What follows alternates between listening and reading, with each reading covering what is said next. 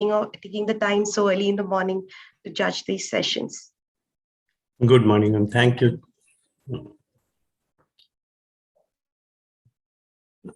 Good morning, everybody. Thank you for selection of this paper by CIGICON Scientific Committee. Good morning, Amit. Yes. Hello. Yeah. Thank you for selection of this paper. Yeah. Thank you. I will just. Yeah. Dr. Aparna? Yeah. Do you have any questions? Yeah. Hello. Can you hear me, Rashmi? Yes, ma'am. We can hear you. Yeah, ma'am. We are able to hear you. Yeah. Just give me 1 minute. I'm just loading the poster again so that I can. Sure. Till the time, Dr. Manjula, do you have any questions for Amit?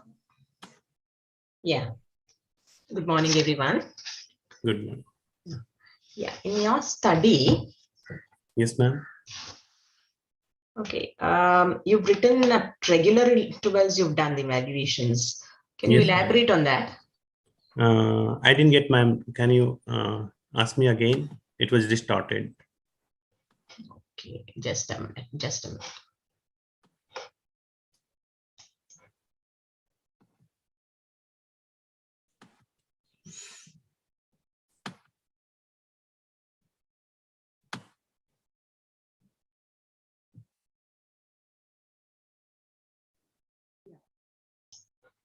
Can I now ask the question? Actually, I am going to ask the same thing what Dr. Manjula is asking. Yes, see, you have said that you have assessed the CAP and SIR scores at regular intervals. So regular intervals is how how many months did you do the assessment? Every 6 months, ma'am. Every 6 months? Yes, ma'am. So have you done like comparisons between all the different scores, like every 6 months, whatever scores you have obtained? Yes, ma'am. CAP and SIR, both. Yeah, like so the repeated measures comparison you have done? Yes, ma'am. For every group? Yes, ma'am. But that you have not given over here. Yeah, in like CAP and SIR, we have done every 6 months. And then we have got this result that sequential and bilateral simultaneous, they have done better than unilateral. And then you have also written something here about the early implants, like you are saying that children who received the implants before 3 years of life, yes, ma'am, they fared better than the unilateral implants, isn't it? Yes, ma'am. But you are also saying that these children which you included in the study, they were aged between 12 months to 2.5 years. Yes, ma'am. So were all the children not before 3 years of age? You mean you are not comparing between early and late here at all, right? No, ma'am. No, we have taken only in those age ranges, ma'am. Okay. Fine. I think that is all I had to ask. Yeah. Amit, this is regarding some of the factors. Have you controlled these factors such as hearing aid use or the radiological findings, duration of therapy and all that? Yes, ma'am. In our protocol, everybody has to go 3 months hearing aid trial. So they have all gone for 3 months hearing aid trial, and radiologically, we have taken all the normal, radiological study. It was normal. We have not taken any children with any kind of anomalies, ma'am. Can you tell us more about the statistical analysis that you've done? In a statistical analysis, we have done like every 6 months interval, we have done CAP and SIR scoring, where we have found that in sequential and simultaneous, almost after a period of time, they have scored almost equal, but there was a significant difference in unilateral cases, ma'am. Which test did you use? Did you use a normality test to see if the scores were normally distributed? Yes, ma'am. Which test did you use? We have done in SSPS 20 software. for statistical analysis. Yeah. Which test did you use? I didn't get, ma'am. Which test? To find out if the scores were normally distributed. Like CAP and SIR, ma'am? CAP No. and SIR. Madam is asking you about the statistical test. Actually, these are all data that we have given to a statistician and they have been done this. Okay. Thank you, Amit. Thank you.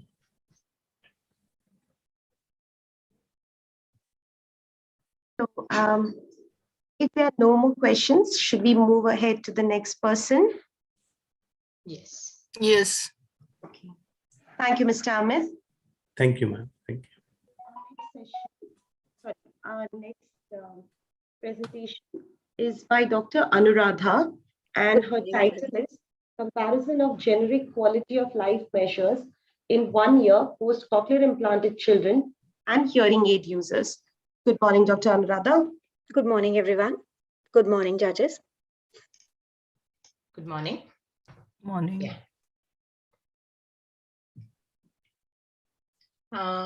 You have mentioned in your poster that you have done, I mean, you've selected cases for all those cases who had aided thresholds less than 40 dB HL, right? Yes. Even those who are using hearing aids had less than 40 dB hearing HL, is it? Absolutely. Up to what frequencies? Ma'am, up to 8 kilohertz. I mean, not for hearing aids, it was only up till 6 kilohertz for hearing aids.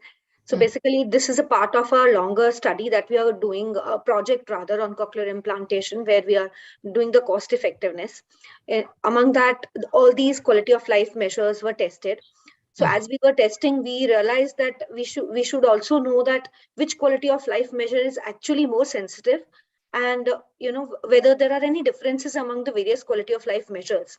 So this is a part paper of that we have tried to present this year. Okay. And then you concluded saying that HUI3 is more sensitive than EQ5D and WHOQOL. There were many more quality of life measures, but we couldn't present all of them here because of no problem. No problem. The thing is, how did you conclude, or how did you infer that this is more sensitive than that? Ma'am, the statistician told us that as the mean rank scores were higher with HUI3 compared to EQ5D, so that shows that the sensitivity of the utility scores that we are measuring, because both of them are seeing the utility scores. So the utility scores are being shown much higher here, and that's why this is more sensitive towards the areas that you are measuring in these two tests. What I thought was that the meaning of the term sensitive is different. Sensitivity and specificity is different. So do you mean that, or what do you mean? No, not that sensitivity, ma'am. Sensitivity towards the areas that we are measuring, not the sensitivity and specificity. I mean, not the right word to use, sensitivity actually. Fine. Yeah, so these, Anuradha, I want to just ask you, these three, like you said, you have used many more QOL measures, but you have reported only for these three. Okay, but have you looked at the equivalence in terms of the items that they have? I mean, you're looking at their sensitivity towards audiological rehabilitation. So do each of the questionnaires really look at audiologic rehabilitation in an equivalent kind of way? Absolutely, ma'am. That was the question why we couldn't include all of them here, because speech is testing different question and having different score way of scoring, and the equivalence part was only possible in EQ5D and HUI3 here. We had also done WHO quality of life and TH and others, but they were not showing the equivalent scores, so we couldn't compare them. Okay, but I mean, will it be appropriate to say that because it is showing a higher mean rank, it is a more sensitive questionnaire? What do you mean by mean more rank? Precise would be actually a better word, ma'am, that to see what we were trying to see, that the hearing scores or the speech and language improvements that we were seeing, or we were saying that, cochlear implantee children are showing us better quality of life. Was it better shown by EQ5D as an, or from HUI3 point of view, or from speech point of view? But like you said, the equivalence scores could not be seen in speech. So we had to only see among these two tests for that.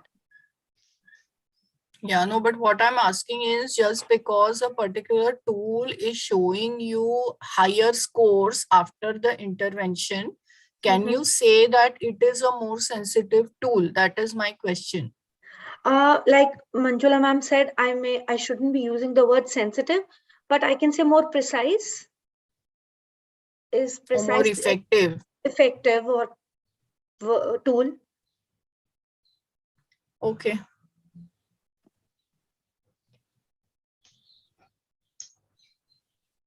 Thank you, ma'am. If there are no more questions for Dr. Anuradha, should we move on to the next presenter? Yeah. Yeah, we can. The next presenter we have is Rajalakshmi, and her presentation topic is, her e-poster topic was a brief review on parental perspective regarding tele-oral rehab sessions for children with hearing impairment during the pandemic. Welcome, Ms. Rajalakshmi. Thank you. This is EPR, which number? EPR 7. 7. EPR 7. Sorry, Ms. Actually, Rajalakshmi. posted in the Sorry. afternoon. Yeah. Now Yeah, is so you have logged in earlier. Yeah, because this was the time given to me. Actually, afternoon time, I was asked to log in the morning. So that's why I That was was just a here. link that we had sent to you. Yeah. That's okay. Would you mind? Yeah. Would you mind logging out and re-logging in the afternoon? Yes, fine. Thank you. Okay. Thank you so much. now Sorry we have about the- EPR 3, right? You have another 3, ma'am. Yes. Just for hold Yeah. on, Rajalakshmi. Yeah. Because, ma'am, there are another 3. So that's why. Okay, ma'am. Can I leave the session? Ma'am, then Dr. Aparna and Dr. Manjula, ma'am, do you, should I let Rajalakshmi log out and log in the afternoon? Yeah, as per your this thing. Yeah, as per whatever you have scheduled already, one Yeah, person I think you have Yes, ma'am, shifted, there's already right? a change because that was requested to us earlier and we had already spoken to Mr. Sarat about it. Yeah. So I think she Yeah. can come back in the Yeah, afternoon. sure, ma'am. Thank you, ma'am. The next presenter is Dr. Nooreen Alam. And his topic of the e-poster is effect of COVID-19 pandemic on cochlear implanted children under ADIP scheme and their families. Good morning, Dr. Nooreen.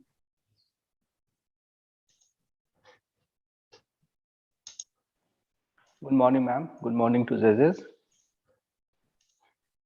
Nooren, how did you administer this questionnaire? Was it like you gave them the questionnaire, it was a telephonic interview, or did you share it on like Google Form, WhatsApp, or what? Ma'am, it was basically telephonically interviewed, and in some patients, we used Google Form as well.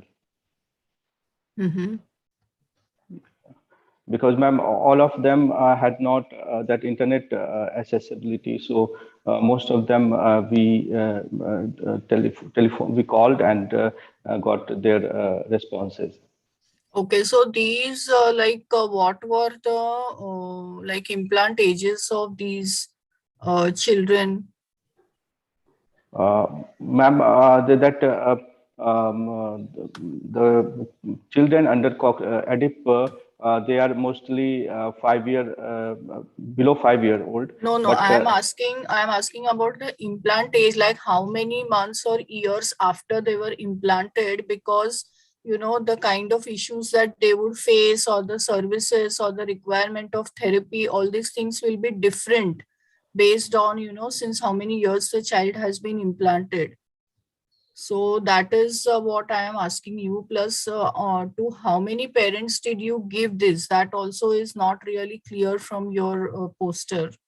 Ma'am, we have given to 42 parents. Out of them, 30 responded.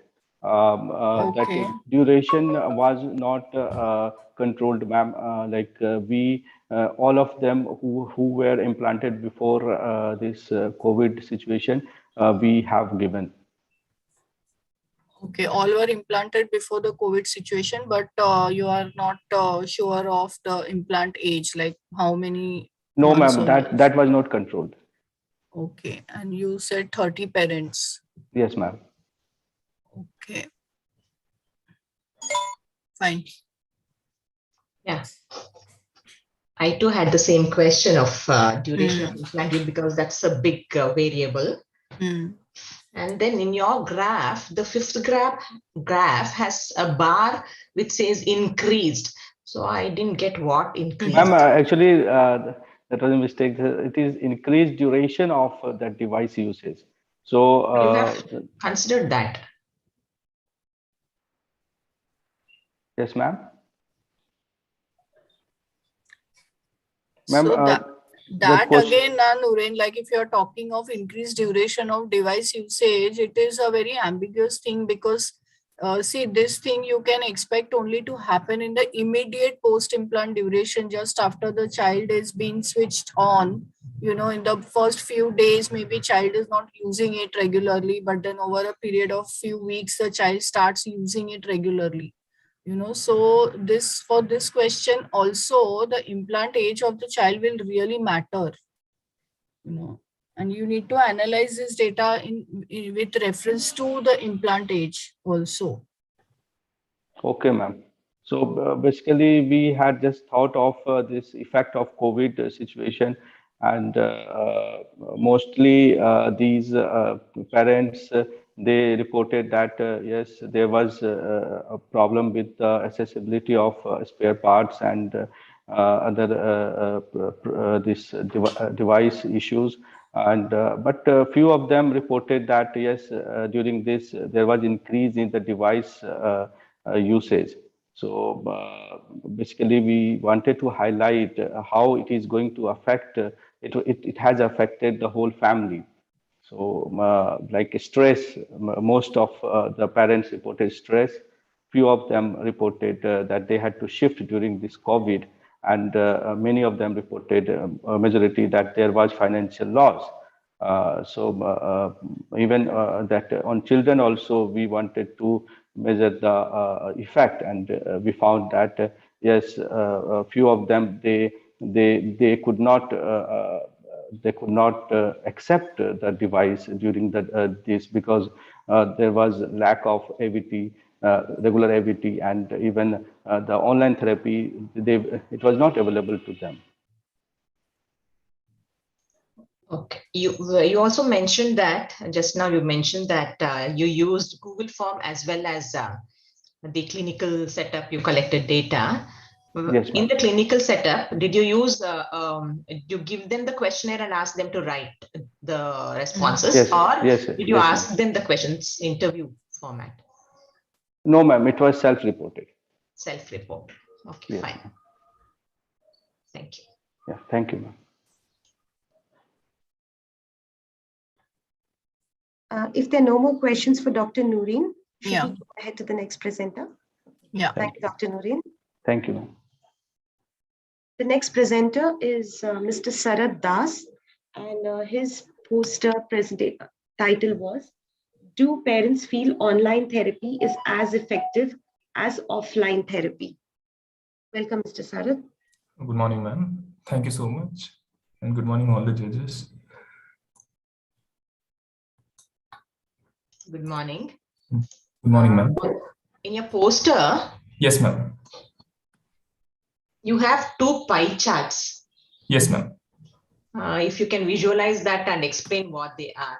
Yes, ma'am. Ma'am, so the first, we actually divided it into two sections, ma'am. One is the effectiveness of online therapy, where we are not comparing. There was not comparison made, just the questionnaires were made, like how were you able to understand the goals and whether the responses were adequate, like that questions. Like I understand the aims of the therapy. Those were the questions, ma'am, like which was put in the effectiveness of online therapy. And it was shown, and we had divided, like we had given a questionnaire, and we were asked them to rate it in 3-point scale. So the one was Okay, to be more clear, I'll just come to the first pie chart. It says effectiveness of online therapy. Yes, ma'am. Yes, ma'am. So You in the have first one, ma'am, we can see agree, that, neutral, and disagree. yes, ma'am. Yes, ma'am. So 50% of the people told that it is very effective, the online mode of therapy, but the 50% were neutral, ma'am. In the sense, like they were still understanding whether they were still in the mode to accept whether the online or the offline mode to be chose. But definitely there was an improvement like that. No, Sarath, can I just ask you about this only? See, you say that section 1 is asking about effectiveness of online therapy. How many questions were there in this section? Ma'am, this section, there were 5 questions, ma'am. There were 5 questions. Yes. And can you tell us 1 or 2 of those questions? Sure, ma'am. Sure. Yeah. So it says, does my child enjoys online AVT? I understand the online AVT aims, or the therapy, the online therapy aims is meeting my child's needs. Like these were the similar, like this questions was them, ma'am. And what were the rating for each question? Parent had to rate each question as agree or disagree or neutral. Yes, ma'am. 1, 2, or 3, where we had told agree, disagree, or neutral, ma'am. So where they had difficulty in rating with 1, 2, and 3, we had only in a phone conversation, we had asked them like whether it's a disagree, agree, or neutral, like that. So this you have like whatever you're showing in the pie chart, it is Yes. the response across the 5 questions that were there on this section. Yes, ma'am. Yes, ma'am.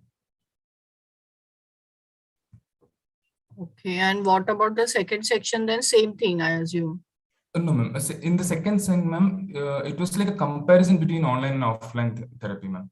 So basically, ma'am, in this, what we thought is like minimum the child should have attended 3 months of offline therapy, and then the 3 months of online therapy, so that they can have an experience of offline and online, so that they can compare between those and which they feel is better for them. So here also they felt that the around 30% of the people said that they agree, and 45% were neutral, ma'am. They were like both online as well as offline is better, but the 25% of the people were still finding it difficult, because mostly it was like if they were very younger group children, the main complaint was that the child will not sit in front of the screen, and the second thing is like the poor internet connectivity, ma'am. And the 45% again, they told because they still feel that the upper hand is with the offline therapy. But again, we can compare it with the two different groups somewhere here, which we found that that the parents who were working and who had to travel a lot, and where they like where their most of the time get wasted in traveling, they thought that it is a better mode where they put up a big screen in the home connected via HDMI, so they felt it better. And also the time was not going on, and they used to understand that. But the people who are having a difficulty in this internet connectivity issue, they had really difficulty.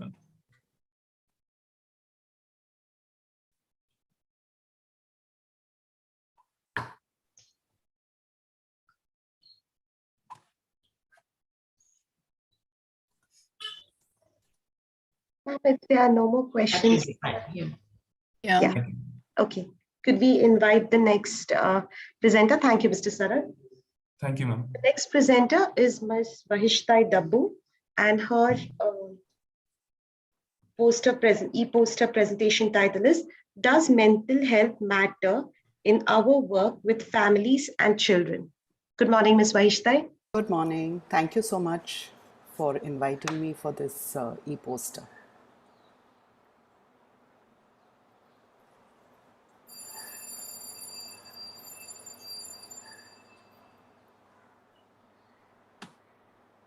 Good morning. Good morning. Okay, you've mentioned that you have trained the group in terms of mental health. Can you please elaborate that in Sure. maybe 1 or 2 sentences? Sure. So we have collaborated with Umeed Child Development Center, which is in Mumbai. It's a large child development center which has a large mental health program. So we collaborated with them, and first we trained ourselves. 3 of us trained ourselves through a 1-year course with them. After that, we collaborated with them and we had a 8-month online course which was done. So each of these people were attending the online course. It was a half-day course where from 12:30 to 4:30 they were attending every alternate week for the whole week. And And what then was included under the mental health, this thing, the yeah, so orientation that you gave? yeah. So all the aspects of mental health, how to support mental health of people. So this was done through the narrative approach of counseling. What were the aspects that you considered of mental health? Sure. So the key areas, so this is done through the narrative approach, and the narrative approach basically looks at uh, the person is not a problem is a problem. So those were the key main areas that we looked at on working on mental health. So one is, if there is a mental health, how do you respond? Do you really kind of respond in a way that in a therapeutic way or in a narrative way? So this was done in a narrative method of counseling. And did you administer any pre-training questionnaire or post-training questionnaire and analyze and say that it was effective, or how did you come to a conclusion that? Yeah, so no, we have not done a pre and post this thing, but what we do is that we do take the intake form for every parent, and then we take a feedback form. So at the end of every session, we have a feedback form from parents. So that is something by which we concluded. Was that feedback form an open-ended one, or you had definite questions? No, it was close-ended. The only issue here was that all parents, unfortunately, and that's a struggle we have, all parents are not consistent in filling up the form, and that's why I didn't include it here. Because, then that would become a little bit of a skewed result. Because typically what we have seen with our parent support group is, after all our workshops, just like you and me also today, most of the time we also don't want to fill up a feedback form. We want to get out of the session. So similarly, we are facing a huge struggle with our parents. We are trying to educate them to continue to fill up the feedback form, but it's a struggle that we have.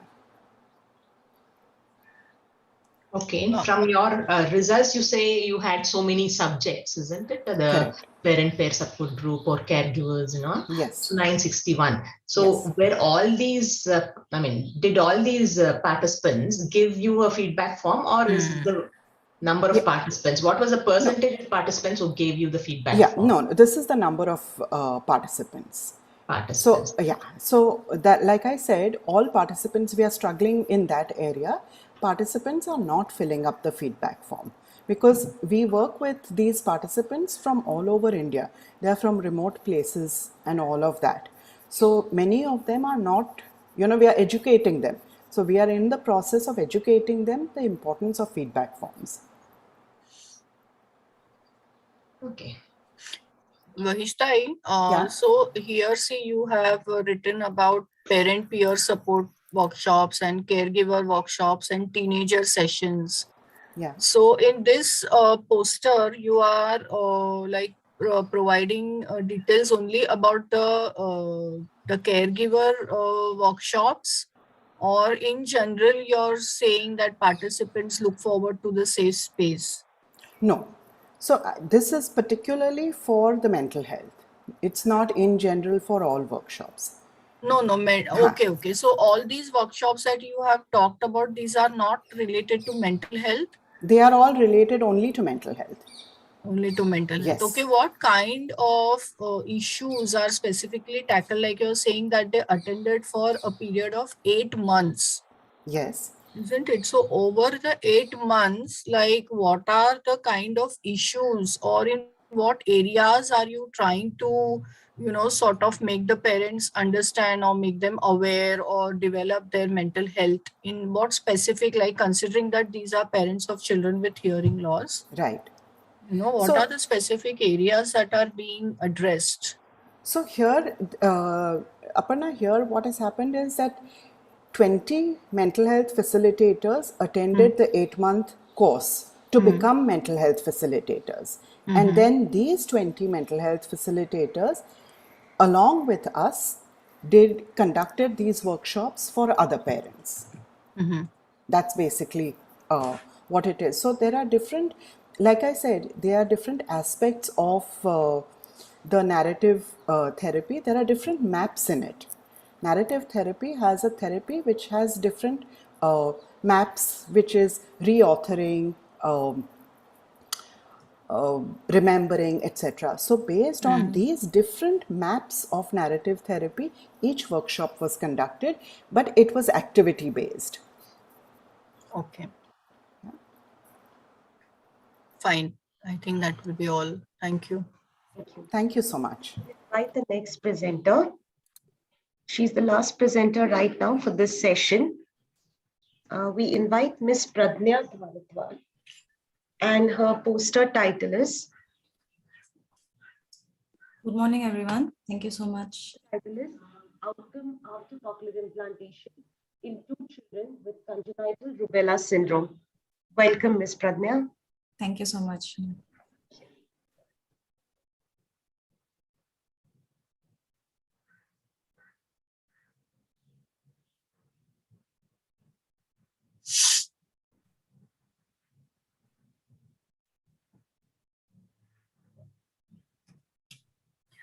Pradnya, Yes, ma'am.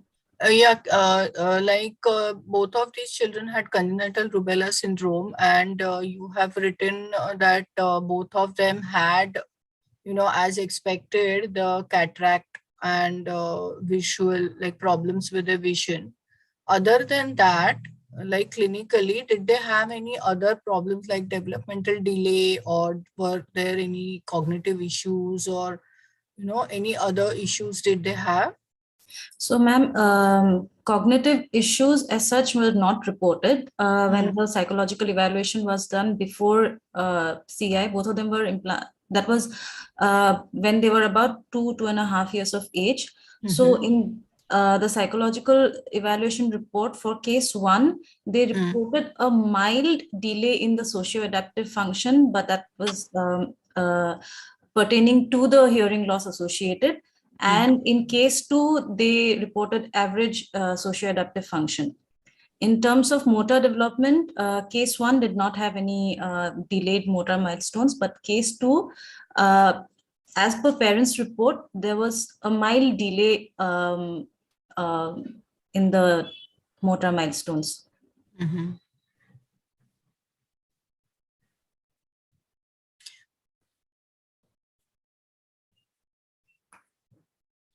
So, that is, so would you really say that both of these children then had kind of, complex needs? Because clinically, whatever you're saying, they did not really present with a lot of additional issues. I mean, vision also, you said that they had their corrected visual acuity was fine. And other than that, developmentally also, they did not have like major challenges, or they did not have any other issues. So would you really consider these 2 cases to be having complex needs? And in what way did you provide additional support for those complex needs, like other than post-implant therapy, what the children would have anyway undergone? Were there any other supports that were provided, like occupational therapy, physiotherapy, or any other for addressing the complex needs? Ma'am, we did not, as such, we cannot, based on the reports that we have currently, maybe we cannot point out that these children has additional issues. Again, like I said, their psychological evaluation was only done prior to them undergoing surgery. Although we have been recommending them to get a present psychological evaluation done currently, because when they're very young, it's a very interview based or a generic outlook that we get from the psychologist as well. Looking at the progress or the delayed progress that, especially in case 1 that we have been seeing, we have been recommending the parents to get another psychological evaluation done to get a complete profile, but they could not get it done in time. So we do not have the report as of now. For case 2, they were recommended for occupational therapy, especially in the initial session, because our therapist felt that the attention span of the child was very less. That was the only, and the occupational therapy also they attended only for a month. After that, they did not continue. They just continued with the auditory habilitation sessions. Okay, thanks. Pragnya, you said, you've administered ITMAs and ISD and all. Yes, ma'am. You have taken the parental reports, right? Yeah, ma'am. Yes, ma'am. Was that checked with a therapist report or yes, ma'am. checked? Yes, ma'am. The CAP scores were given, administered by the therapist based on the child's performance during the habilitation sessions, as well as parents' report about how he's performing at home. And ITMAs, again, we sat together along with the therapist and we got the parents' input regarding the auditory behaviors. And you have mentioned a notable improvement was there. Yes, ma'am. According to the parents, based on the questions in the ITMAs, the parents did report a significant change after implantation or after this 2 years period.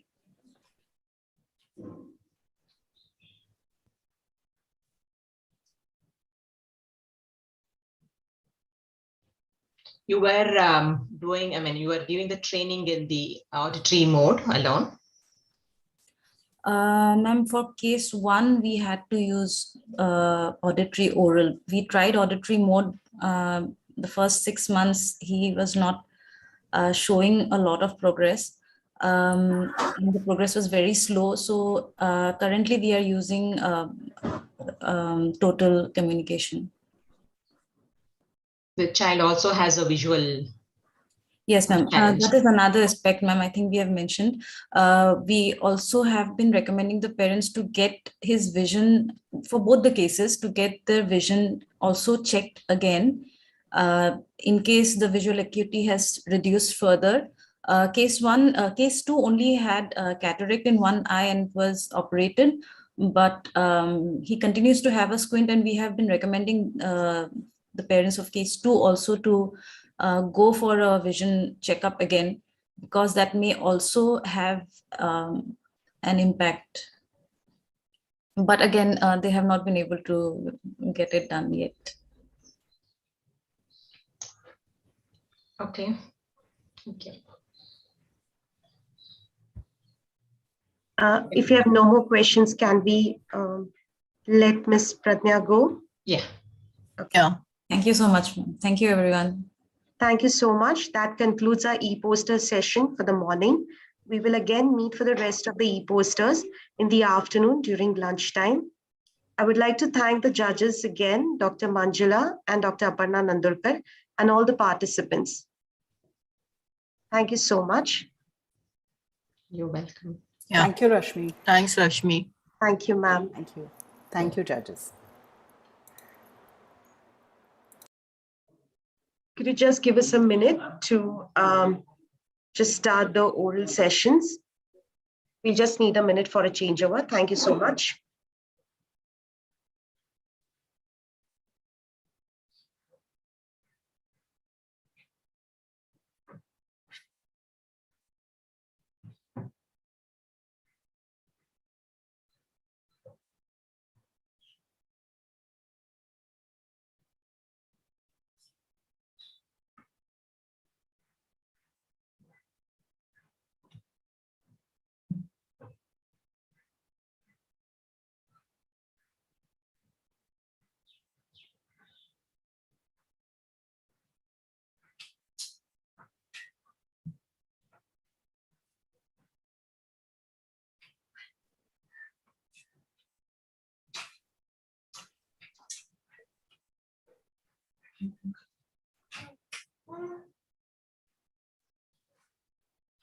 Good morning, everyone. Welcome to the oral paper session in the rehabilitation stream. We'll start off with the first presenter. And I also welcome the judges, Ms. Anuradha Bantwal. Welcome, Anuradha. Ms. Gina Mary Joy. Welcome, Gina.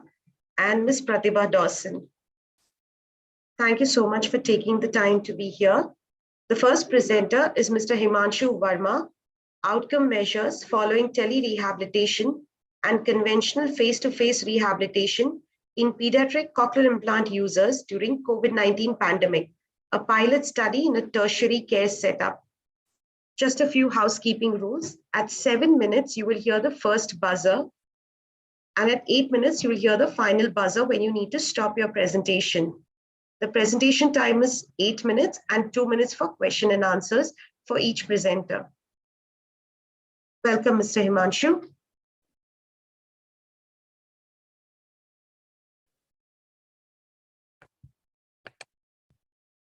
Mr. Himanshu? Sorry, ma'am, I'm unable to share my screen. Shouldn't pause this. Would you like to share your screen? Yes, ma'am.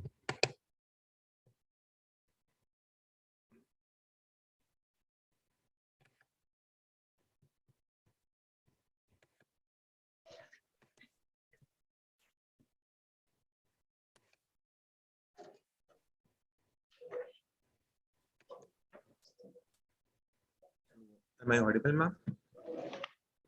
Yes, your presentation is visible. May I start, ma'am? Yes, you may start. Could you speak a bit louder? I think voice is a bit softer, so. Now it's fine. Is this okay for the judges? Are the judges able to hear?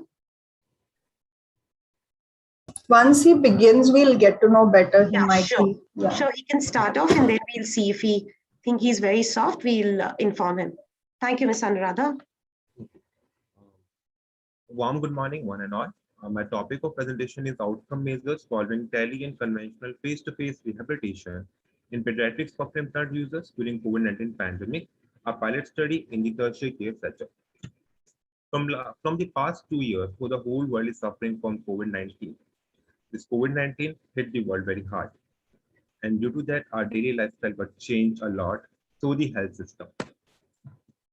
Priorly, we more inclined towards the conventional face-to-face therapy, but during COVID-19 pandemic, we lost the follow with the patients, and to overcome with that, we opt for the telemodality with less experience and less training. In our setup, to overcome with that, we start digging up the literature, past literature, and we could find out handful studies, that is Western literature, from the pre-pandemic era. And those literature cannot be generalized to the Indian scenario. We could find out only most of the study with post on the adult population or post-lingual population. We could hardly find out some studies on pediatric population. However, we could find out some studies on the parents' perception of cochlear implant users towards the telemodality. So here in the present study, we targeted the prelingual cochlear implant users, as this population is deprived from auditory experience, hence delayed in speech, language, communication, and poor quality of life. So to overcome with that, we need to provide extensive speech and language stimulation. So the aim of the present study to investigate the outcome measures of pediatric CI users in conventional rehabilitation mode versus tele-rehabilitation mode during the COVID-19 pandemic. Total of 27 unilateral cochlear implant users from the age range of 2 to 11 years participated in the study. The population went into two groups, tele-rehabilitation and conventional. Further, this group divided into subgroups based on the hearing age. All the participants had some form of previous experience with conventional therapy here, and the frequency of session was twice in a week and duration was 45 to 60 minutes. The material used for to measure the outcome measures is ISD, SIR, CAPR. We use WhatsApp video calling platform here for the telemodality, as most of the population over here are from lower and middle socioeconomic background, and they were experienced and have experience with WhatsApp platform. We run the test of normality, and we could see the data were not homogeneously dispersed. So we used non-parametric test over here. Wilcoxon standard test was used to assess the difference between the pre-therapy and post-therapy performance within the group. Mann-Whitney U test was used to assess the difference between in the rate of progress between the groups. The rate of progress here is the difference between the scores obtained in pre and post-therapy data points, which range from 4 to 12 months of rehabilitation. To execute the statistical analysis, here we change the age group of ISG into the levels such as level 1, 2, and so on. Results. From these graphs, we can see the progress made by teletherapy group and conventional therapy group, and we can see both group had show the progress. However, conventional group performed better compared to teletherapy, and same was evident in the statistical analysis. For ISD, CAP, and SIR, the scenario was the same. For the 0 to 2 hearing age group, we can see that conventional group performed better than the teletherapy for ISD, CAP, and SIR. Same was seen on the statistical analysis. For 2 to 4 hearing age group, similar trends were seen. However, we could find out significant difference for ERA and cognition only. For hearing age group of equal to 4 years, we could, against the similar trend, teletherapy performed worse than the conventional, and we could find the significant difference for ELA and speech only. So from the results, it's evident that both the modality was successful. However, conventional therapy was more effective. This result can be attributed because of the following problems we faced for the implication of the tele modality. That is poor sound quality, poor visibility, connectivity issue, non-availability of device to access telerehabilitation such as mobile, gadget, laptop. Similar kind of points also highlighted by Mohan and Rao Yashashwini. From the result, we could also find out that less hearing age population need extensive and intensive rehabilitation program. In similar way, parents with less experience of cochlear implant, example, the parents whose bodies were implanted recently, so they required more training, and we need to empower them more for better outcomes. Similar line of result was reported by Saxena, where he reported that parents whose child was fitted with CI recently, during or just before the pandemic, preferred conventional mode of therapy. I must say, challenges faced by lower middle socioeconomic status are more for the implementation of the telemodality or telerehabilitation, such as from owning a smartphone to a good data network package, managing their daily wage, private jobs, and if they are illiterate, that become the job hard. So here I want to include that conventional therapy is better. After cochlear implant, there is need for conventional therapy.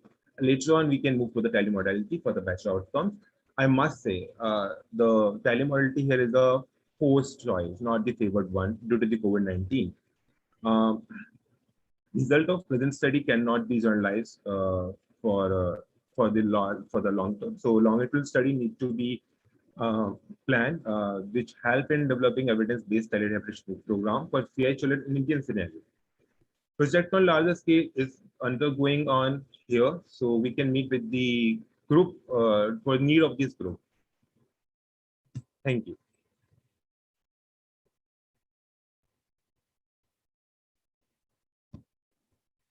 Thank you for keeping to time. May I invite the judges to ask their questions? So this is Anuradha. One comment I'd like to make that in teletherapy, since I've also been doing a lot of teletherapy since the lockdown started, there are a lot of different variables. So I don't think that we can decide its efficacy or inefficacy from a very simplistic study and make a big conclusion on it, because there's just too many variables that affect right down to our own expertise in conducting a therapy. So it can't necessarily be teletherapy that's ineffective. Plus, using a WhatsApp call puts a lot of limitations on what kind of activities you can do in therapy. Like if you have older children, and you have said that you have children right up to 11. So, the range is very big. So how did you, I mean, there's a lot of heterogeneity in your group, isn't it? Correct, ma'am. So problem was that here because our population of more from lower and middle social status background, and most of the population were not very familiar with the different platforms for telerehabilitation. So we need to opt for a WhatsApp platform only because there was some previous experience with that. You're right, ma'am. We cannot generalize this result, because of lots of factors, as I already noted, pointed out here. And yes, we need to plan activity, because of we of course was not so much trained with the telemodality initially, and it's with the time and with different webinars going on, and from that we took the ideas, and we learn more, and that's how things happen. You're right, it's a heterogeneous group, somewhat and somehow, because of the larger population, because here in where I'm working is a tertiary care setup, and we serve to the variety of diverse population here. So yeah. So also you seem to have children who are as big as 11 years old. Is that right? Ma'am, yes, because these children. So were these children very late implanted because you've used integrated skills of development? I must say these are the children who already was enrolled before pandemic.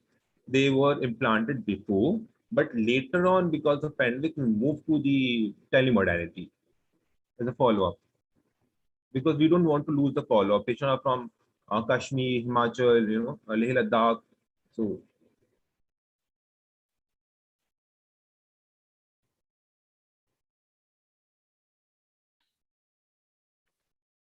Are there any more questions for Mr. Himanshu? Yeah, I agree with Dr. Anuradha. Thank you for bringing that up. Apart from the heterogeneity in your group, even when you talk about outcomes, you have to you have a definite data point measurement of your outcomes. Was that how frequently were you measured all those? yeah, basically we measure after every 3 months over here. But in the present study, we just compare first like initial and the 12 after 12 months. Like, After 12. So you have a 1-year period, and how frequent were they? Were they regular to therapy? And when you compare the group, the same group was compared for tele modality also, or there were two different groups? There are two different groups, ma'am. There are two Okay, different groups basically. So I assume that the face-to-face group was a retrospective data. No, ma'am, it was not retrospective data. They came after some time. Like initially for 2 to 3 months, they were not coming to the center, but gradually, we started with the limited flow. So because they were basically those implantees who just recently got implants. So yeah, so we started face to face at that time. Okay, but 12-month period is a very long period. I think you should do periodical measurements to really chart the progress. Ma'am, we do have, ma'am, but here in that study, I did not report it here. But yeah, after 3 months, we are doing, ma'am. No, this is my suggestion. But since you have completed the study and you have already, yeah, okay, thank you. Thank you so much. That concludes the time for Mr. Himanshu. Can we move on to the next presentation? The next presenter is Ms. Parul Sood, and her presentation topic is challenges faced by Indian parents in raising a child with a cochlear implant, impact on communication outcomes. Welcome, Ms. Parul. You can start screen sharing.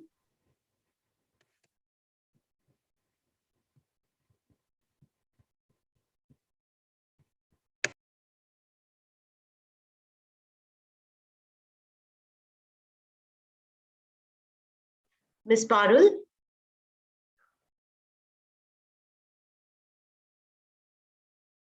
Ms. Parul, are you there? She seems to be on mute. Yeah. We'll move on to the next presenter, and we'll contact Ms. Parul. Hi, ma'am.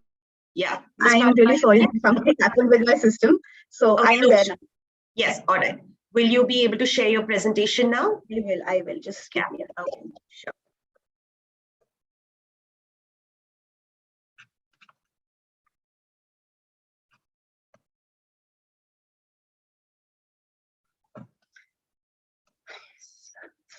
So, 1 second. So, can I start, please? Yes, you can. We're starting your time. All right. Okay, so good morning, everyone. So my research is focusing on challenges faced by Indian parents in raising a child with cochlear implant and its impact on communication outcome. So disability is a complex, multifaceted issue that impacts not just the individual, but also the family. The physical, mental, financial, and familial obligation in raising a specially able child is humongous, especially in a developing country like India. A parent's journey from understanding their child's hearing loss and accepting it as a disability that requires active intervention may sometimes take years altogether. We all know it. So at present, the strains and the hurdles that parents face along this path stand unaccounted for. I am here focusing only on research that has been done in India, considering the large socio-economic gap. So a study was done by Kumar et al. In 2017, where they said that parents expected their child with hearing loss to hear soft sounds, use the telephone, listen in crowds, improve communication, and understand others after a CI. Another study done by Dev et al. In 2018, they evaluated stress over a period of time, and they found out that the stress reduced with time, with highest being at the time of diagnosis and the least being post-implantation. However, how it impacts the language development has never been studied. So my aim is to investigate the factors that influence stress in parents of CI recipients and its impact on language development. I have four main objectives. First is to identify the factors that cause stress. Second is how they affect language and auditory outcomes. Third, the parental perspectives about CI. And fourth, understand what is the relation between parental stress and age. I recruited 50 parents of CI recipients from Speech and Hearing Unit PGI. They were full-time users with no associated disabilities and a minimum device usage of 1 year. So the average age of implantation, 4.2 years at our center, and the hearing age of 3.23 years. I administered 5 different tests. There were 3 tests that were focused on understanding the stress among parents and their experiences, and 2 for communication outcomes. So the questionnaire on resource and stress short form, the family environment and the family environment scale, the QRS, it basically has 66 items, and which are divided into 11 subscales. There are 3 subscales which mainly depend upon the patient problems like dependency and management problems or cognitive problems. There are 5 subscales that focus on parents' attitude like lifespan care or lack of personal rewards for parents. There are 3 subscales which focus on family problems like limits in family opportunity or financial stress. The strength and difficulty questionnaire, which is the second questionnaire, it has 25 items, which is divided into 5 subdomains of hyperactivity, conduct problems, peer problems, pro-social behaviors, emotional problems. It is based on a 3-point rating scale. The parental views and experiences were analyzed using a closed format questionnaire, which had domains specific to general functioning of the child, the parental perspectives on the effects of cochlear implantation, the decision to implant, the process of cochlear implantation, the financial stress involved regarding cochlear implantation, the language test, the ISD, all of us well know about it, and the CAP was used. So coming to the results, now parental attitude and experiences was evaluated using the SDQ and QRS. In the strength and difficulty questionnaire, the hyperactivity and the emotional domains were scored almost normal, but borderline scores were obtained for peer problems and conduct problems. Now for the QRS, factorability of the items was tested using the Casimir and the Bartlett's test, and a value of 0.621 on the Casimir-Olkin test and a significant result on the Bartlett's test confirmed that the items were suitable for factor analysis. Then, based on the percentage of variance, it was found that there were 5 factors that accounted for significant variance, that is, they cause maximum stress, which have been enumerated below. What of concern here is to see that 30% of variance can be seen for financial stress, and which almost reduced to half for hyperactivity. So financial stress almost caused double amount of stress among parents as compared to hyperactivity or personal rewards. Now we see a principal component analysis was done, and based on the rotated component matrix, weightage analysis was done, and we found out that again, which the results kind of resonate with the previous results, which says that financial stress had the maximum weightage, followed by hyperactivity and lack of personal rewards, then peer problems and emotional problems. All the other factors had almost similar results, so we cannot say that they significantly caused stress on parents. Now, coming to the second objective, to understand the impact of stress on language and auditory development, the chi-square test was used, and only those factors that caused significant stress in the previous result were picked up here. And it was found that acquisition of language, that is receptive language, somehow had a direct link with all the parameters of stress. The thing here to note was that parental's personal lack of personal rewards basically had a direct effect on the language development for the child. Coming to the third objective, that is to understand the most concerning factors for parents, the closed format questionnaire was used, and again the factorability was checked. And here we saw that the maximum variance was obtained for well-being and happiness, then social relationship, and surprisingly, communication was the third most concerning factor, not just the first. So again, here noteworthy is that well-being and happiness was somehow almost double concerning compared to social relationship, and communication concerned only about 12%. Again, a very similar result was seen when the rotated component matrix was taken, and well-being and happiness was scored pretty high as compared to social relationship or communication, as you can see with the numbers right here. Now coming to the last objective, influence of stress on hearing age was calculated using the simple regression analysis, and a significant regression equation was seen for financial stress and conduct problems. It was concluded that parents' financial stress increased marginally as age progressed. So the parental stress was ongoing and could be contributed to both child and social factors, where for parents, the child-related factors were peer problems, emotional problems, hyperactive behavior. The social factors included financial stress, lifespan care of the child, and lack of personal rewards for parents. Lederberg has also suggested that mothers of CI children were best for the child's future employment, mainstreaming, and ability to communicate when evaluated at 2 years. Quintler has reported that communication barrier might make parents interpret their child's behaviors as non-compliant. This is very much consistent with my result, which says that receptive language and listening delay were significantly associated with hyperactive behavior. Now, in our study, communication was the third most concerning variable. And it is seen in other studies also that parental stress has been found to be less in children who use either mode of communication, oral, sign, or total communication. So our present study suggested that stress was continuous and did not reduce with age. Instead, the financial stress increased. In India, we know that government schemes for free implantation are restricted to the economically weaker section only. Hence, the financial burden to procure and sustain a CI is colossal for an ordinary Indian middle-class family. So in addition to this, device repair costs, service, upgrade costs, regular mapping, therapy, travel expenses, all this contribute to financial stress to a parent. So stress among parents for CI who have had CI is ongoing and it is inevitable. We as professionals should be very mindful of their despair regarding not just the diagnosis of hearing loss or communication, but also after that, context-specific counseling of parents should be done at regular intervals after implantation. Thank you.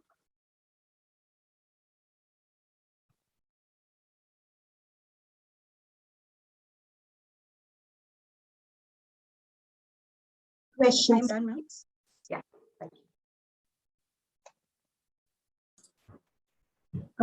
This is Anuradha Bankal. Parul, I think you've done some very good work here, but I think you should probably, one thing could be that you take a control group of like children with normal hearing, because a lot of the factors are similar, because you have stress in just any family. So we can't always say that it's only because of the implant or something. There can be so many other factors. The family has other children, so on and so forth. So it would be a good idea to check with those, because you can even look at the language levels and all of those children, or you might not do all the measures on those, but some of those stress related measures, I think you should also try to do it for parents who have children with no real difficulties. All right, I completely agree to your point, ma'am. I could have taken normal hearing also, but also like the scales that I've used, like the parental views outcome scales, which had very specific questions to CI. So then again, the results would have got distorted because it had questions where how the process of implantation affected your child, or what is the effect, or how your decision for implantation, how much were you stressed? So very specific questions, which I just couldn't, if I use them on a normal hearing child, the results would have anyhow been less. So I had thought of it, but I was not sure how do I really get results that way. Other thing is when you get an association on a chi-square test, I'm not sure it tells you a cause-effect relationship. It can't tell us a very direct cause-effect relationship, but yes, I made it a point that I picked up only few factors and not all the stress-related factors, because my focus is what exactly caused stress and did it affect language directly or not. And anyhow, honestly speaking, we've done an ISG, which is a very basic test to be done. If we do a more detailed testing and more specific testing, we could have got almost different results, I'm not sure, but ISG is a pretty basic test. But of course, it was just how language is affected by stress. That is what I wanted to think about or read about in my study.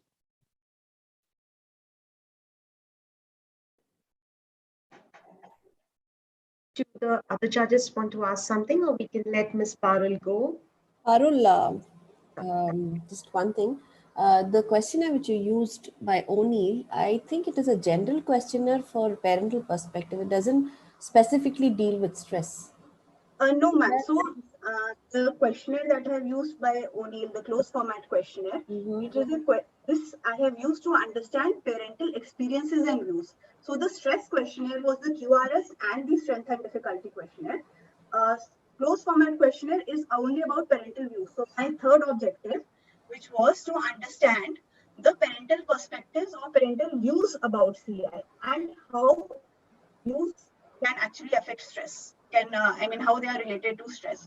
I have in the whole study, I have also added how they have affected stress, but it was too much to present in a 8 hours present, 8 minutes presentation. So I've cut short a lot of things for this presentation.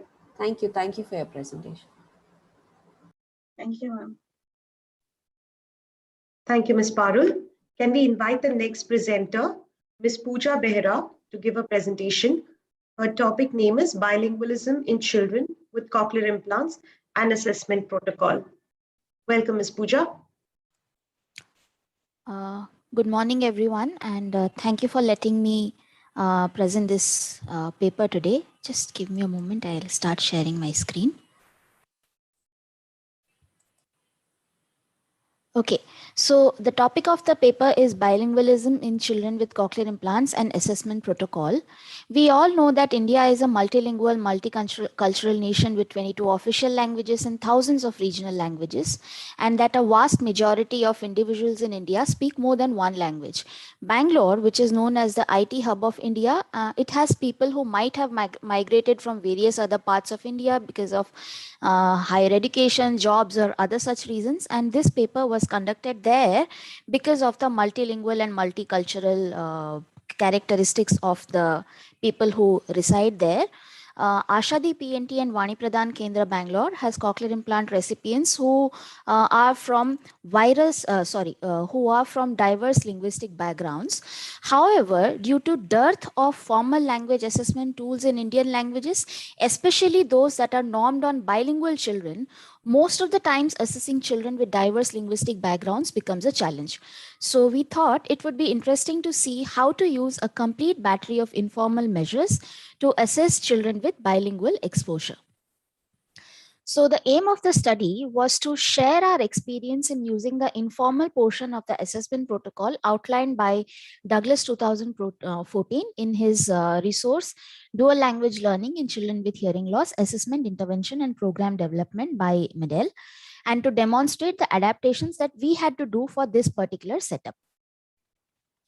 So we included 5 Medell cochlear implant recipients who had exposure to more than one language, who had an expressive vocabulary of minimum of 50 spontaneous utterances, and who were lesser than 13 years in their chronological age.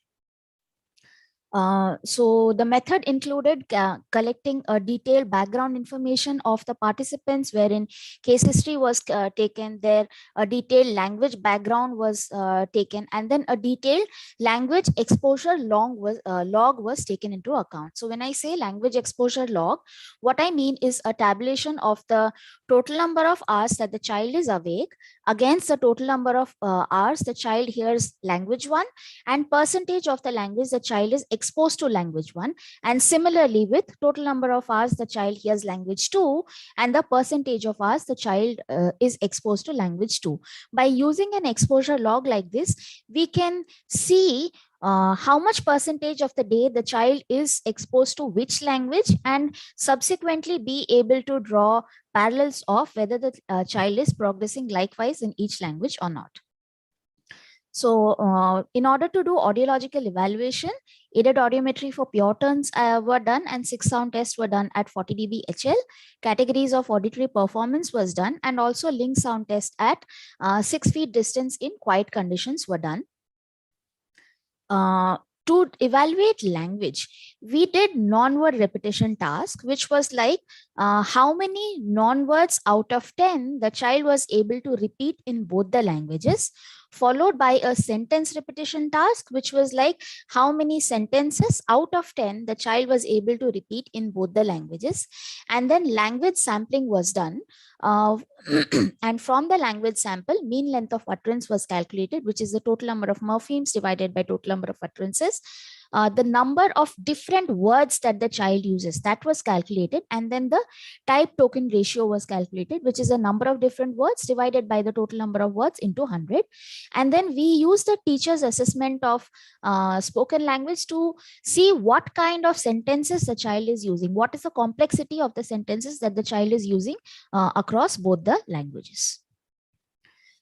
In order to do speech evaluation, 25 random words were chosen in each language, and then care was taken that the words belong to the repertoire of the peer group and they were picturable in nature. And from them, phonological mean length of utterance was calculated using Ingram 2002 method, wherein a score of 1 is given for each consonant, score of 1 is given for each vowel, and an additional 1 point is given for each correct consonant. And from there, the proportion of whole word proximity was calculated, which is the PMLU of the participant divided by the PMLU of the target word. So this gives an understanding of how closely the participants' utterances are matching the target words. And coming to the results, all the 5 participants had optimal auditory access as indicated in this aided audiogram here. When it came to the tabulation of language exposure log, you can see the yellow highlights here. So despite these children having more percentage of the day wherein they are exposed to language 1, you can see that their MLU is higher, right? So meaning more number of hours of daily exposure to a particular language led to higher MLUs. That is understandable, right? But then when we compared the MLUs across languages to see if the child is making comparable progress in both the languages despite not having systematic language training, these are how the results look like. You can see that somehow language 1 was better than language 2 in all of the cases except case number 5. And when we compared the type token ratio, all the subjects demonstrated lower type token ratio in L1 compared to L2, despite having more percentage of exposure to L1 in subjects 1, 2, and 4. This could be because, probably the caregivers were not native language speakers of English, so they were using limited vocabulary, limited different words to be talking to the child, which is why this thing happened. But then this need to be confirmed with a larger sample. On comparing the non-word repetition task and the sentence repetition task, you can see here that subject 2 and then again subject 4 on sentence repetition task and subject 2 on non-word repetition task, you can see that they are making significantly lower. They have a lower score compared to in both the languages, which means that probably they have an underlying language disorder or an underlying language delay that is making it difficult for them to learn the second language more effectively. But again, this means that this further needs to be evaluated so that we can decide whether this child is not learning the language because of some factors or because of an underlying language disorder that's there. This needs to be further evaluated. So in conclusion, I would like to say that children with CI are able to learn more than one language. However, focus stimulation is needed in each language. Yes, they will learn the language, but then if we are just leaving them in a linguistic environment wherein both the languages are happening, then like you saw that their MLUs might not increase effectively, or their type token ratios might not increase effectively. Also, the assessment protocol outlined in dual language learning can be used even in India, along with the following modifications, considering the non-availability of non-reference formal test for bilingual children.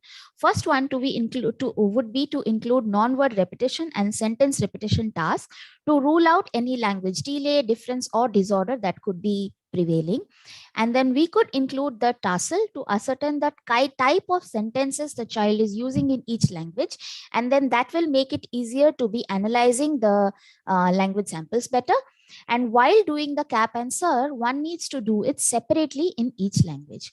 All in all, I would like to say that this protocol helps structuring assessment of bilingual children even in India more efficient, and using this protocol with more subjects over a period of time is however indicated for the future. These are my references. Thank you so much.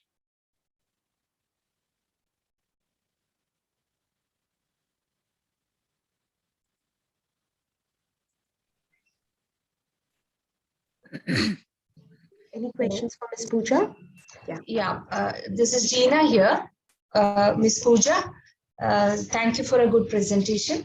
I would like to know more about the sentence repetition task. How did you score the sentence repetition task? Can you explain that a bit more? Yeah. Yes, sure. So we had 10 sentences in each language, and then the child was just expected to listen and repeat the sentence out, verbatim. So that was the thing. We scored on whether the child was able to repeat the sentence as it is in 100% or not. If the child could repeat it as it is in 100%, then a score of 1 was given. Otherwise, the score was reduced. Okay, fine. Thank you. So further to that, how did non-word, can you give me an example of a non-word repetition task that you used? Yes, so a word is what is a word. A non-word would be something which sounds like a word but is not like a word, and then it also follows the phonotactic rules of a particular language. Say for example, in Kannada, mara is a word, but then if you say para, it sounds like a word but is actually a non-word. So we chose 10 non-words like that, which sounded like words, which followed the phonotactic structure of that particular language, but then it didn't have a meaning. So they were the non-words.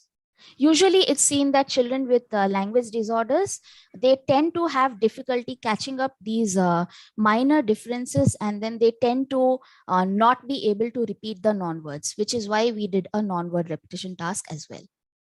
So did you select these non-words from any standard list? Or? No. We made our own list. There are no standard list available in Indian languages for non-words at least. So we selected, we made our own list, and then we assessed from there. Pooja, just to correct you on that, there are non-word lists available in Malayalam. Kannada, I'm not very sure, but at least in Malayalam, it is available. So one question added to that, how did you consider scoring the production errors in the non-words? Did you consider the production errors? No, non-word test was to assess language. So we did not consider the production errors there. For the production, we did something called as PMLU, wherein we gave a score of 1 for each consonant, score of 1 for each vowel, and a score of an additional 1 for each correct consonant following Ingram's method. And coming to the point of Malayalam, see, this is the whole purpose of the paper. We do not have standardized test and standardized word list for all the Indian languages, which is why we want to put forth the idea that we can use informal tools like this, All we have to do is when we are using informal measures, we need to know how to quantify them so that we are able to compare them across norms to see whether the child is progressing now or whether the child is progressing after a period of time. That's the whole purpose of the paper.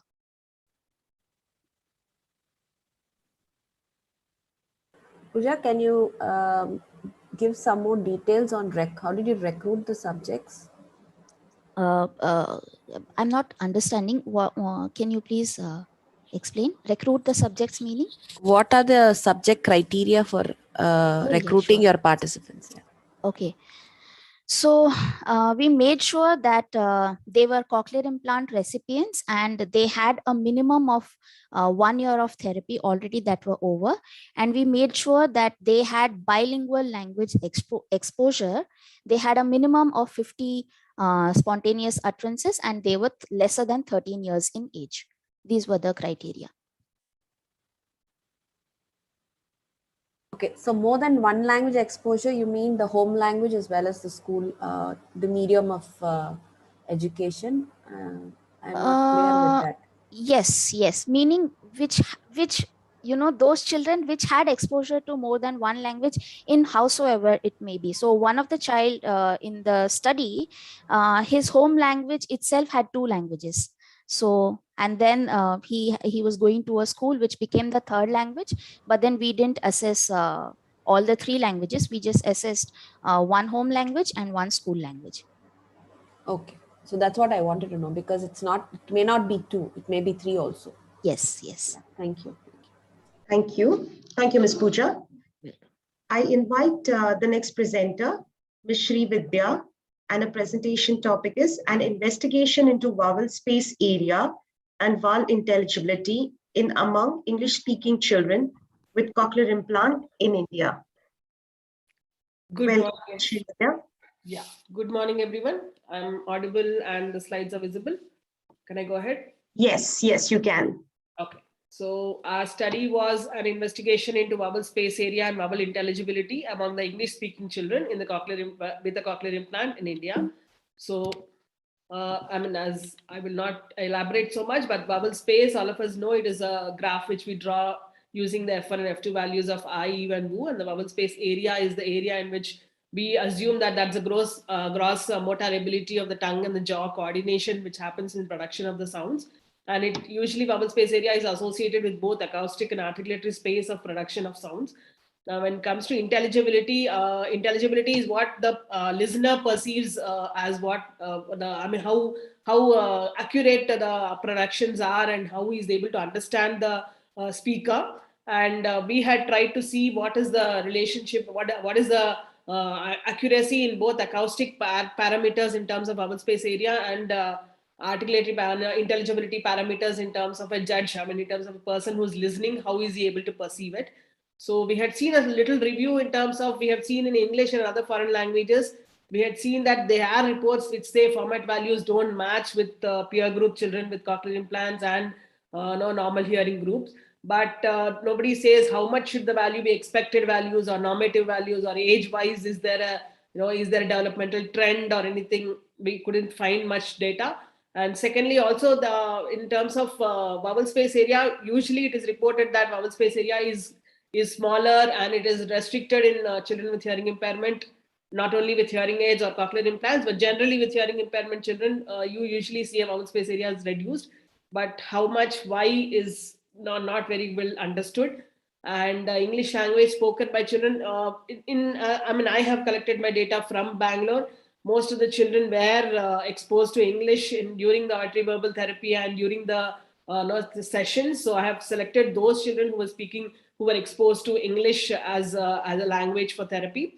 And so we had calculated the vowel formats and the vowel space area and the intelligibility of these children of CI. So we had, why is it important? Because without vowel production, you usually see errors in understanding the speech, and also the vowel speech rate also, the speech rate also, no errors will be present if the vowels are not produced properly. And if we understand what is going wrong with the vowels, which vowels are affected or which consonants are affected, which particular sounds are affected, then maybe SLPs can work more in terms of the appropriate intervention strategies. That was the idea. And if we understand why no vowel space area is shifted, which we all, I mean, we actually couldn't understand much from our study also, but we could find that certain parameters were affected. Maybe we will understand how the child is compensating for modified speech input through speech processor in terms of perception and its connection to their production as well. So the aim of the study was to investigate the vowel space area for the 3 vowels and calculate the intelligibility of these vowels in CVC context. Now, objectives of the study: firstly, we calculated the formats of the vowels, then calculated the vowel space area, and we also calculated the percentage of words with vowel accuracy for the vowel intelligibility percentage. So we collected data from 200 children who were typically developing children and 100 children with children with cochlear implants. They were age matched in terms of hearing age, language age, and nonverbal intelligence score. And the children were typically developing children. They were all 5 to 7 years of age, going to primary schools in Bangalore, India, having English as mode of instruction. And they were all administered with 10-question disability checklist to check if there any other disability. And the history, we kind of took the history to have a negative history of neurological, communicative, cognitive, sensory, motor, or academic impairment. And with cochlear implants, we picked up children who were hearing age of 5 to 7 years. They implanted with the nucleus ACE processor before 2 years of their chronological age. And they were regular to auditory verbal therapy with not more than 6 months of break, and at least 1 year of auditory verbal therapy they had attended after the implantation. No comorbid conditions such as orosensory and motor deficits or visual deficits were present in these children. Convenient sampling was used. We used a comparative non-experimental study. For the recording, we used a Sony digital recorder to use the recording and storage of the child's utterances. We used Pratt software to calculate the format analysis, and SPSS software for the software for the statisticals.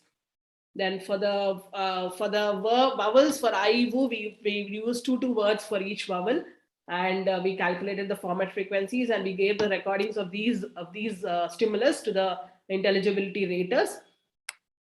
For vowel space area, we collected the sample, individually tested it. They were seated in a comfortable seating room. Noise levels were reduced in the room which were recording.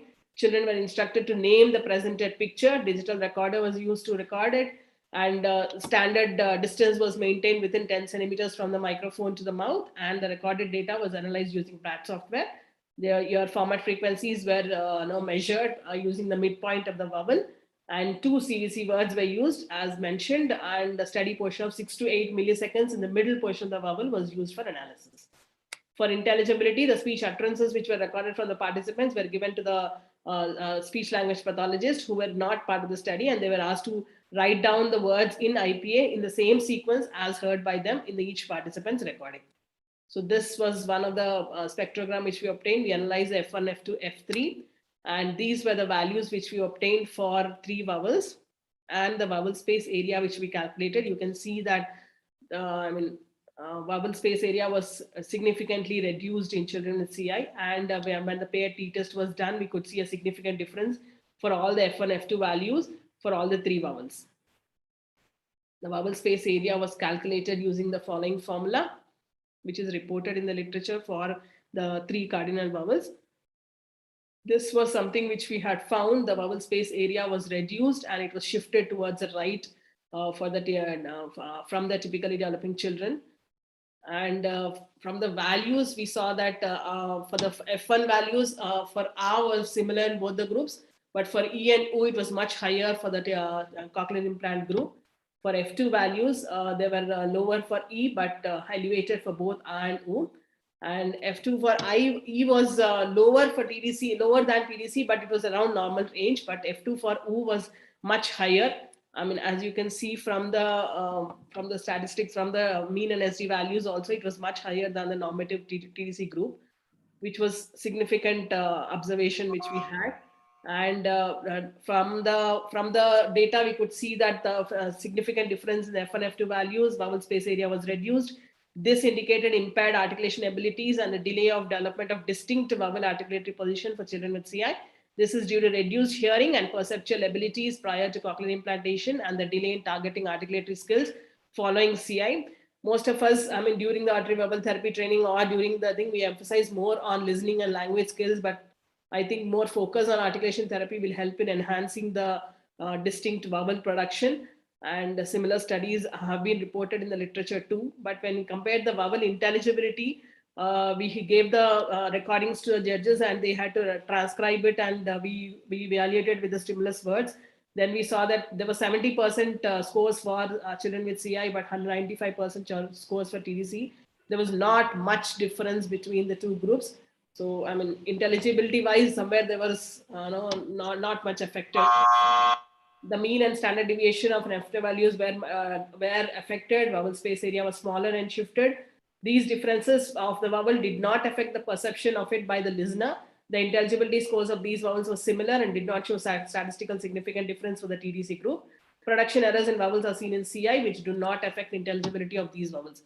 Now, reduction of vowel space area is often reported, but I think more in terms of studies, in terms of how the mechanism is happening, how the articulatory dynamics of these vowel production is happening, that if we study, we know why this F2 or the formats are shifting towards the right in children with CI.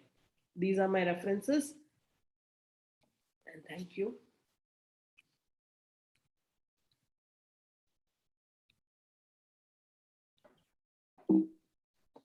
Questions for Ms. Vidya? This is Anuradha Bantwal. So I have two questions. Yeah. One is, so first of all, I think you've done a really comprehensive study, and thank you for that. I think these are really important studies to do. But I had a couple of questions. Number one, you said that you feel that the vowel space of these children is reduced because articulation training has not been taken up. But how, from this study, did you assign that that is the cause for it? While it is a fact that they are having a reduced vowel space, how did you attribute this particular thing as the cause? No, I am not attributing that it is because of the articulation training, but more focus on articulated training, maybe it will help.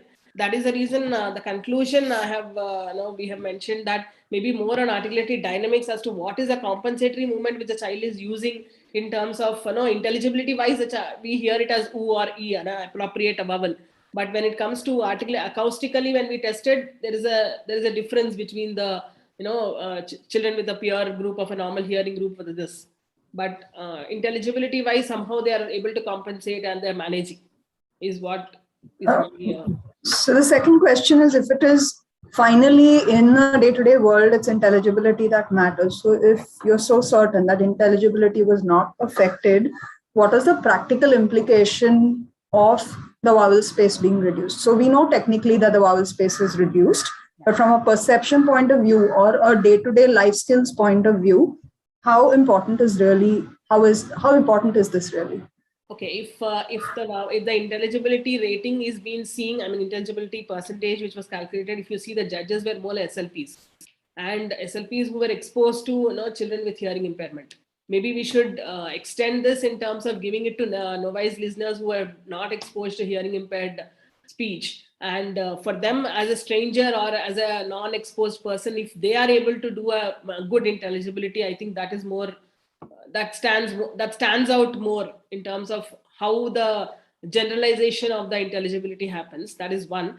And second reason, as you said, yes, vowel space area is reduced, which is reported in literature also. But what we had seen is about the oo vowel, which was significantly high for both F1 and F2, which was not expected. I mean, oo vowel, I don't know why it was high. Maybe it is because of the laryngeal elevation or because of the compensatory movement of the height of the tongue which the child uses. I am not very sure why it is high, but yes, that's something I think we should look into as to why it is high.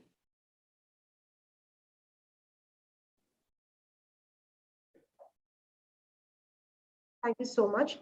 Sorry, we'll have to move to the next presenter because we have run short of time. Thank you, Ms. Srividya. Thank you. Thank you, everyone. Can I invite the next presenter, Ms. Manashi Sarma, and her topic name is Emerging Role of Teletherapy in Auditory Habilitation of Cochlear Implant Recipients During the COVID-19 Pandemic. Welcome, Ms. Manashi.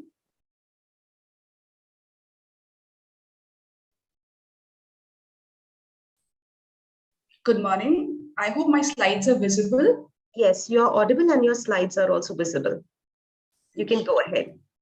Thank you.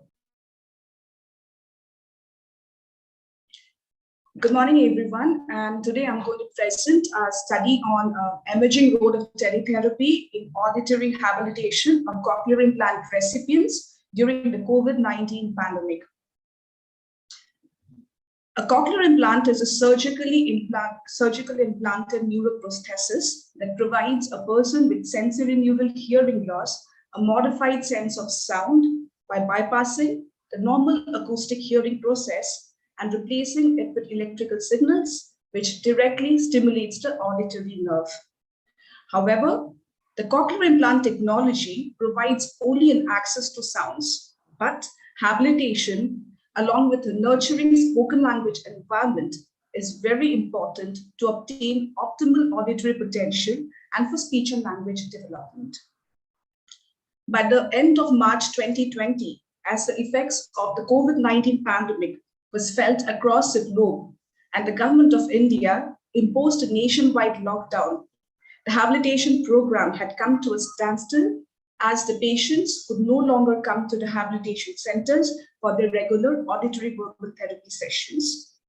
Now, since we all know post-cochlear implantation, habilitation program, which involves regular auditory verbal therapy sessions, regular mapping sessions, and troubleshooting of the speech processes is very important. Means and ways were explored to remain connected to our cochlear implant recipients. And finally, the team opted for teletherapy as a means of connecting to the cochlear implant recipients and their families. And by the first week of May, we started our teletherapy sessions. Now, teletherapy is the use of technology to provide professional services at a distance between a clinician and a client for assessment, intervention, and for consultation purposes. Also, teletherapy offers significant benefits by providing greater access to speech language pathology and audiology services, improves access of services to clients with linguistic and cultural diversity, increases ease of collaboration among multidisciplinary team members, and is also cost benefit, and also has cost benefits for the clients.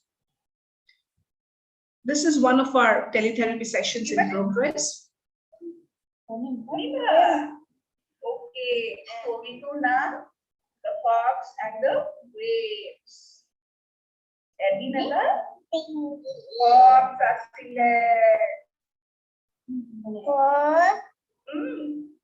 Fox asile.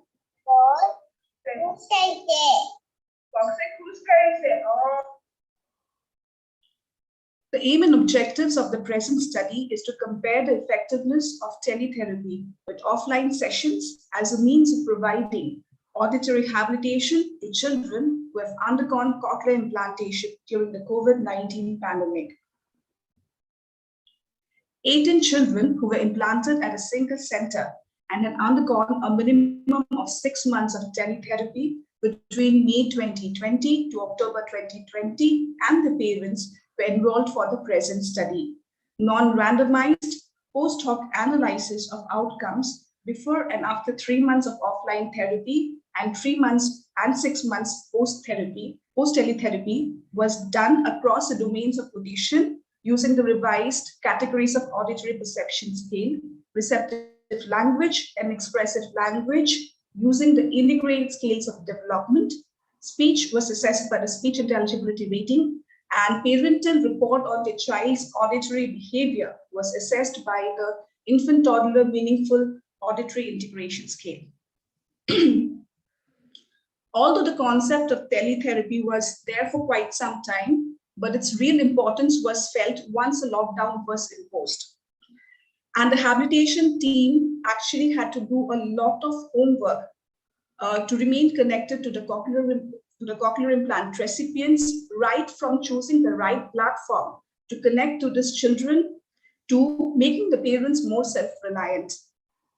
Also, prior to conducting the teletherapy sessions, a series of orientation programs under the Parent Partnership Program was conducted to acquaint the parents of the cochlear implant recipients to various technological and related aspects of teletherapy.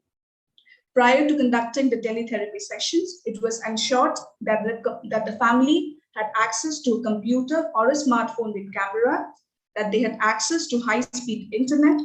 Zoom was a platform chosen to conduct the teletherapy sessions, but in areas where the internet connectivity was very poor, WhatsApp video calls were used to conduct the sessions. The family members were trained to use the equipment and technology. The therapy goals and activities for the sessions were made beforehand or sent via WhatsApp so that the family could prepare for the sessions. Also, it was ensured that one of the family member, preferably the father or the mother, was present during the sessions. Now, the results reveal that in the domain of audition, which was assessed by the revised categories of auditory perception scale, significant difference was noted from baseline after 3 months of offline session and after 6 months of teletherapy. Also, on infant toddler meaningful auditory integration scale, significant difference was also observed in auditory behavior from the baseline and after 6 months of teletherapy. On receptive language and expressive language, which was assessed by the integrated scales of development, significant difference was noted from baseline after 3 months of teletherapy and after 6 months of teletherapy. Speech intelligibility, which was assessed by the speech intelligibility rating scale, a significant difference from baseline was noted after 3 months of offline sessions and 3 months of teletherapy, as well as after 6 months of teletherapy. Also, significant progress was found between outcomes after 3 months of offline sessions and 3 months of teletherapy, and between 3 months of offline therapy and 6 months of teletherapy. Hence, the current study indicates significant progress made by cochlear implant recipients on the studied domains with offline auditory habilitation sessions, as well as with teletherapy.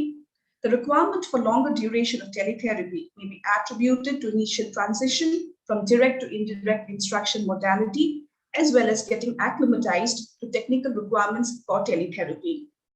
The major challenges faced were poor internet connectivity and inability to find the proper private space from the home environment to conduct the sessions without being interrupted by the background noise or without being interrupted by family members. Several studies indicate that teletherapy enhances the quality of life and optimizes the timing, intensity, and sequencing of intervention, leading to the greatest functional outcome for the client. Also, 25% of studies that assess clients' reactions to the use of teletherapy reported favorable responses. Further, long-term outcomes, challenges, and sustainability of teletherapy needs to be studied. And hence, we can conclude that teletherapy can be used as an efficient means of delivering seamless habilitation. Thank you. Thank you. Questions for Ms. Manshi?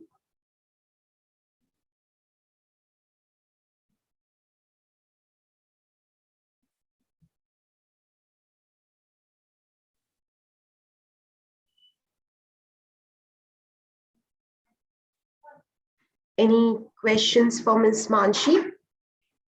Or if there are no questions, I'll just ask one question, Anuradha here. So, Manshi, what was, just refresh me on what was the age group that you had?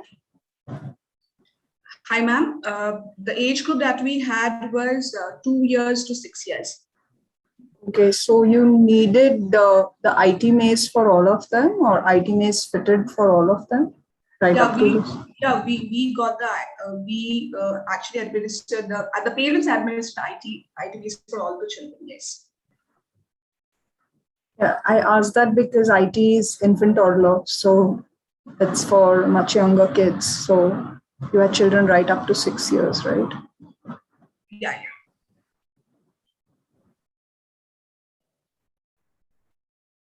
Thank you. Thank you, ma'am. If there are no more questions, this completes our oral session. Thank you very much. I would like to thank the judges, Ms. Anuradha Bantwal, Ms. Pratibha Dawson, and Ms. Gina Mary Joy for giving us their time both on Friday and today. Thank you so very much. And on behalf of the organizing committee and scientific committee, we would like to express our gratitude to you. Thank you so much. I'd also like to thank the participants for being here on time. Thank you so much. We Thank you, Rashmi, for the invitation. Thank you. Thank you. It's a pleasure. Thank you. Thank you, Rashmi. Thank you. Tina, thank you so much. And now we'll move on to the surgery hall for the World Cafe moderator session, which begins at 8:45. Thank you so much and see you through the day. Bye.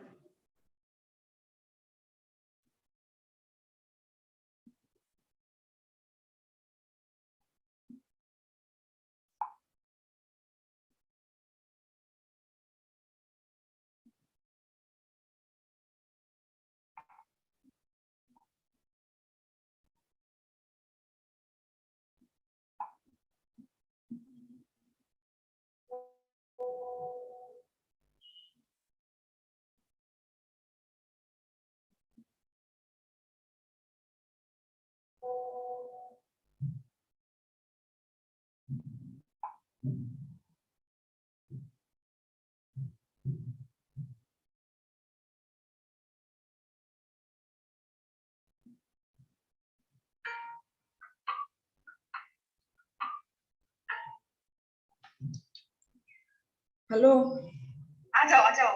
कहाँ? नीचे में आ जाओ ना। क्या कर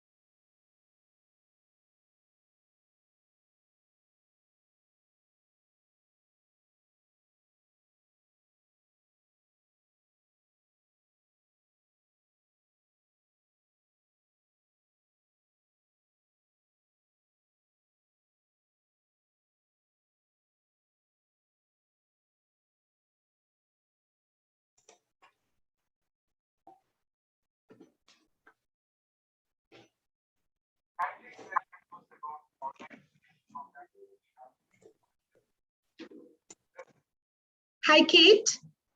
Hi there. Hi, Kate. This is Rashmi. How are you? I'm fine, thank you. How are you? I'm doing good too. Thank you so much for taking the time. I know it's very late for you. I'm trying to, let's see. Sure. Oops.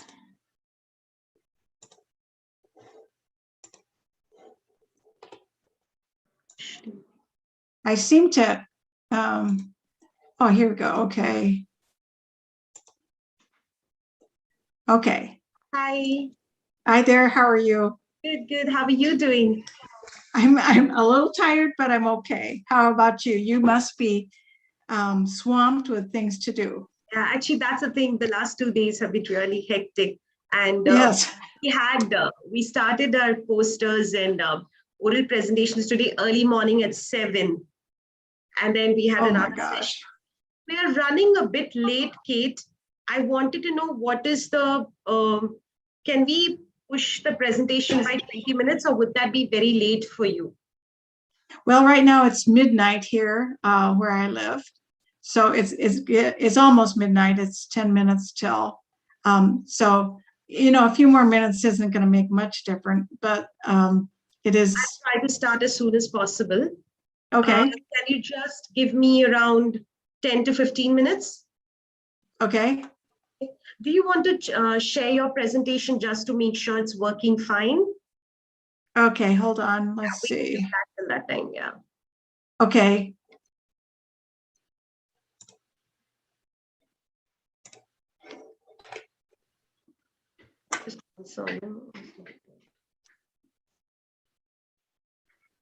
I have it up. Yeah. Would you want to Can you share it? I'm trying to, hold on. Sure. Okay, so how are let's things see. over there? All good? Pardon me? I said, how are things over there in terms of COVID? Is it better?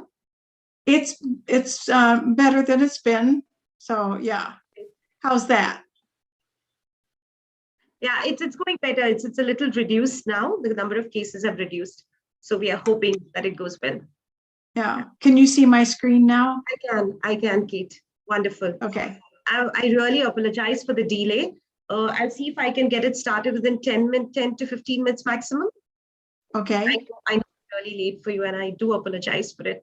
We had a lot of technical glitches. So the last 2 days have been running perfectly well. And we suddenly had a technical glitch just today. This is the last day. So I'm really sorry about that. I'll try to get this started in 10 minutes. Okay. So should I just stay here where I am? You can stay here. You can probably just mute yourself. And if you want to even switch off your camera, that's also fine. And I'll come back. Okay. Thank you so much, Kate.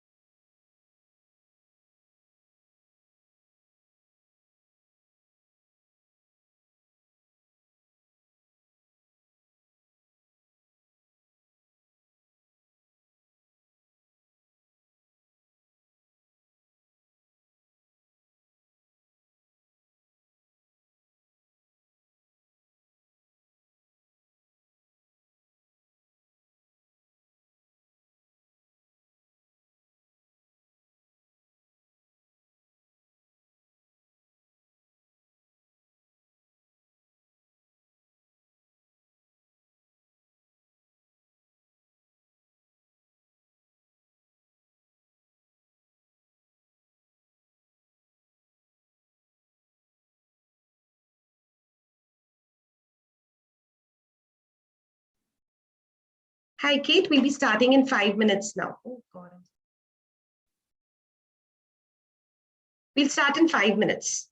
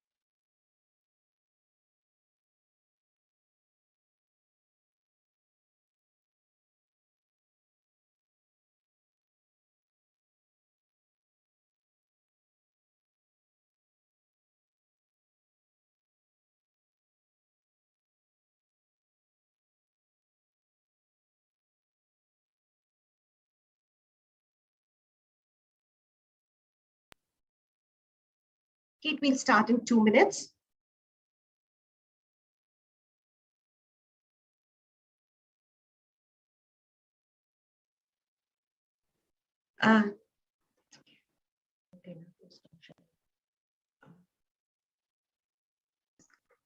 Kate, Can you stop sharing for a minute so I can share your slide? I'll need to introduce you hence. So once I'll be done, and then I can get you back on.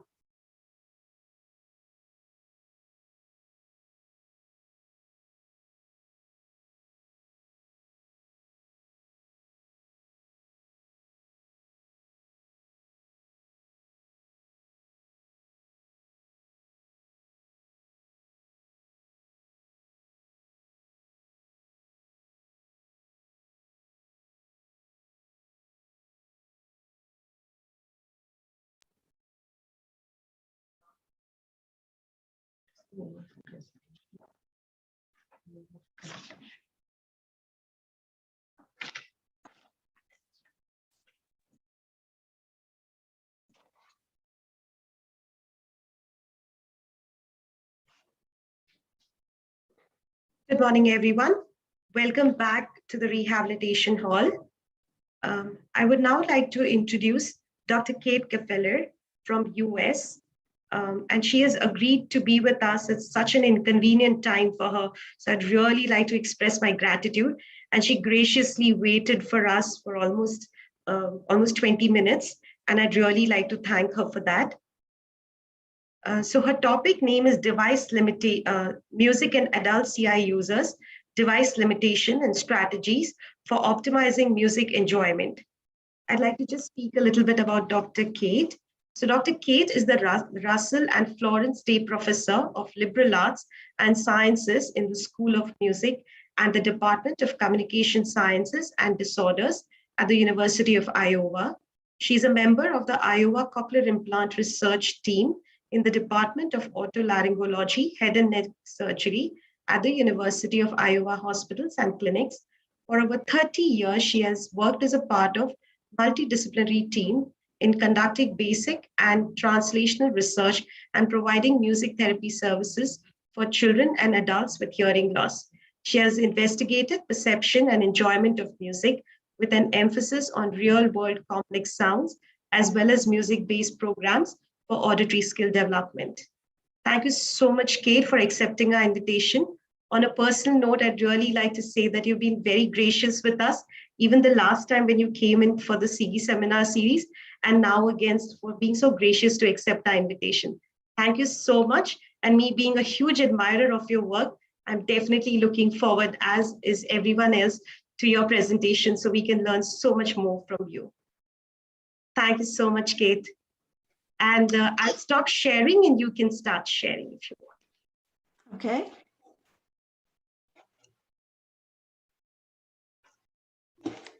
All right, let me just share my screen here.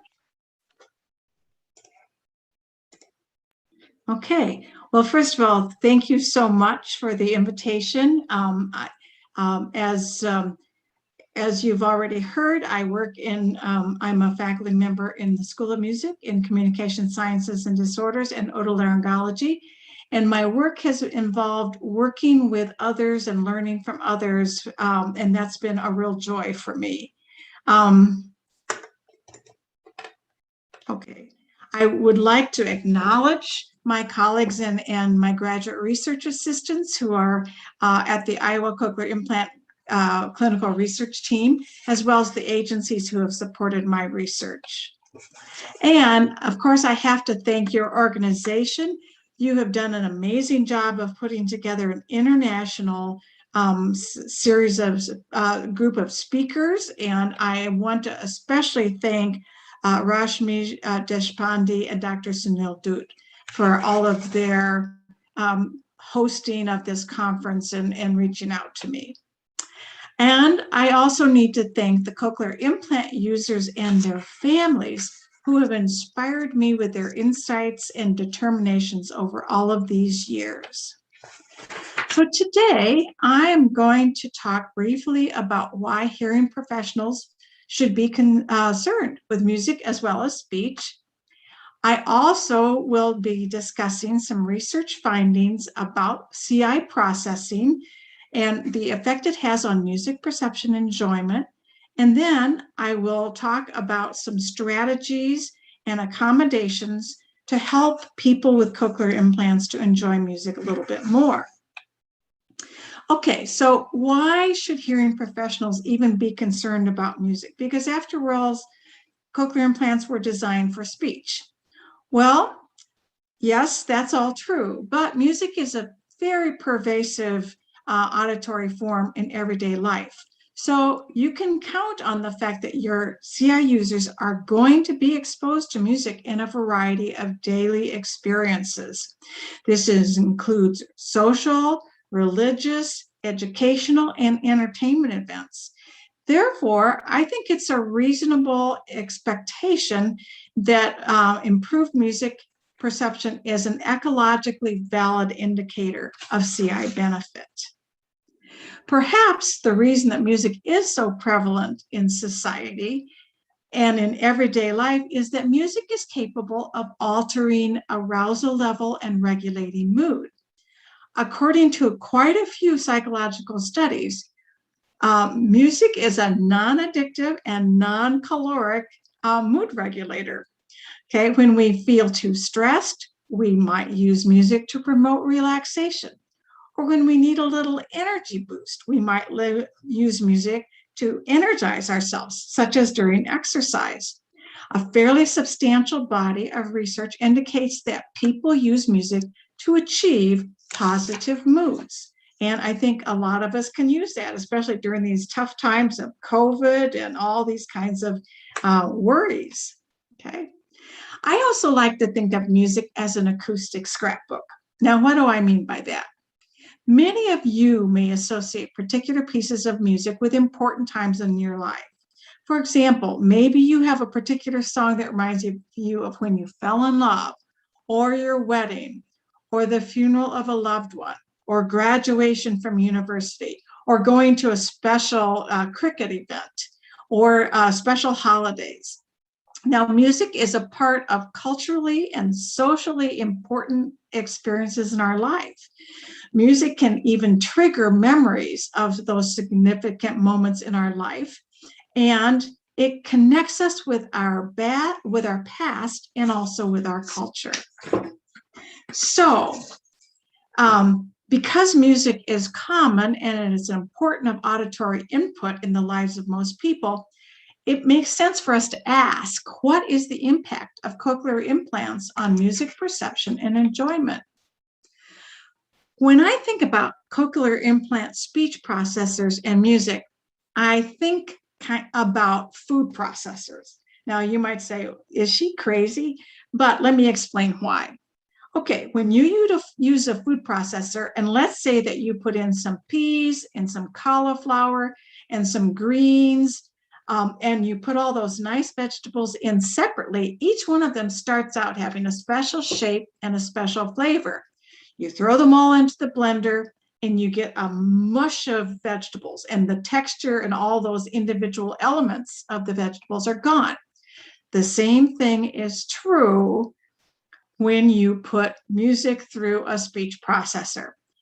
There are all these individual notes and rhythms and timbres or tone quality and dynamic range, and all of those things get kind of mushed up together.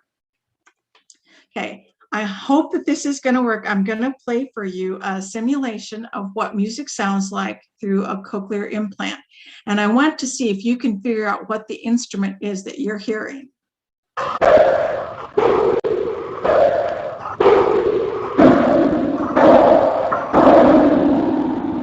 Okay, hopefully, maybe you got that that was a piano, but it doesn't sound much like a piano to me.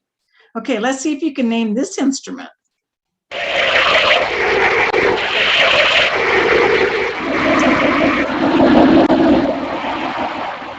Okay, well, that was the sound of a violin as simulated through a cochlear implant, or as conveyed through a cochlear implant.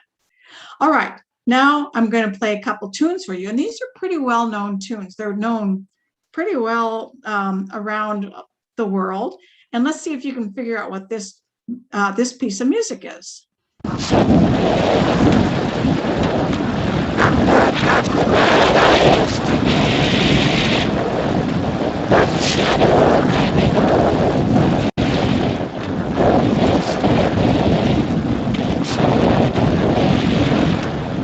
Now, to me, that sounds like Darth Vader talking, but actually that was the Beatles singing this.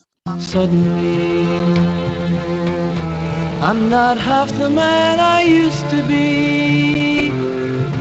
There's a shadow hanging over me. Oh, yesterday came suddenly. Okay, now I'm going to play a piece of instrumental music for you. It's a classical piece. I'll give you a little hint there. See if you can figure out what it is.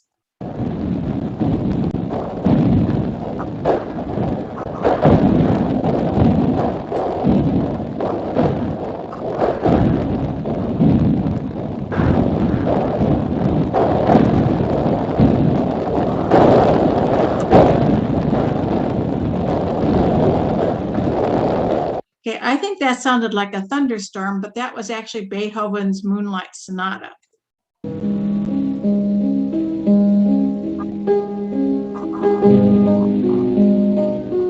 Okay, not very pleasant. Okay, so what makes CI technology so poor for music?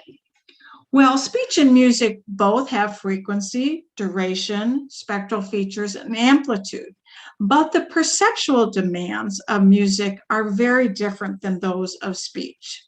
Speech recognition in quiet requires as few as 4 bands of coarse spectral cues.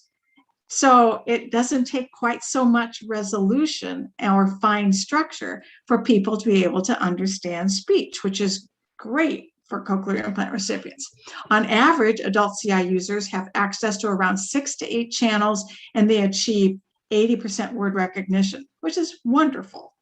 But music requires more than 32 functional channels and better encoding of fine structure.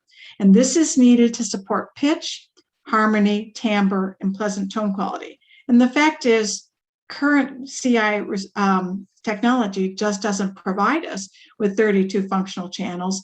And also, many cochlear implant recipients have damage to their auditory system, which also means they can't even get some of the fine structure that might be provided. Another big problem is that unlike speech, you don't get good improvement as a result of just listening to music over time and with experience. Okay, now, if we look a little more at specific elements of music, the research shows that rhythm perception is the only structural element in music for which cochlear implants receive somewhat normal perceptual accuracy. Pitch perception is extremely poor, and the problem is that means that you're also going to have trouble understanding melody, and harmony is going to not sound normal at all.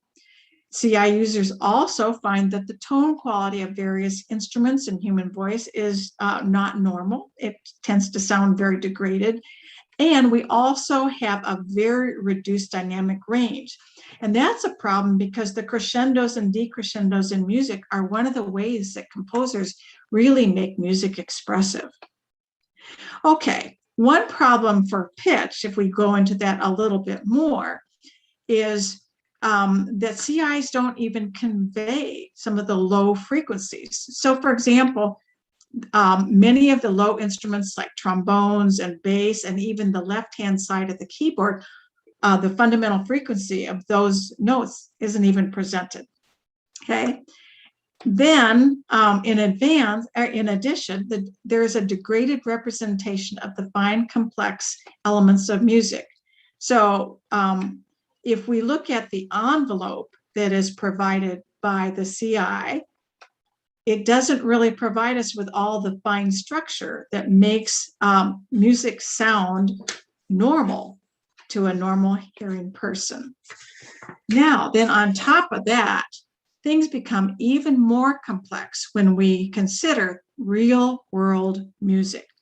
In the lab, usually we test the little elements of music, such as pitch and timbre, but in real life, music is made up of many different notes played all at once. And sometimes there are even hundreds of instruments that are playing all at the same time.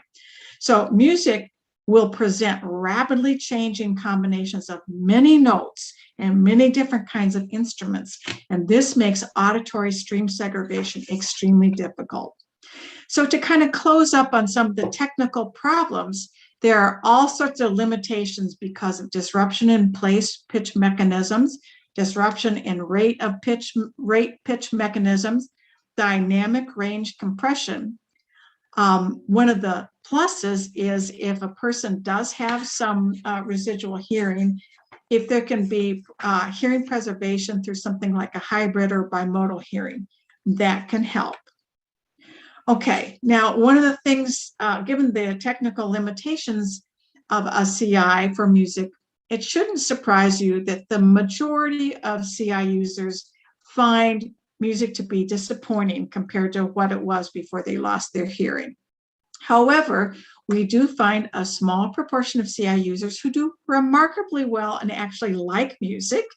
I consider those individuals as kind of guides to help us understand some ways that other CI users might get better benefit from music out of their cochlear implant.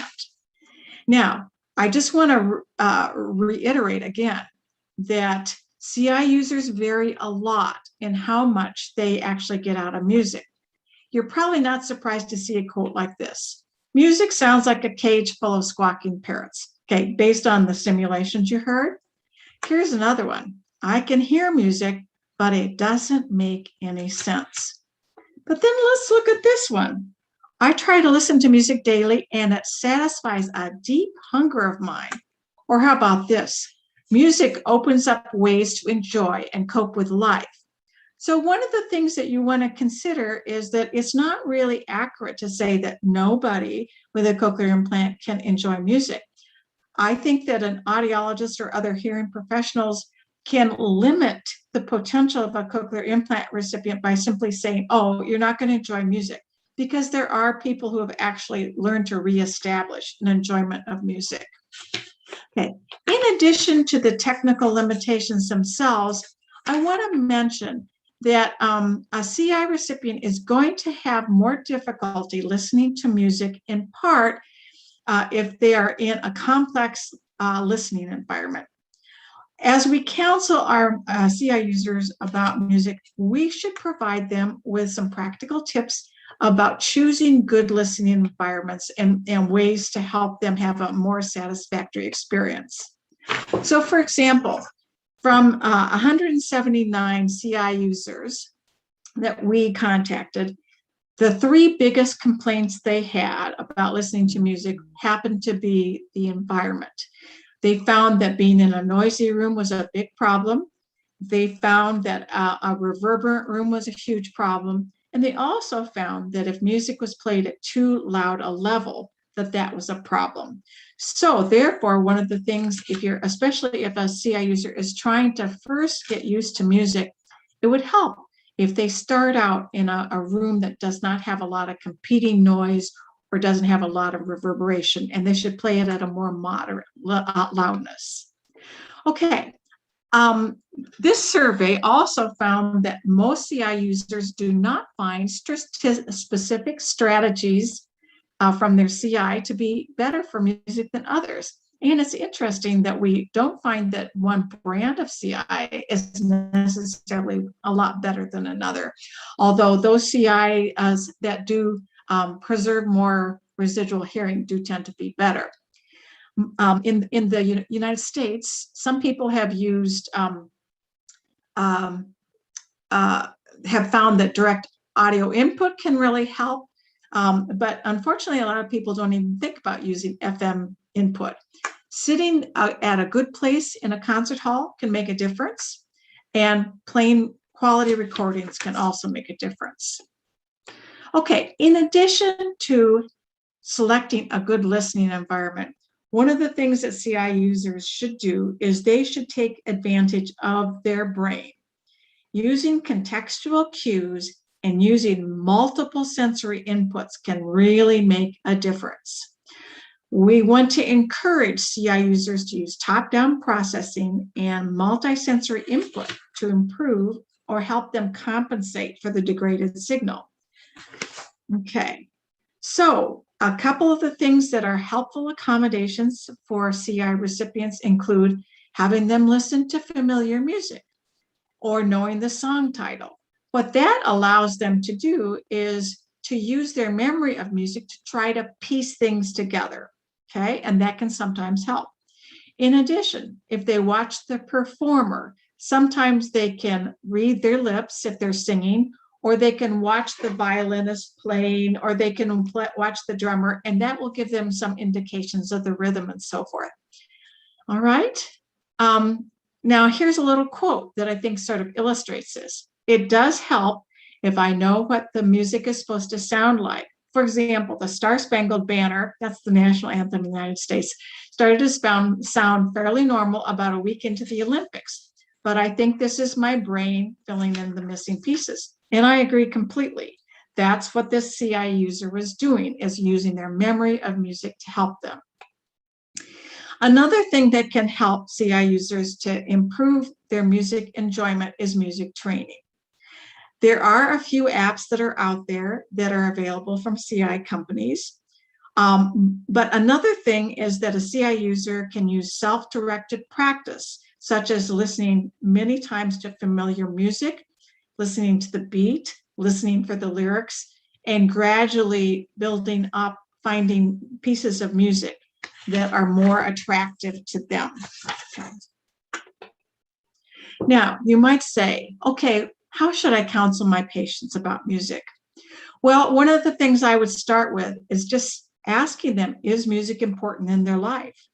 Cochlear implant visits are very complex, and there's a lot an audiologist has to do. If music is not particularly important to one of your patients, then you just focus entirely on speech and other things. But if music is important to them, it can be very frustrating and upsetting for them not to really enjoy music anymore.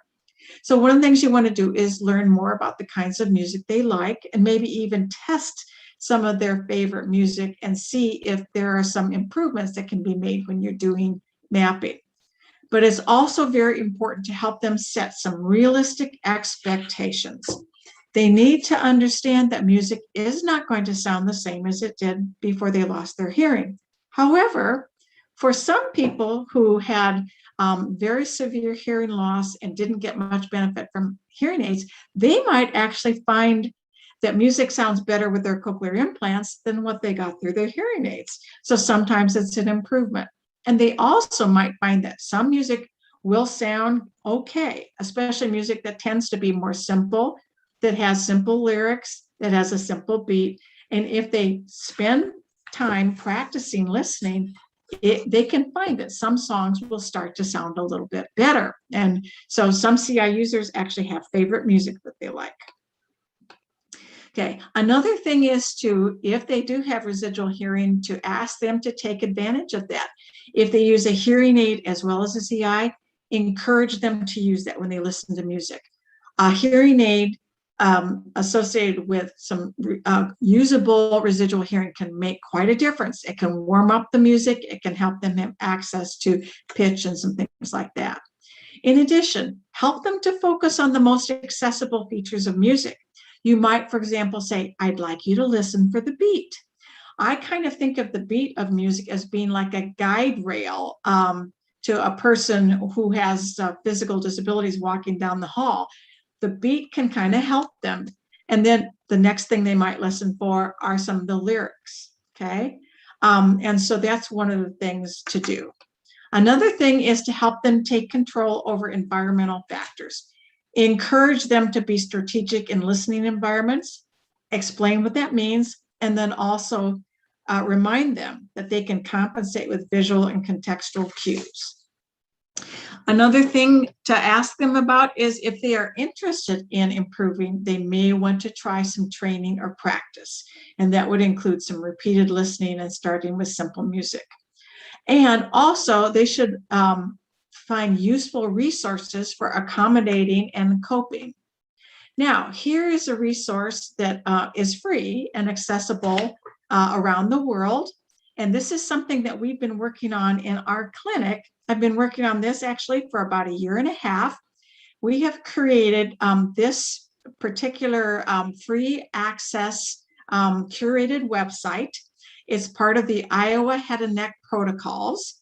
And there is one page, there are about 50 pages that are dedicated to music perception and enjoyment. And let me show you a little bit about this. I'm hoping I'll be able to show you this online. And I'm hoping that it will show here. Okay, this particular protocol, can somebody let me know if this screen doesn't show? Kate, we are able to see it, no problem. Okay, great. Thanks so much. Okay, so this particular page, it has a whole host of different topics, such as music and hearing loss.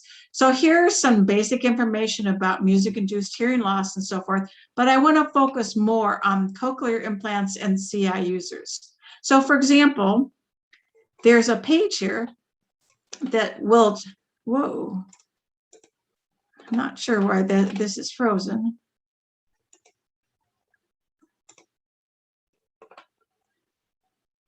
Okay, so you can see, well, unfortunately, I'm not able to actually move this, but it does have various pages.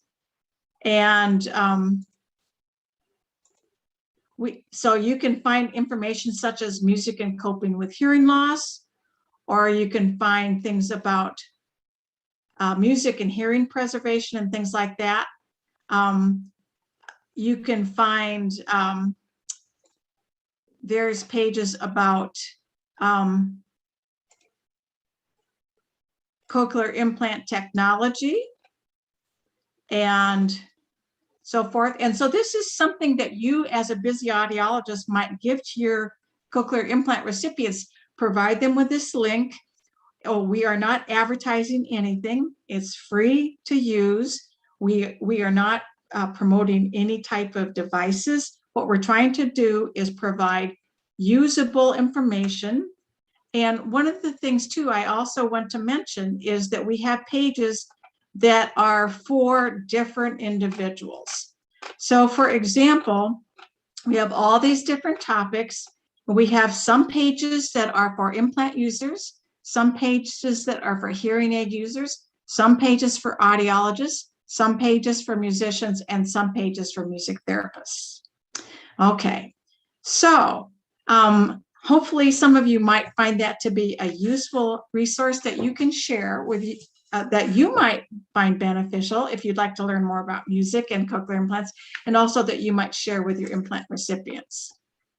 Okay, another source of information that has been very helpful to me is spending time interacting with musically successful CI users. Okay, I'm a big believer in patient-engaged research, and I have just recently written a paper with 6 professional musicians who are cochlear implant users, and I asked them to explain to me some of the things that really help them to engage in music more successfully. So here are some of the things they've shared with me. One of the things that they have noted is that it has taken extensive practice and immersion in music listening and playing to actually improve. And they have noted that actually playing instruments can be actually more effective than just listening. So for example, if you're playing on the piano, you get a chance to have tactile input, you have the visual input, you see the notes, and sometimes playing the keyboard and playing scales up and down can be a really helpful thing. They also emphasize that you really have to be persistent. And then strong self-efficacy, believing that you can take charge of your life situation can make a big difference. So for example, one thing with strong self-efficacy is letting people around you know if you need some type of a change in the environment, or else asking people to rephrase a statement, or asking somebody to play the music slower, things like that. They know that progress is very slow and incremental, and it can be frustrating, but they have also been able to really regain a lot of music appreciation and enjoyment, and it's a big part of their life now. They They also have what I would call an orientation toward problem solving to optimize music engagement. So in other words, instead of kind of just giving up, they see themselves as being able to take on challenges. And they see it as kind of like climbing a mountain. And they've also developed a number of strategies for improvement. And some of the strategies for improvement actually are in the article that we've written, and it includes a number of things. I'm going to talk about some of those strategies shortly. Okay, one of the things they also mention is that music listening and playing is a very dynamic process. So it's not something like, okay, now I'm going to do this. The fact is that music keeps changing, and so does the listener, and so does the environment. For example, let's say that you are at a restaurant and there's music in the background. Well, it might be okay for a while, but then let's say that the music gets really loud and you're trying to talk to your conversation partner. You're going to have to change something. So this dynamic interaction with music and the environment is really important. Okay, we developed something called the dynamic problem-solving model for management of music listening environments.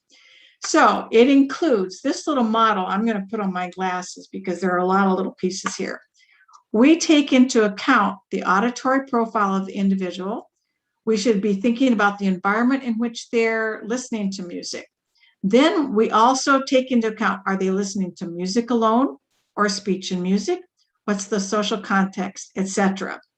One of the things that we have learned is that one of the things that helps is whether or not the individual has knowledge from instruction or training. So if the person has sufficient knowledge about music and cochlear implants, such as the thing from the website or from their audiologist, that tends to help with more effective problem solving. If they don't have much knowledge, they tend to have a problem. The next part of this dynamic model is how effective are they at then using what they know and transferring it to the cochlear implant situation. So maybe they had some knowledge about hearing aids, but they might have to change some of those approaches or know what counts and what doesn't. Now, from that knowledge, then a really good, effective problem solver will use systematic strategies when they get into various situations, such as looking for a quiet listening environment or trying a different piece of music that has a better rhythmic component or whatever. And what we hope is that the person will eventually develop a good problem-solving orientation. And what that means is that they view problems as an opportunity and they see themselves as being able to problem solve. It also means that they need to really be able to persist because there's going to be incremental improvement. Okay, now let me give you a couple ideas of what they say as in terms of problem solving. Many of these individuals in the narratives that they provided would see problems as an opportunity or a challenge. They saw it as kind of like climbing a mountain. So they would say things like they enjoyed a challenge. They enjoyed seeing problems as an opportunity to learn more. They would see every music experience as a chance to learn more, and that hard work can be fun, like learning, like lifetime learning. And that energy is important. Thus, that means it's probably better to be a little bit rested and to practice this when you're not exhausted. Another thing they talked about is cognitive reframing. So in other words, they wanted to be able to find the positive in a situation, such as realizing that everyone hears differently and being realistic that no one can do everything. Focusing on what they can do and finding these things interesting. Another thing were strategies that they used. So one of the most important strategies was using all of their senses. So they would rely on visual, tactile, muscle memory when they're playing instruments, proprioception, and movement to help piece together musical sounds. That also using top-down processing, using memories of musical sounds, their imagination, and internal sense of pitch. Selecting the most accessible sounds. So they would start by latching on to rhythm and that sort of thing before trying to understand pitch. It required a lot of focus and energy. They couldn't just listen to music in the background. They really needed to focus on it and it was hard to do and they were tired. They also used music theory exercises. So they spent a lot of hours listening to like scales on the piano and trying to figure that out. And they had extensive and focused listening to music. So they would listen to many different CDs. If they didn't like one CD, they would listen to another. If they found that one thing was difficult, they'd do something else. But they really listened to many different styles of music, and they would eventually come up with other things. Other things they said that were helpful were extensive making of music, post-implant music lessons, but you have to find a good teacher for that who will be very patient. Social learning, in other words, learning from other cochlear implant recipients. So being part of a cochlear implant support group or advocacy group could be helpful. Also, some of them said that their speech training exercises also help them to hear the lyrics, and improving technologies such as the use of headphones, tuning apps, and so forth. Okay, so I've been talking for a while and it's getting kind of late, so I'm going to stop and see if there are some questions.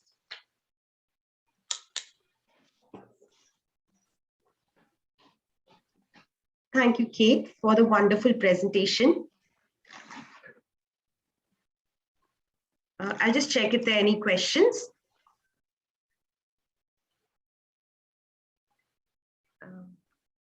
There was a question, Kate, about, so there's a lot of work with adults where they're talking about, in the sense about the cognitive decline. So do you think working on music perception or music skills will help arrest that? And is that a good way to work with it?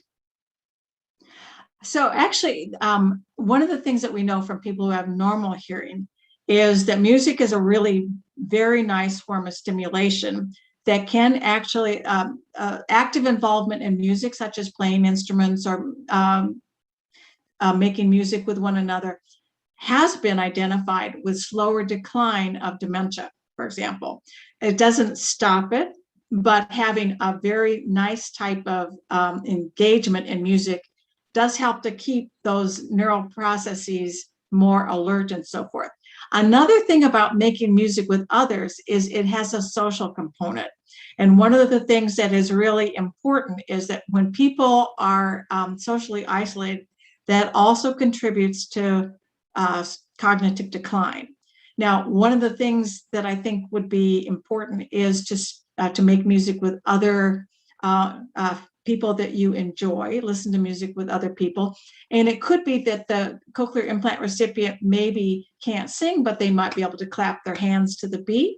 They might be able to enjoy watching their grandchildren play instruments, you know, like rhythm instruments and things like that.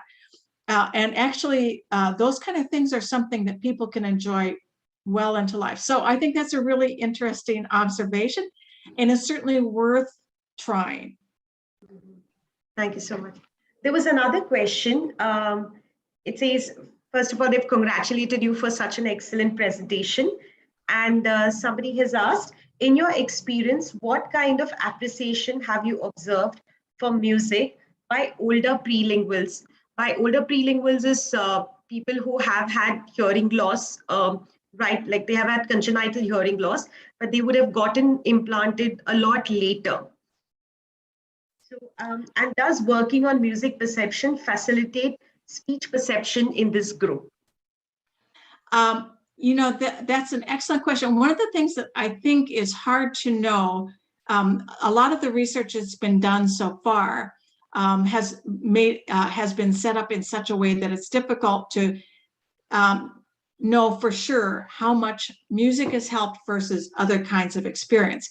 But one of the things that I think is the case whenever we are doing rehab with people is we want to push them to do more difficult things. Now, if they only listen to things that are easy, they're not going to actually increase their skills. So one of the things you want to do is come up with things that will push their listening a little bit more. But one of the things you want to do is gradually increase the difficulty. And so there are certain things in, for example, let's say listening to lyrics in a song. I've known some of my CI recipients who practiced really hard working on hearing the lyrics in a song. Sometimes they would also look at closed captioning to listen along. What they were doing essentially is they were working on speech and background noise, weren't they? Because there's the accompaniment of the music and they're listening for the lyrics. So it is another way to actually work on signal to noise ratio and improving their ability to listen to words against background noise. Okay, very nice. There's another question for you. Somebody's asked, have you got recipients who have learned more than one instrument and appreciated the difference of the vocal tone plus the instrument?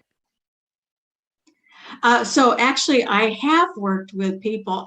There's one person that I just recently interacted with who plays, and now she has worked so hard, and she's an unusual CI user, but she plays the piano and she also plays the viola.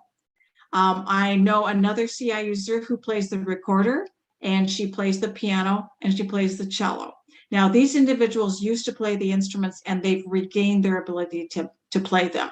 I also have known people who play the saxophone, or I would say that piano is one of the most successful though, because what you do is you get all that nice tactile and visual feedback. So if I were going to recommend anything, and for some people, it could even be one of those little synthesizers where they can play on that.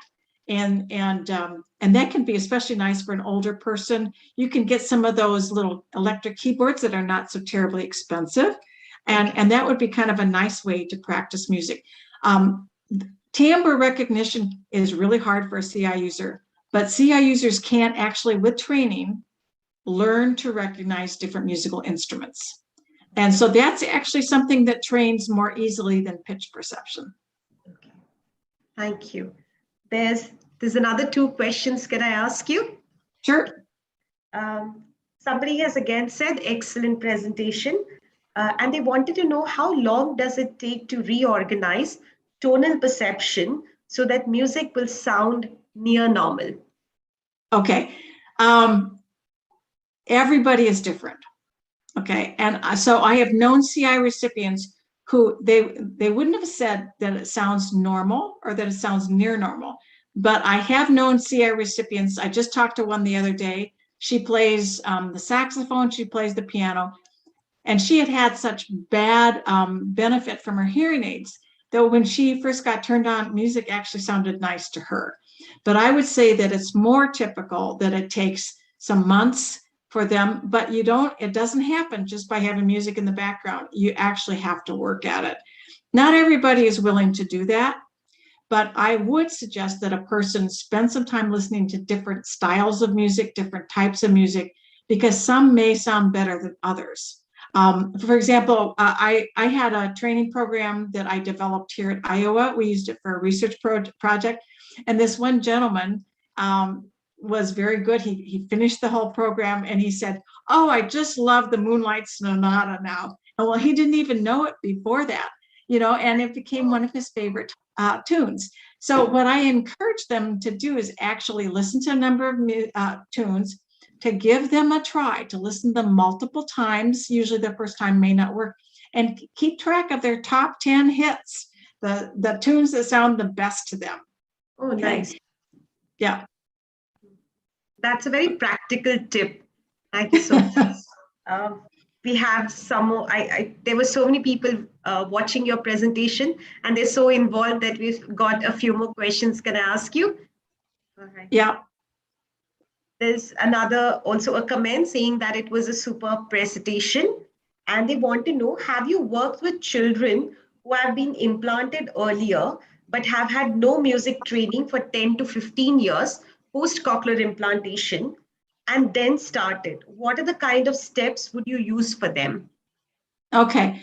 Yeah. So actually, I have worked with, in fact, last year I gave a presentation about children and cochlear implants.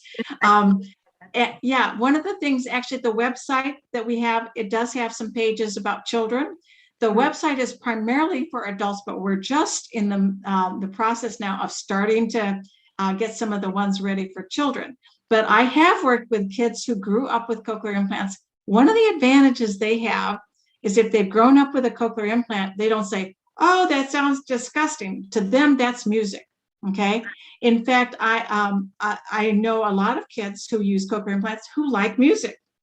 And they actually, I've heard a number of audiologists who've told me that kids growing up with cochlear implants will share their favorite music, like on their phone apps and things like that. And they think it's great. I've also known people to start music lessons like at age 5, but recently I talked to some cochlear implant recipients who grew up listening to music, and they started lessons in their teenage years. And they played some percussion and things like that, and they really worked hard at it. The reason they liked it so much is their friends were involved in music and they wanted to fit in with their friends. So I think, the thing is with kids is they don't have the same situation. They don't think about music the same way, but the variability among CA recipients and how they interact with music is huge. And so it's really a kind of a case-by-case basis. But I certainly wouldn't keep them out of music. I would say, give it a try. Give it a try. But you need a very patient music teacher if you try that. Okay, thank you. There was a question, do you recommend percussion for CI users? Do I recommend what? Percussion instruments, so probably the drums, etc. Yeah, actually the ones that I think are the easiest. The thing is, for some kids, it's actually a nice challenge for them to work on things. So I know, I have heard cochlear implant recipients who grew up with cochlear implants who play saxophone beautifully, play the piano beautifully.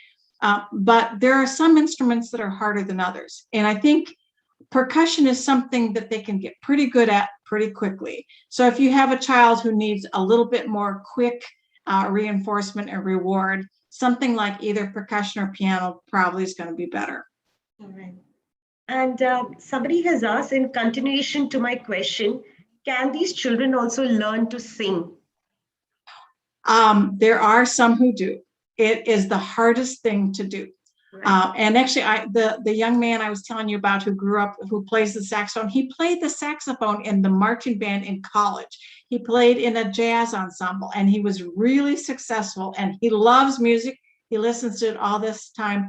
But he said, Kate, the problem is I just can't sing in tune with other people. However, there is a program in England, Christine Roca has kids who were involved in music from age like 5, and they go to school and they're in music all the time. She's had remarkable success, but these kids work on it every day, and it's a part of their life. For most kids, it's really hard, but I actually have heard kids sing effectively. And I've heard one of our CI users sing the Star Spangled Banner to me in tune, as long as he kept within a certain frequency range. Once he got out of that frequency range, the pitch intervals started to compress. Right. Yeah, but once again, let me just say, it is really hard, and it's not for the faint of heart. Yes, I understand that. There was a question. Most of the adult cases enjoy nostalgic experience of music, but they do not like music pieces produced following to the hearing loss. Do you also feel that? But you did mention that there were people who have enjoyed, even if they've heard a new piece of music, what you said earlier. But here, many of the times, our patients would tell us that they still like to listen to the older music and they don't enjoy the new. Is it more to do with... I think that's not unusual. The reason for that is because they can use top-down processing, they can use their memory to piece things together. So they might get the beat, they might get a few of the lyrics, and then their brain helps them to piece things together. But I have had individuals, they maybe won't hear like you and I hear with typical hearing, but they may learn to like some kinds of music, like that gentleman I told you. But remember, he listened to it again and again and again. And also the training program provided him with some visual cues. And in other words, he learned over time to appreciate it. But I think that strategy of listening mostly to familiar music is a good one. Right. Okay. There was another just sort of a pointer or just a query. So they said that the children enjoy a lot of upbeat music. So the recent music that comes out in the movies and stuff like that in India is very upbeat. So they tend to enjoy that, but they do not appreciate Indian classical music. So they mean about children with cochlear implants. So is it because of the percussion or because of the beats, etc., that it's easier for them? So maybe the rhythm is better, and for the classical music, I think they tend to use a lot more. It's more pitch perception. And do you think that would be the reason why there would be an issue? Okay, I think about Bollywood, for example. I've loved watching. I watched Bride and Prejudice, and I saw Bend It Like Beckham, and I've seen some other Bollywood things that I just, they're fabulous, and they have. Not only do they have the music, but they have beautiful dancing. They're doing all these, like wedding reception dancing and things like that.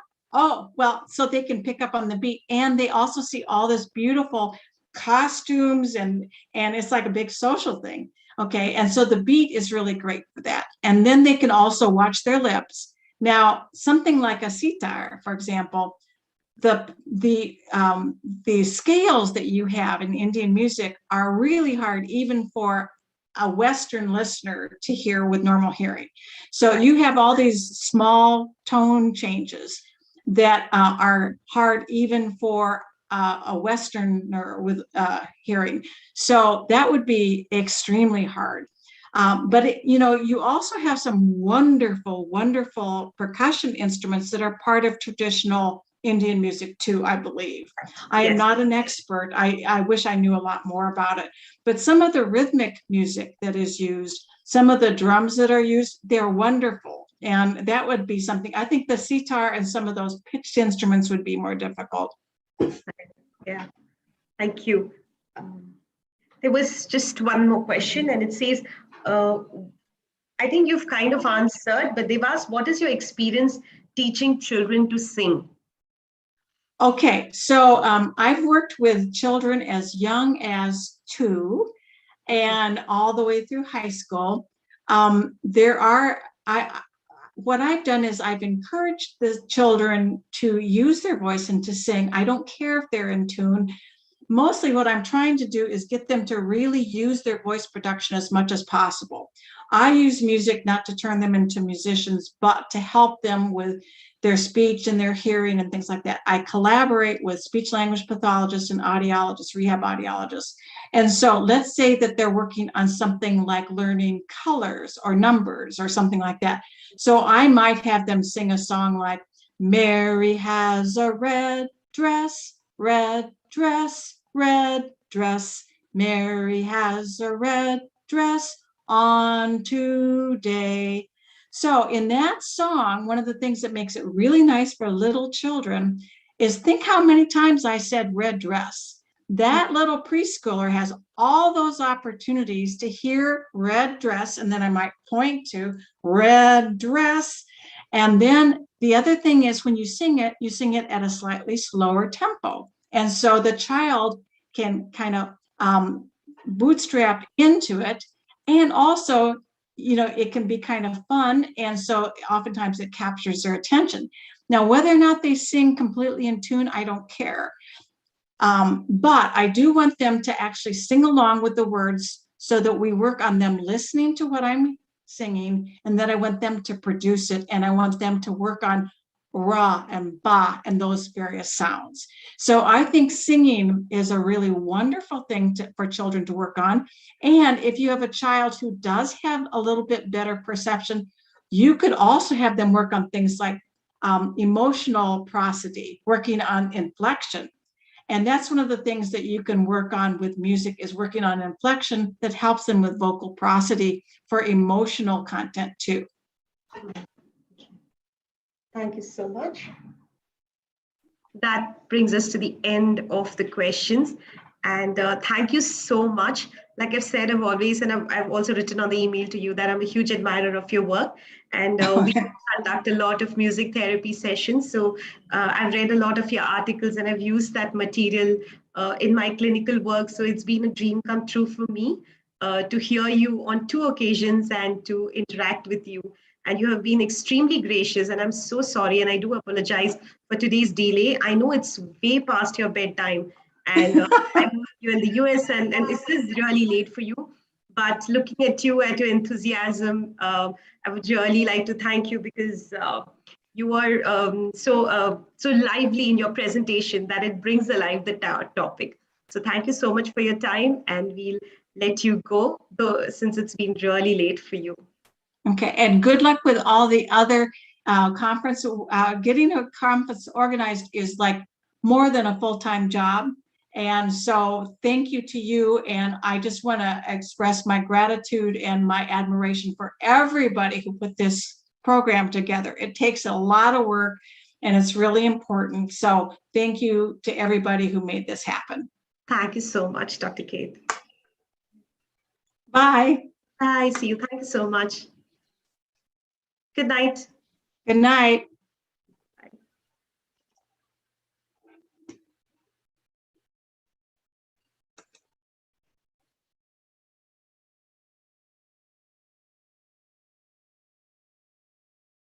Just a housekeeping note. Now the next thing we have the instructional courses, which are the integrated ones between the audiology and the rehabilitation.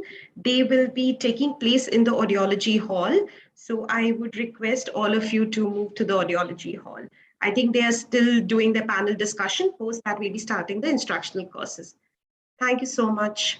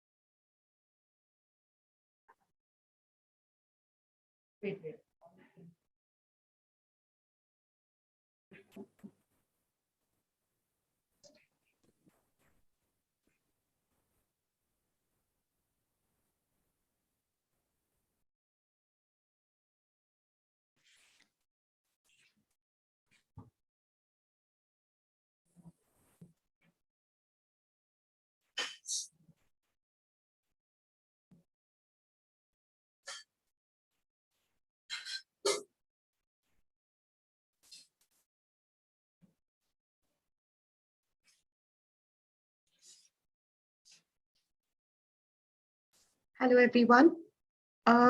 We are running a bit delayed. In fact, the instructional course is not over in the integrated audiology and rehab section. So we will have to wait till that is over to actually start the oral posters. Sorry, the e-posters. Sure. Rashmi, I'm Radhalakshmi here. How do I get the back screen? I have downloaded the screen, but how can I pick that bring background screen? What you have to do is when you have the video, so on the left-hand side, you see the mute section. Then after that, there is a camera-like symbol. Yes. Put on the arrow over there, and then you say choose virtual background. Yeah. And then you will get them if you've downloaded it already. Or wherever you've stored it, if you stored it on the desktop or something, you'll have to go there and then.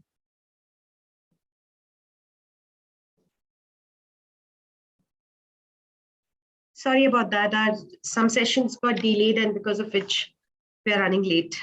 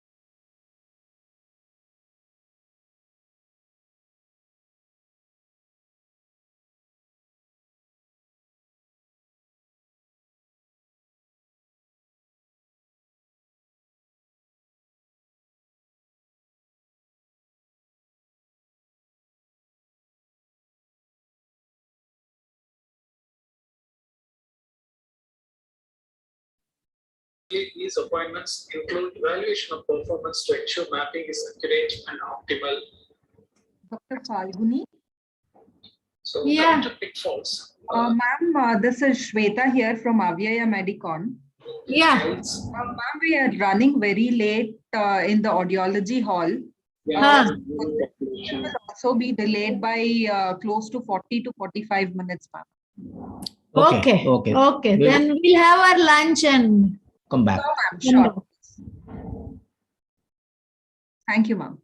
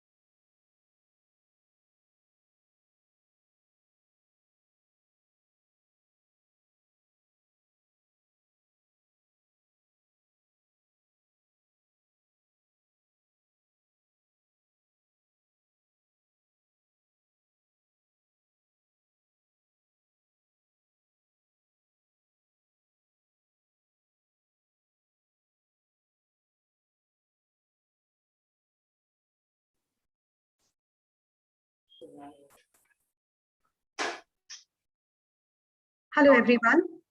I'm so sorry for the delay. Like you all know, we are running delayed in the program. So now what will happen is in about 70 minutes, we will be finishing the instructional course. Then we will be breaking for lunch, which is a half an hour break when we'll be doing our e-posters. So what I would request is the people who have joined in for the panel discussion, if you could then log in by, we will start by 2:55. So that's after maybe half an hour. I am sorry for the delay. I do apologize, but the morning sessions went a little longer and there's an unexpected delay that we are not able to cover up the time lag. Okay, Rashmi. I am sorry. I just have one. Sorry, this is Andrew. Sure. Just one question. Do we log into the actual CIGI conference itself, not this? No, this is where you will need to be because this is where the panel discussion will happen. If you want to stay, we have our e-poster session now. If you want to stay around, that is also all right with us, not a problem. If you want, you can stay logged in. And as soon as the e-posters is over, we will immediately start the panel. Okay. I'll just request you all to mute, and maybe if you want to just keep connected on this platform, we are good enough. Yeah, no problem. We do apologize for the delay, and I understand. I'm really sorry for taking everybody's time. It's okay. Thank you so much, Andrew. Hi, Jia. Hi, Shabnam. Hi, Gauri. Hi, Mithila. Hi. Hi. Hey, hi. Hi. Hi, Shabnam. I'm so sorry. I know you all must have seen what's happening this morning. Things got delayed out of our control. So, okay. So we are starting in about 2-3 minutes. We'll be starting the e-posters. Yeah. Okay, We just get sure. ready. Thank you so much. Thank you. See you soon.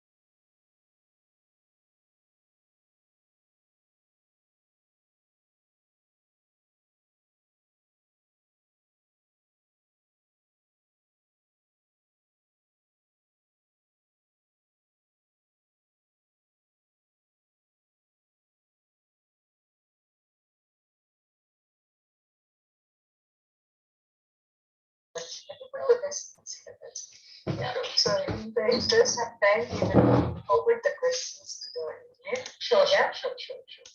Have a great time. But what you said is very nice, very nice. But we now Hello, everyone. end this session, but Mr. Kannan is now going to be the next. Hello, everyone. We'll now be starting the e-poster session in the rehabilitation. Post that, we've made a slight change since all our panelists are already online. Post the e-posters, we'll directly have the panel discussion. And post that, we'll be having the invited lecture by Dr. Sneha Bharadwaj and Ms. Pat. So right now, we will be starting the e-poster session. There is somebody who's, yeah, thank you so much for muting.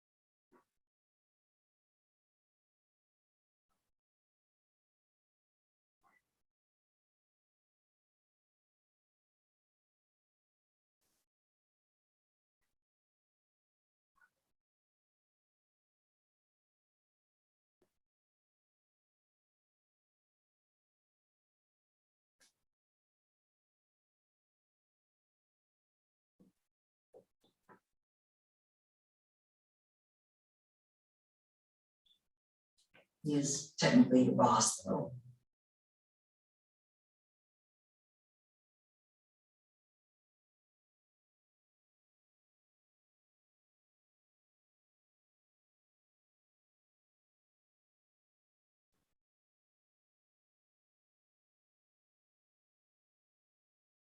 Good afternoon, everyone.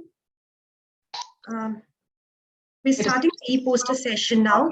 I'd like to welcome Dr. Manjura and Dr. Aparna Nandurkar, who are our judges. Hello, ma'am. And I do apologize for the delay again. Hello. Not at all. Thank you so much, ma'am. Thank you for understanding. And now we'll start with the first presenter. Her name is Ms. R. Raj Lakshmi, and her poster name was A Brief Review on Parental Perspective Regarding Teleoral Rehab Sessions for Children with Hearing Impairment During the Pandemic. Welcome, Ms. Raj Lakshmi. Good afternoon. Raj Lakshmi, can you tell us how you administered this questionnaire on the parents? Yeah, I administered this questionnaire over the phone call, ma'am. Over the phone to all the parents? Yes, ma'am.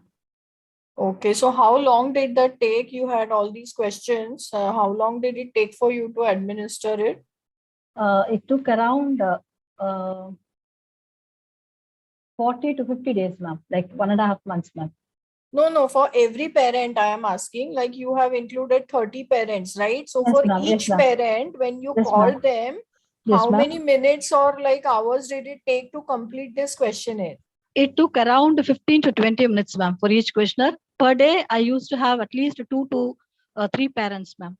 2 to 3 parents. And Yes, these ma'am. were the parents who you were already familiar with before, and you had been in contact with them probably with the like offline therapy you had taken for them before? Yes, ma'am. Yes, ma'am. They were there for offline sessions, and then once the pandemic has started, we have to move on to online sessions. Yes, ma'am. Yeah. Okay. Hello, Mr. Rajlakshmi. Yes, ma'am. Yeah, I observed some color codings in your poster. Yes, ma'am. Some are blue, some are black, some are red. What are those color codes? Okay. Actually, I posted, I have coded the concerns and the yes response as supportive responses, and no in red. It means that I wanted to highlight where there is where I can see more than 50% of issues or more than 50% of supportive concerns. That's why I have highlighted in red and blue, ma'am. Like as you say in the poster, the positive concerns are like the parents were able to, get things which are available at home for therapy sessions, and they were able to involve the peer groups in the session, so that peer groups and siblings, which is a strength for them to attend the session. Yeah. Yes, ma'am. And then all of your cases had mobile phones, because some of our cases do not even have that, because they have one in the family and the father carries it.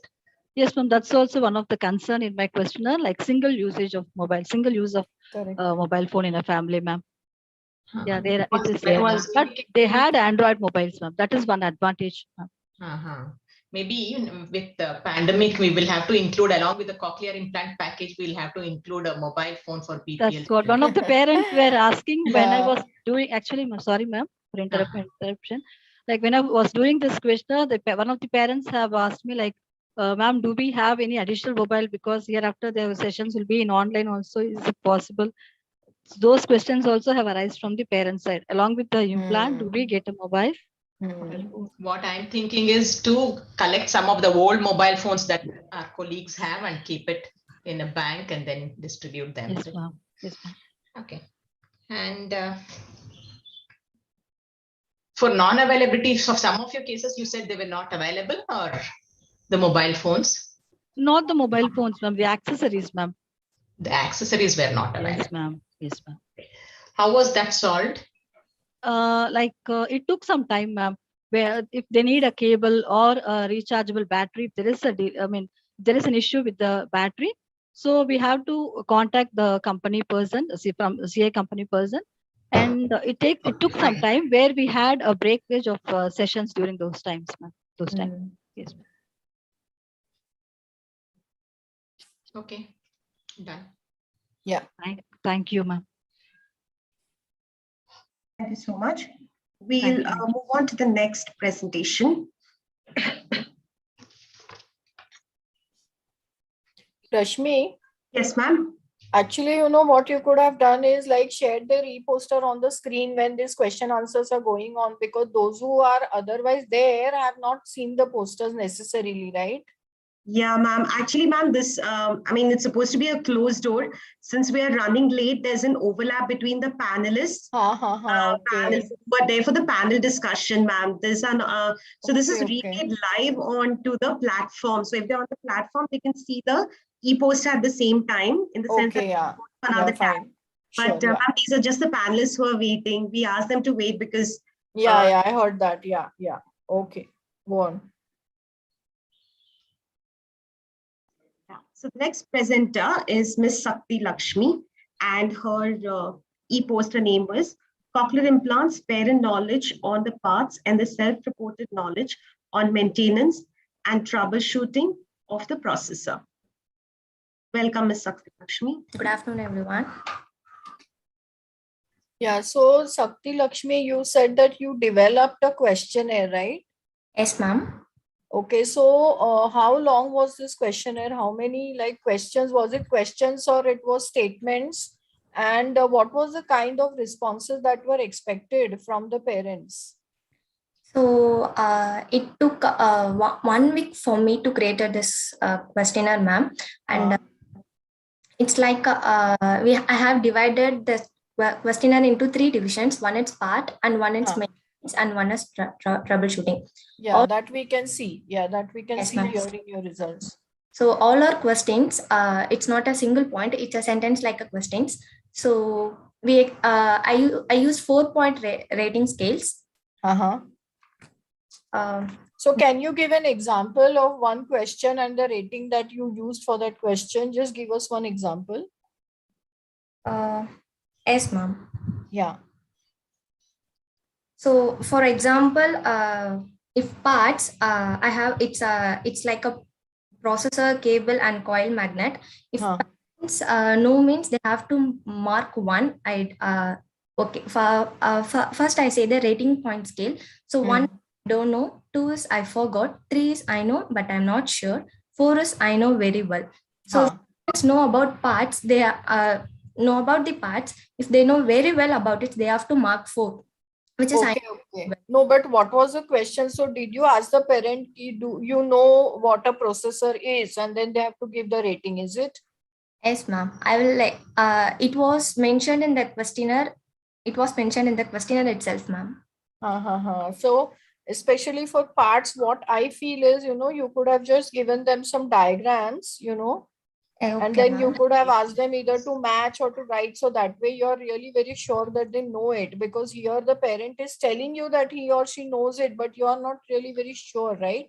Yes, ma'am. In that way only I have administered the questionnaire. I have put a picture and I have marked A, B, C, D, and I have mentioned the parent's name inside. So the parents have to match the name with the corrected arrow mark. That's what I was asking you. What are the questions like in your questionnaire? What are you getting the parents to really do? Yes, ma'am. So for troubleshooting, how did you ask them? I have done a questionnaire like when child is not wearing the device, what parents will have to do. So they have, if they know what they have to do means they have to mark I know very well. So if child is not wearing, parents has to give some other compliments for them to device. So if they know means they have to mark I know very well. If they don't know, if parents saying that I don't know how to make my child to wear the device, so they for that they will mark I don't know, which is the one. Okay, fine. Yeah, I got it. Yeah. Okay, ma'am. Hello. Yeah. Now you have developed this questionnaire. Yes, ma'am. And administered it. Did you find any relationship between the knowledge that they have and their educational status or any other parameter? Yes, ma'am. Variable. When I start administering, I got to know there is a language barrier for parents. So especially I done this procedure for Tamil population.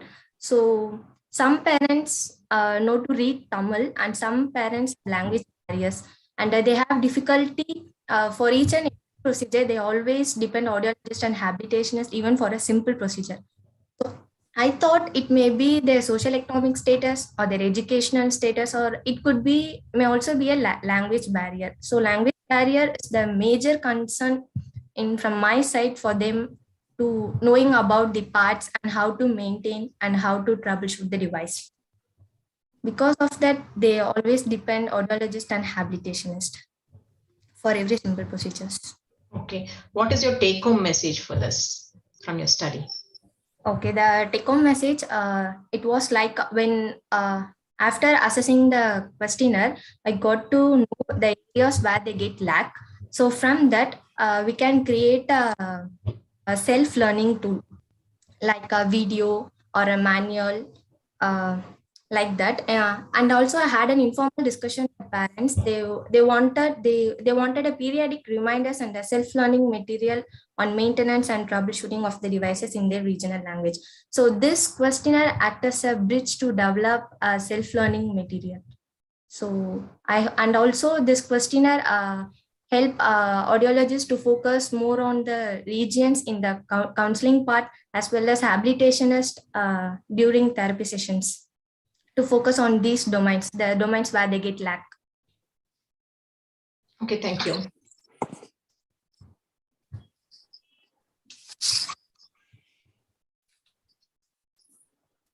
If there are no questions, can we move to the next presenter? Yeah.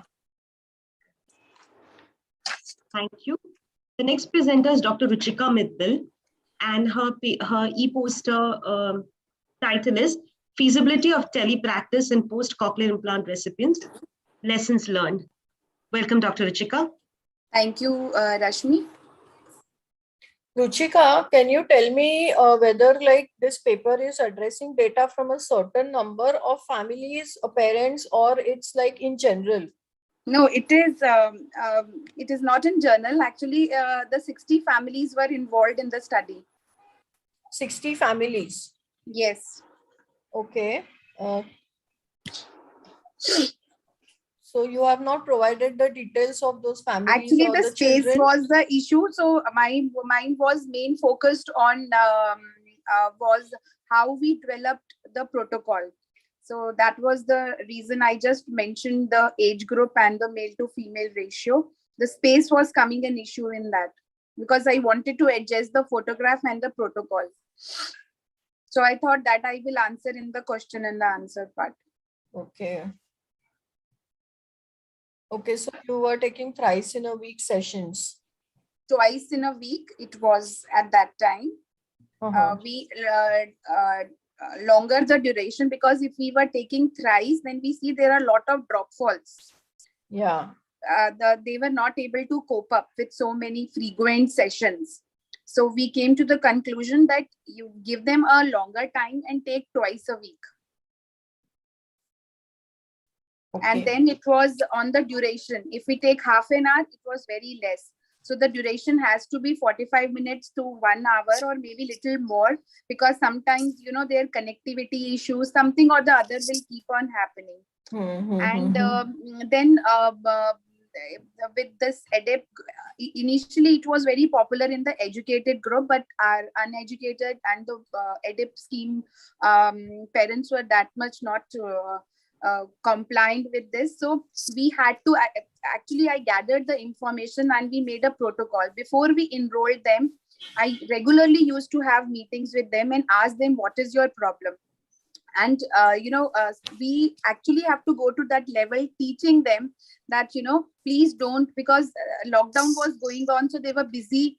They had a data, but they will exhaust it out by watching the videos and all. Yeah, so we have to counsel them that please save your data and charge your batteries and choose a place where, you know, there is a good internet connection. I couldn't show a photograph in which a lady was taking a session, wo jo unki chopal hoti hai, matlab, ultimately they become so much motivated that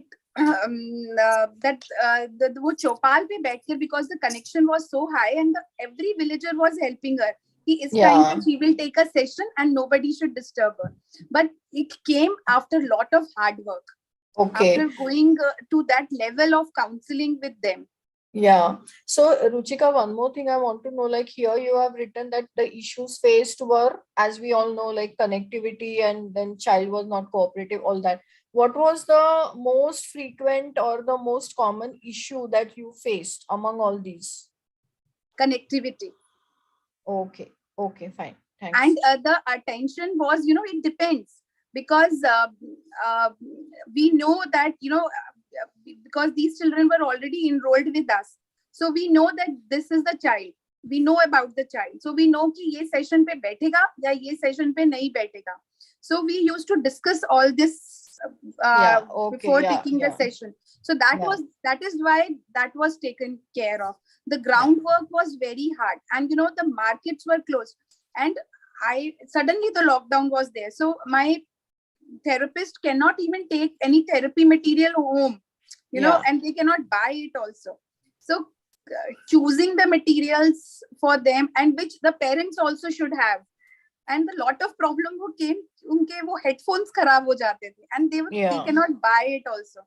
So this groundwork, after a lot of counseling, now we are so much confident, and the attendance improved, the progress is also happening, and I'm very happy with this. Okay, thank you, because earlier Ruchika. that factor used to come कि ma'am traveling में हमारे पैसे लगते हैं बहुत, but that factor now they have started liking. But I say that this online session is not for early, the ones who just got switch on. They should come to the clinic. Yeah. Okay. This is my experience. Yeah, thank you, Ruchika. Yeah, I just wanted to ask you about that only. Have you included those who were just switched on, or did they have experience attending the offline therapy and then? Yes, ma'am. All of them had experience of offline therapy? Yes, ma'am. All of them had. Ma'am, 2 and 3 were there, but they were taking pre-implant therapy also. Okay. So they could adjust. But they had issues because, you know, implant naya, they have on it, so they will have issues. So lot of video sharing also happened. You know, you have to, I will do it with my son, or my therapist will do it with somebody in their home, and send them the video that this is what you have to do, and then they will record, and because the child will not do while taking the session. And you know, with them, the platform choosing was also difficult, because Zoom and all that they are not competent with. So the WhatsApp, though it had a lot of issues, but WhatsApp was the most common platform that we used with EDIP kids. Okay. How did you infer that the families were more empowered in troubleshooting than in the offline sessions?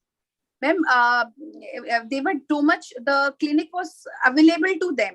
So if anything they have to change, they will always ask us that aap isko change kar do, aap ye kar do. So I made small videos of changing the wire or the batteries and used to send them that do it this ways. Because the videos that are available online, the companies have given a very nice videos of troubleshoot, but they are in English, they are not in Hindi. And even if they are in Hindi, the people have a different dialect. So I actually collected everything at my home, and if somebody has to change the wire or something, I actually used to make a video and share with them that this is what you have to do it. Or sometimes I used to take them online. This is how I sort it out, and then they become themselves aware at how they have to manage. And we regularly used to take sessions once in a month for troubleshooting, that what problems you are facing in a group. Okay, in your Google assessment Duo was the protocol- platform that we used. Google Duo was the common platform. Zoom was not the common platform for us. Our patients was not able to follow on Zoom. Okay, in your assessment protocol, you've written 15-15-1-3. Yes, ma'am. Do you want to Ma'am, you can correct it or something in that? I tell you the reason why. Because initially because they are not in the clinic and we are a team.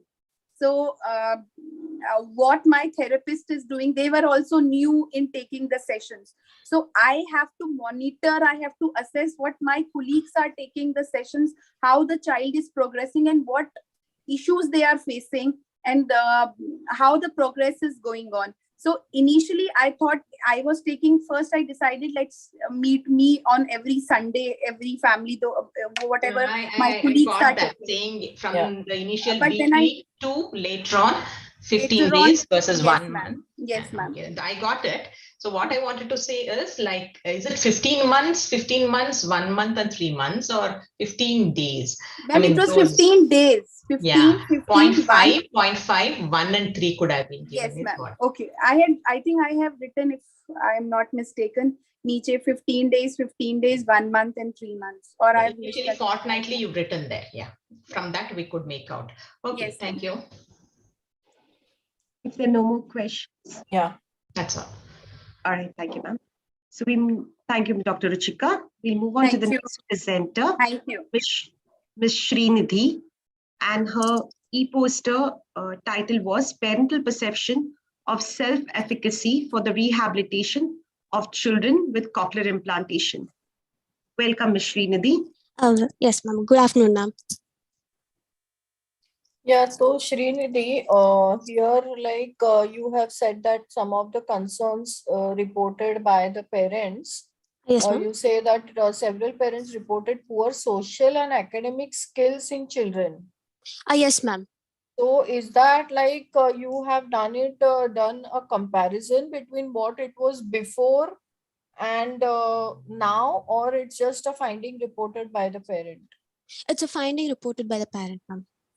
Most of the parents have told that from like before the lockdown, they did their academic was okay, they've improved, but Means it's after a comparison, right? It's yeah, a it is a comparison post, based, yes. as compared to what the child was able to do before, yes, and what the child is able to do now. Now, Okay. yes, ma'am. One more thing, see, you have developed a questionnaire. Okay. Yes. So what is the kind of questions that you have asked to assess self-efficacy?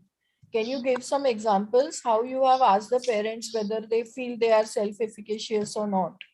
Yes, ma'am. So I have asked certain questions like whether I've asked open-ended and close-ended questions, ma'am. So being one example of an open-ended question, I've asked is the amount of time they were able to spend with their child training at home for auditory training. So like most of the parents, they said that most of the parents were able to spend time. So and some parents were like, it is a little difficult. I had to manage with taking care of the child's siblings sibling and lockdown and everything, and they had difficulties. And another question which I asked is if they were able to follow up the goals given by the therapist at home, in which again around like 57% of parents said that they were able to. Some parents felt like they're not very confident in what they were doing. They tried, but they found it they weren't sure if that was the right way to go, and they felt they could need more assistance and help. Okay. Okay, Yes. fine. Thank you, Srinidhi. Welcome, ma'am. Okay. Srinidhi, I just wanted you to interpret one of your graphs, because even with maximum zoom, I couldn't read out what was on x-axis and Yes, ma'am. Sure, ma'am. 1 second, ma'am. I'll just yeah. So the x-axis basically represents the number of the x-axis represents the response which we received from the parents, ma'am. Y-axis the number of respondents in each bar. Yes, ma'am. And there is an, if you can see, there is a 90% cutoff. That is a black line on top of each graph. It's a bold line, and that represents the 90% cutoff. that was your expectation, is it? That parent should have. Yes. Yeah, that was our expectation. Yes, ma'am. Like you would in your this thing, the finding, you've also mentioned that some of them even had headaches.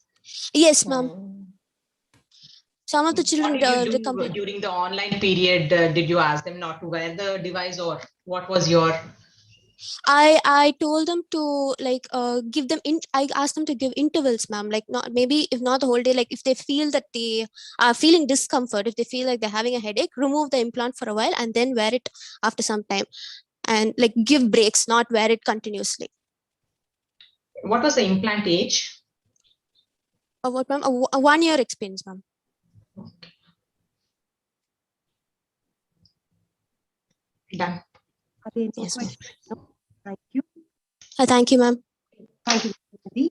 Now we invite the next speaker, Ms. Mansha Parmar, and the title of her e-poster is Parental Knowledge and Understanding of Care and Maintenance of Cochlear Implant Device. Welcome, Ms. Mansha. Thank you so much, ma'am. Very good afternoon to everyone.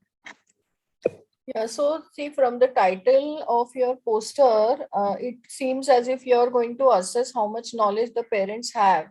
Yes. But in your graphs and in your conclusion or something, you have written some other things, like what this graph is saying. First graph. Actually, ma'am, we have translated the particular questionnaire from English to Tamil, ma'am. Yeah, that is okay. Yeah. Few things we have changed in this. So, according to different questions, like who helped them, according to them, who helped them during the lockdown. During the lockdown, it was the questionnaires were administered. So, which individual was most helpful for them during the lockdown, and how it was very helpful for them. So, in first graph, I have explained like during the providing the training, or who was the most helpful for the training in CI. So we have training given in the care and maintenance aspects and all that, what you are addressing in your paper. Yes, ma'am. Okay, So, and what about the second and the third graphs? Because there are no titles to your graph and it's not very clear what you're showing in them. Yes, ma'am. So, ma'am, in the second graph, we are combining 3 questions together.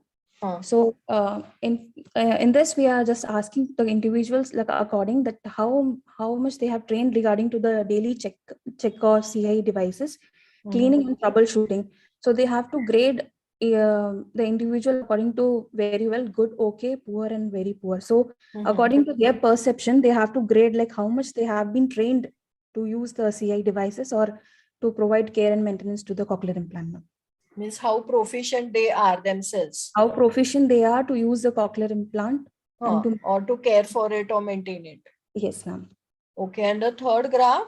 Third graph basically explains, ma'am, how training more they need. Means this is the conclusion part. We are asking the individual like, do they need more training?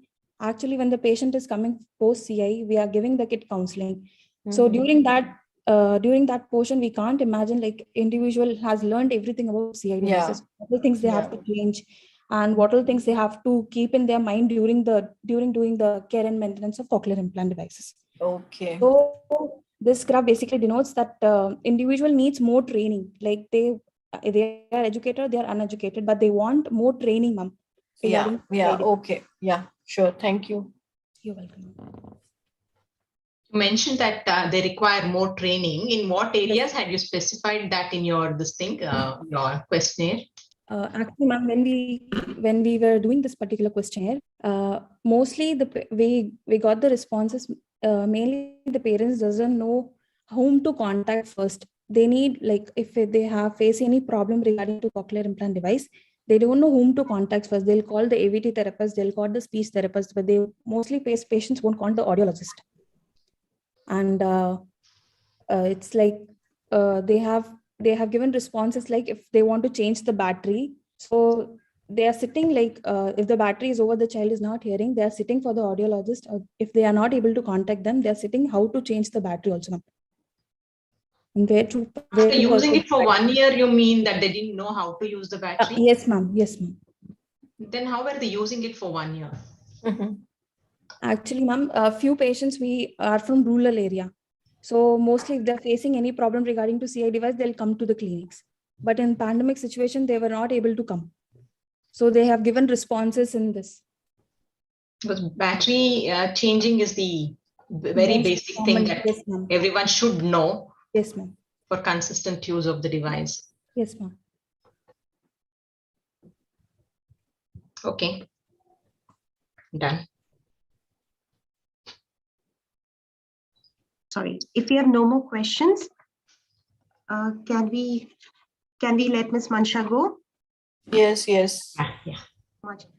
That concludes the e-poster session. I would again apologize and thank everybody for their patience, especially Dr. Manjula ma'am and Dr. Aparna Nandurkar, and also all the participants. Thank you so much for your time. With that, we move on to the next panel discussion. Before the panel discussion, which we had an invited lecture, which will happen post the panel discussion now. Right now, we will go on to the panel discussion, which is role of apps and alternative and augmentative communication devices in rehabilitation, which has been moderated by Ms. Ritu Nakra. Before we start, I will be introducing Ms. Ritu Nakra, and then she will take the proceedings forward.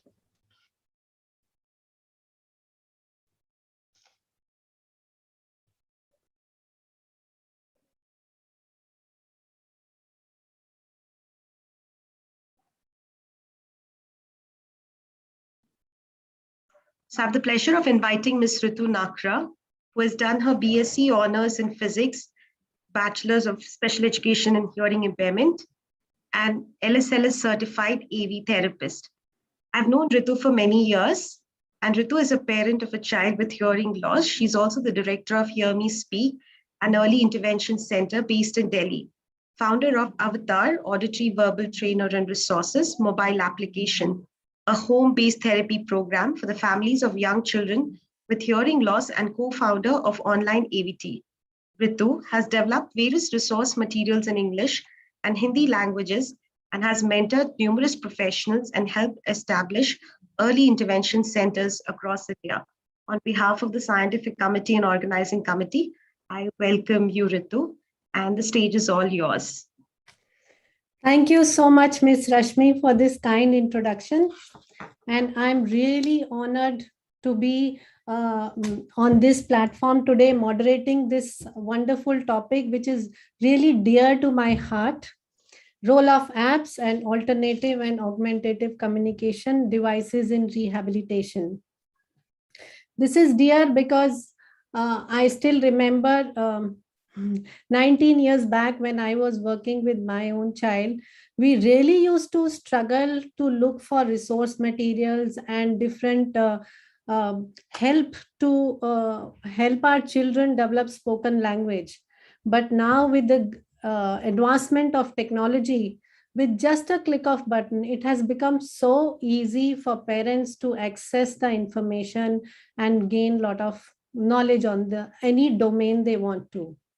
So with this, I would like to begin the discussion on this topic, where we have a panel of experts who not only have vast knowledge and information in this field, but are actually and practically using variety of apps and AAC devices in their current practice on a global platform. I'll begin the discussion by introducing our esteemed panelists, where our first panelist is Mr. Andrew. He has worked extensively in the field of AVT over the past 37 years and has gained significant experience in working with children, parents, teachers, therapists, audiologists, and other related professionals across cultures. He is, of course, an LSLS Cert AVT and has served on board of directors of AG Bell Academy for 4 years. Next slide, please. Miss Gauri Talang, she is a master's from University of Mumbai and has completed postgraduate diploma in psychological counseling. She's also topped in the AVT course conducted by AYJ and is currently working with AYJ NISHT since March 2004 and is very much involved into the as a resource person in writing a lot of resource materials for the course in YCMOU in 2017. Next slide. Miss Mithila Punacha, she is Manager Habilitation and AB Community India Advanced Bionics, and she's based in Bangalore. She's done Masters in Audiology and Speech and Language Pathology. She has done a lot of courses, especially Hanan Certified course, Play Therapy certification, Oral Placement Therapy, and she's been involved in the field from last 13 years. Her area of interest includes music and communication. Our next panelist, Ms. Shabnam Fatima M. She is Rehabilitation Manager, Clinical Support, Medal India Private Limited. She has a key role in supporting hearing implant rehabilitation programs in India, Sri Lanka, Bangladesh, and Nepal since 2013. She's trained professionals and has done picture exchange communication system level 1 as well. And last but not the least, Miss Jia Cook. She's from New Zealand and she considers herself as an accidental speech language therapist. We welcome you, ma'am. She believes that a child can flourish with the good guidance and responsiveness of an attuned adult. Jia is a speech language therapist from New Zealand and is currently completing her master's in speech therapy from University of Canterbury, New Zealand.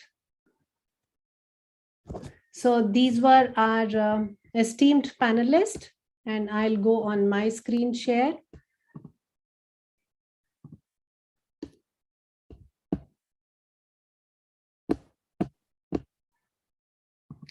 And I'll start the discussion with you, Miss Mithila. First, that kindly give us an overview on what is telepractice about and how the things have changed post-pandemic, and do you think we as professionals and our families are ready to accept the technology and will continue to do so? Thank you for the question and thank you for the introduction and this opportunity. I hope I'm audible and visible as well. So your question is, I think, can be divided into two parts. One is, what is telepractice? And the impact of it or the acceptance before and post-COVID.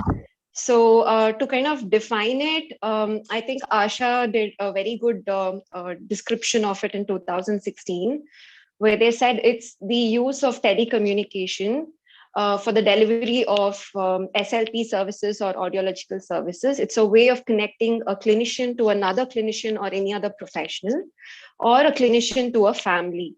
And it looks at delivering therapy, it looks at delivering audiological services, it looks at consultation, mentoring, looking at the child before you start giving out some therapy sessions.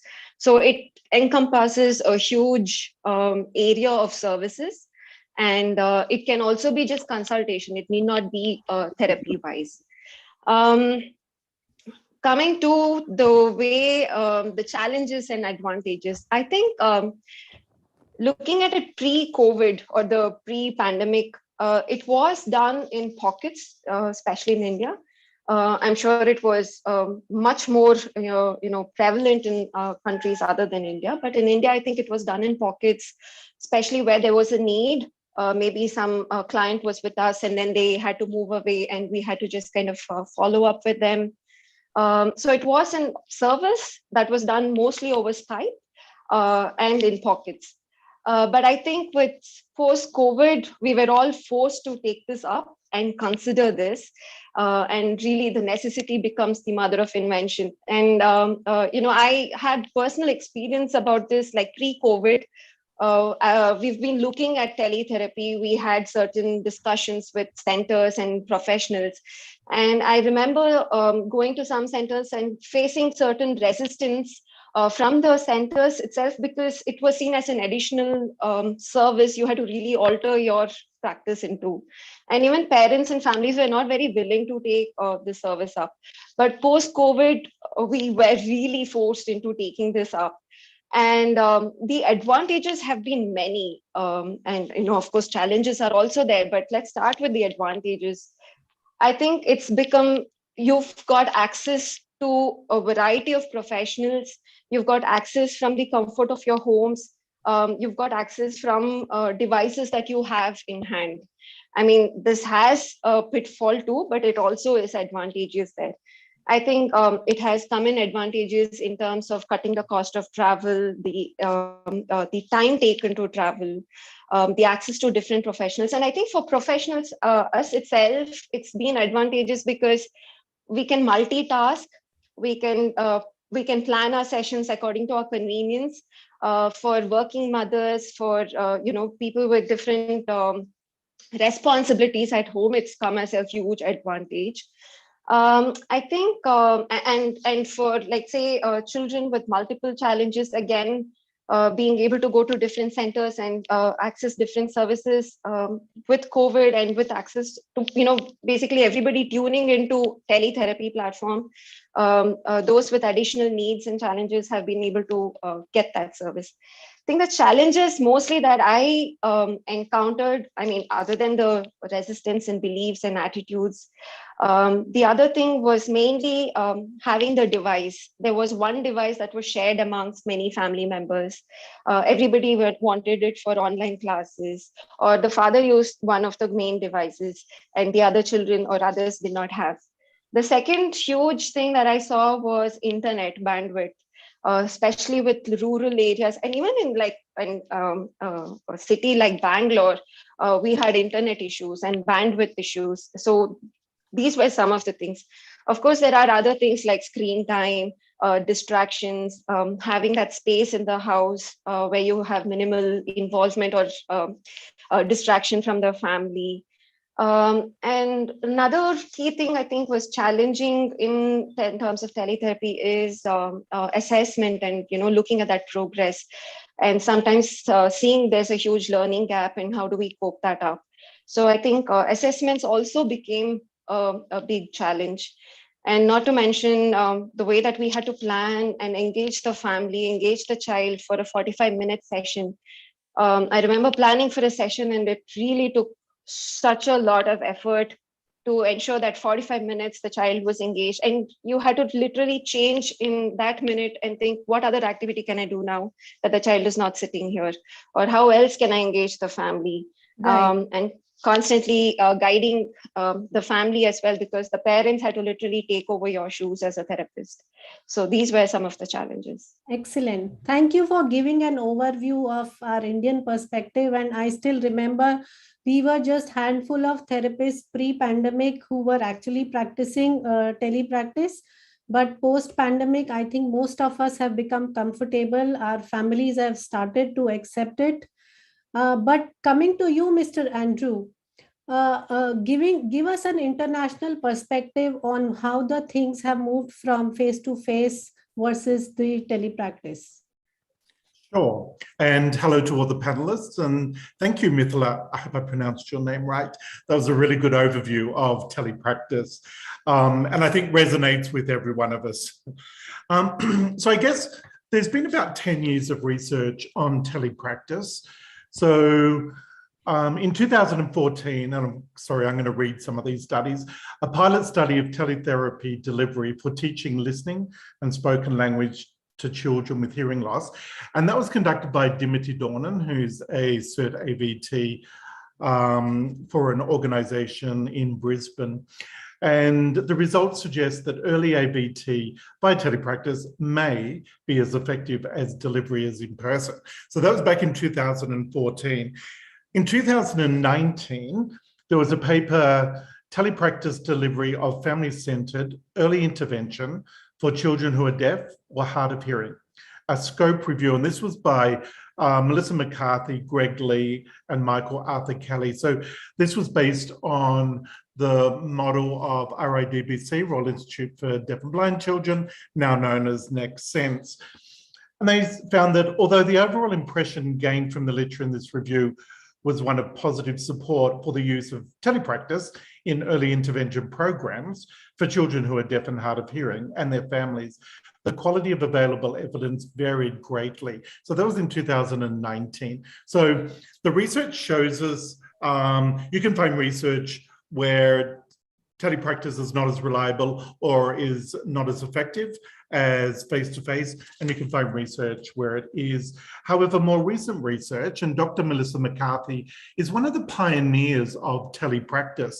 So probably about 15 years ago, she set up telepractice at Next Sense, as well as Professor Todd Houston in the States, who's also a pioneer in telepractice. And Melissa McCarthy has just completed her research. It was passed by the examiners in March of this year. And her research was looking at the comparison of telepractice and in-person models of family-centered early intervention for children who are deaf and hard of hearing. And it's really interesting, one of the comments from one of her examiners who read and passed her thesis said, in their report, the examiner noted that in many parts of the world, there are considerable barriers experienced regarding the delivery of family-centered early intervention for deaf and hard of hearing children. They conclude that Melissa's research increases confidence not only in the comparability of this mode of service delivery to in-person delivery, but the telepractice may actually enhance the delivery of family-centered early intervention. And this really aligns obviously with the LSL's 10 guiding principles, where 6 of those principles are all about coaching and guiding the parents. Melissa's research, she surveyed 157 families who received early intervention at Next Sense. 88% of those families transitioned from in-service into telepractice exclusively. Wow. And her research revealed that 64% of those families felt just as supported or even more supported by telepractice as they did to in-session, which is just really, really fantastic, I guess, evidence. Overall, families reported very high levels of self-sufficiency in managing their children's needs and encouraging their children's language and communication development with the support they received by telepractice. Now, I do need to, so what I think is going to be interesting over the next couple of years, and I'm sure there's people already out there starting their PhDs around during and post-COVID therapy. So Melissa's research was based on a model whereby Next Sense had a huge library of toys. So every toy was duplicated. And so every fortnight, a bag of toys would go to the family, to every family in telepractice. So the therapist had the same toys as the family. Now that's one thing. Also, they got grants for invested in the camera equipment sent to each home or each hub, which might be a school or a library or something, was worth about $10,000. So I think I think a few things have changed. I think the platforms have really upped their ante and have really come to the party. We use Zoom, and I got to tell you, it's a very easy platform to use. It's really easy for families. It's really easy for us, and it's got some interactivity that you can use. So I think that's changed. Also, as Mithila, pointed out, that we had to pivot over 24 hours. So we were fully in centre. The next day, 24 hours later, we're completely at home. The lockdown came at, I think it was like 5 o'clock on a Thursday. And so, you know, we didn't have all the toys and goodies and resources. And I've got to say, I've absolutely loved remote learning. I've really enjoyed working with the families because it is the best. It's the best form of parent coaching, parent guidance. And I think particularly around behavior too, because, you know, in a therapy session, when behavior is an issue, as a therapist, you often take over and like, okay, let's just get the behavior sorted. Whereas, you know, when they're in their own home, the parent's got to do that. So I think one of the barriers probably as a professional is you miss all the communication that goes on in the staff room. So, you know, you do a lot of case conferencing on the fly. Someone will ask you questions about their case. So there's, I guess, a lot of interaction. But I think the interesting research is yet to come. Yes, absolutely. So thank you so much for giving an international perspective and talking about various researches which are still coming up, which clearly shows that how people have, professionals or families have accepted working on a digital platform.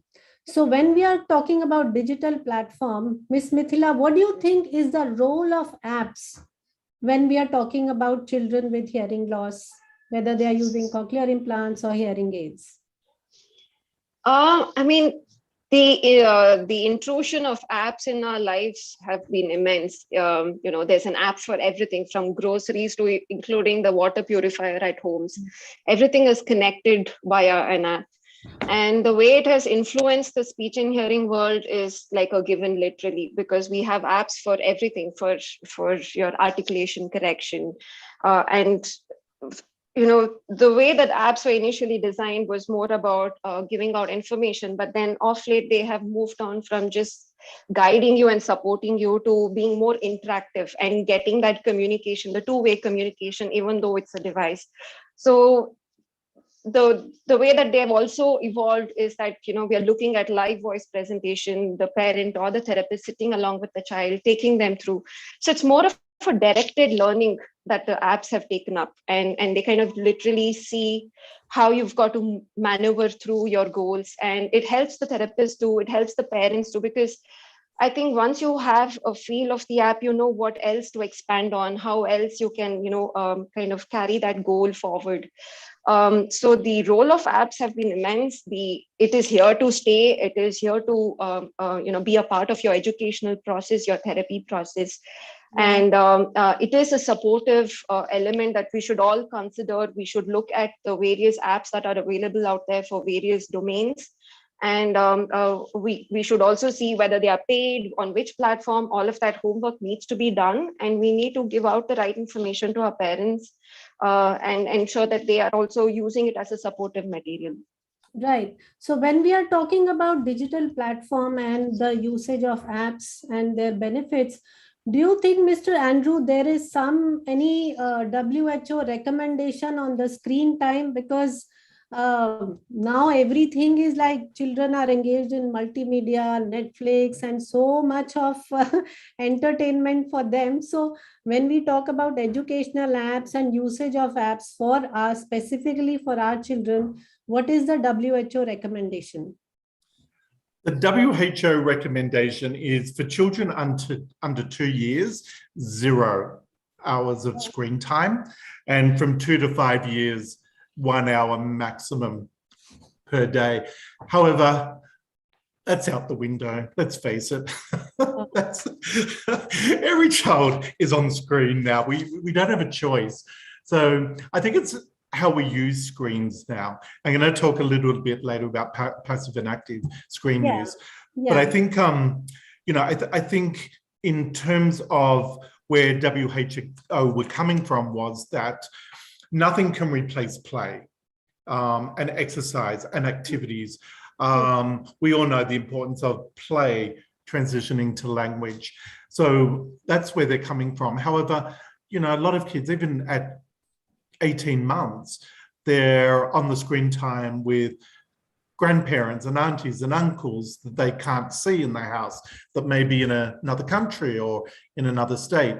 So in Sydney, we just had a almost 5-month complete lockdown where you basically weren't allowed 5 kilometers away from your home. So no choice but to connect. But I think one of the things too that we need to consider when we do consider screen time is the amount of sleep that children need. And again, WHO have recommendations 4 to 12 months, 14 to 16 hours, including naps, 1 to 2 years, 11 to 14 hours, including naps, 3 to 5 years, 10 to 13 hours, including naps, and 6 to 12 years of age, 9 to 11 years.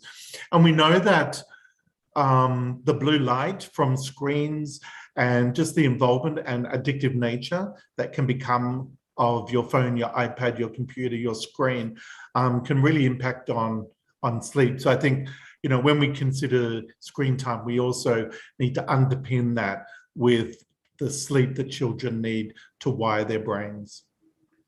Absolutely. I agree. So even though there is no recommended time limit, but we all understand that it is the practical experience, the play which will help in the learning process, and yes, never to compromise on the sleep pattern of our children. So when we talk about using of these screens, so what exactly are the active users of the screen and who are the passive users of the screen? Yeah, so it's interesting with passive app use and active app use. So passive app use is where you literally just sit and watch the screen. And so now with screening, kids can sit there and they don't even have to push a button. It will just, within 4 seconds, goes to the next video, goes to the next video, goes to the next video. So passive would be where a child really just sits there and watches. There's really no incentive to become involved, to participate, use imagination, anything like that. And the guidelines are ages 0 to 6, no passive screen time. So ages 0 to 6, no passive screen time. Right. Why? Because screen time does not develop the brain. Screen time does not help you wire your brain. So active is where you're actually, there's some sort of cognitive or physical engagement within the program or the app. And, it can include, there's, speech games, and there's games where you've actually got to think about what you do. You've got to think ahead of time. You might have to use inference, you might have to use planning, or that sort of thing. So that would be considered active use of apps.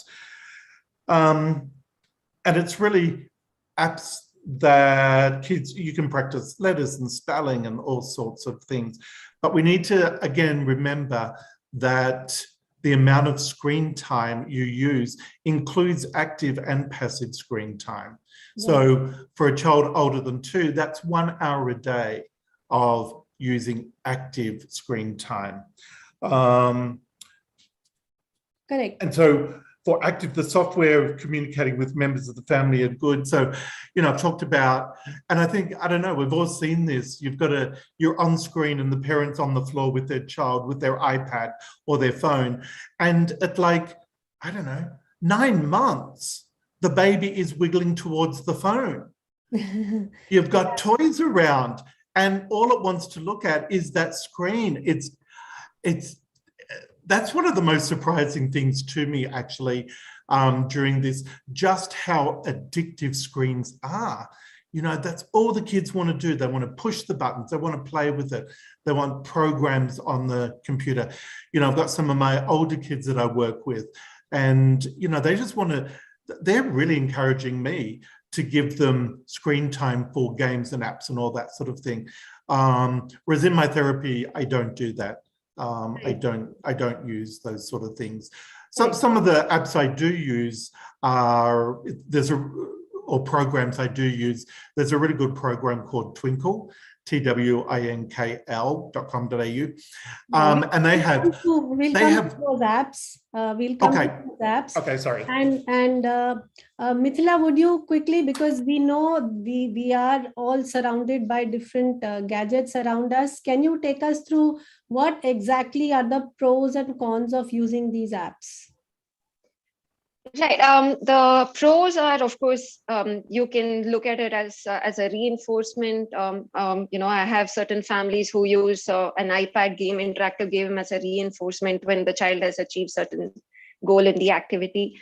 You can get that engagement. Like I said, you can do a live voice or a recorded voice presentation.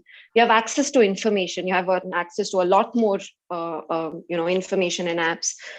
You can structure the learning. You can have an individualized program for the child. You can look at what to recommend to the family. It can assist different kind of learners, because we know that everybody has got a different learning style. So you can kind of tailor make it to suit the need. It assists the teachers, because you have access to a lot more resources while teaching the child. You can use a whiteboard, you can have different websites open, so you can make it interactive. So it's assisting the teachers as well. Plus it prepares you for the future. Like I said, technology is here to stay. This is here to stay. This is going to be part of educational system.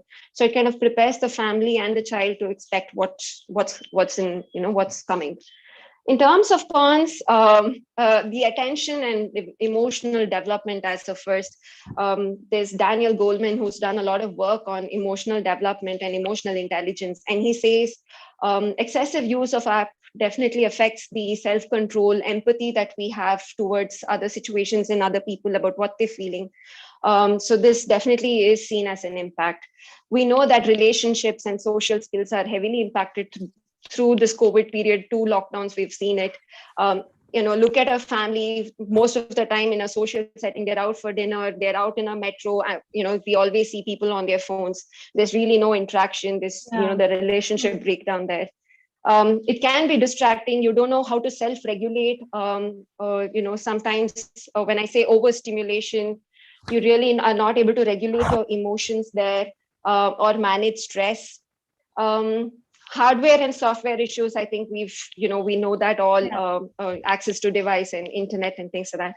And I think, like I mentioned before, evaluation of progress, the learning gaps, when we rely only on apps as a method of teaching and not really having that contact or contact with the center or an institute, then maybe we are not able to assess the gap, if there is any, and kind of help the family overcome that or suggest ways to overcome that. So there are both advantages and disadvantages to this. So I think we need to be judicious about our, what we recommend. Thank you so much for letting us know the pros and cons of apps. And now that we understand, I'll go to Ms. Shabnam. That can you please quickly take us through what are the apps available for our children who can help in development of speech and language? Hi, everyone, and thank you for the opportunity, CIGI members. We do have the Child's Journey app by Medal that can be used as an assessment tool, but it's now we are talking about an app that is useful for the clinician, to document and to document the progress. And it's so our viewpoint here is that we make the workload of the clinicians easier. So the idea was to come up with this Child's Journey paper-based material as well as the app. And it has 8 domains, all of the developmental domains that you will be looking for of the children of the ages 0 to 5 years, technically. And you can use this as a way for you to select goals for the children across these different domains, and also to maintain a record of their mastery or level of these different goals. So yeah, that's available. And then we have the Little Ears Auditory Questionnaire, which is quite a popular tool, paper-based. So we have that in app format. I think the feature that I would like to point out here is that you can share the reports to the parents or across to the different professionals. And also as part of the app, you can see if the child is doing well in terms of the normal development curve in the domain of auditory development for children less than 2 years of age and with cochlear implants. And this is the Medal Rehabilitation Bookshelf is just a a common app, free app, which you can use. Again, it has the different tips and blogs that keeps getting updated and the different materials that are there, but also some of the tools that you can use, like the link sound cards are available there, which the clinicians can access and use during their teletherapy session, as well as the face-to-face sessions. Excellent. So these are quite a good set of different apps, not only for spoken language communication, but also for the assessments. Thank you. So I'll come back to you, Mr. Andrew. Tell us quickly about Spookle. Sure. Spookle is a speech therapy app, so it's like having your speech therapist in your pocket. There's 3 co-founders. So Gia, who is one of the panelists tonight, is a co-founder along with myself and Elizabeth. And we developed this app as a parent coaching app. And so the purpose of the app is to guide and coach parents. We really wanted to align with those principles. So we have 3 programs on social communication. And so social communication are for children who's probably on the autism spectrum. And so all the programs follow the same format. They have levels, which are your long-term goals. They have key learnings, which are your shorter-term goals. And then they have hundreds and hundreds of exercises and activities. We also have a program on sensory, and then we have our first program on hearing. So the program on hearing is for children who have been implanted, so their first year post switch on, or when they get hearing aids that gives them access to speech. As I said, it's very guided. Our exercise and activities are used a lot by professionals, we're finding, because often as a professional, you really yearn for new ideas, new activities, new things to do with the families. They're all guided by a video, so it's all very logical. In the app, we explain to the parent why they're doing what they're doing, so there's a rationale for everything so they can follow it. We have a parent and a professional pathway. So with the professional pathway, they also have access to all the content in the app. A parent can nominate their therapist to share. And so then the therapist can share live with the family. So for example, if you have a family using the app and they're working on one of the programs, 5 minutes before your session, you can quickly click on to that family and you'll see in real time what they've been able to do. And also possibly it's color-coded, so you would know what they've started, but maybe not have finished. And so again, some really good talking points to begin your therapy session. We also have lots of resources with books and activities. We have ideas such as how to create an experience book. We have a very extensive glossary. So if there's terms that they're not sure of, they haven't come across before, we have a very extensive glossary, which just gives a layman's explanation of what that is. Right. So since we are talking about this app where Miss Gia is also your co-partner, I'll address this question to you, Miss Gia, that how the usage of apps has helped for children who have additional needs. Thank you for your question. Of course, the app is designed not only for a child with a hearing loss or with one disability.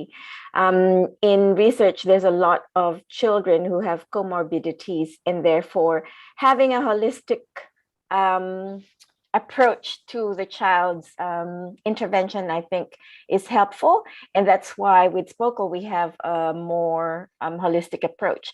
So we have the social communication, and then we have the hearing program as well. And then we have the sensory program. We know that a lot of children with a hearing loss and even other disabilities will have a co-occurring sensory difficulty.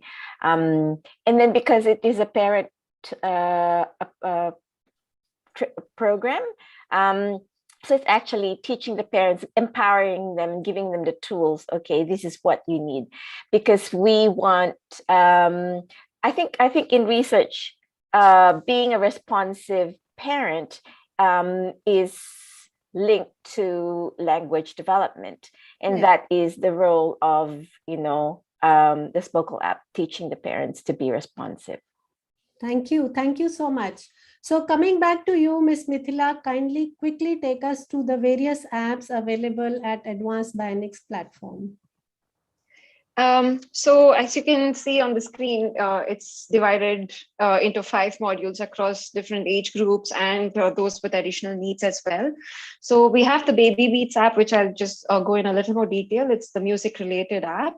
Other than that, in the previous slide, you would have seen that there were apps for vocabulary development, for development of syntactic structures, for phoneme differences and things like that.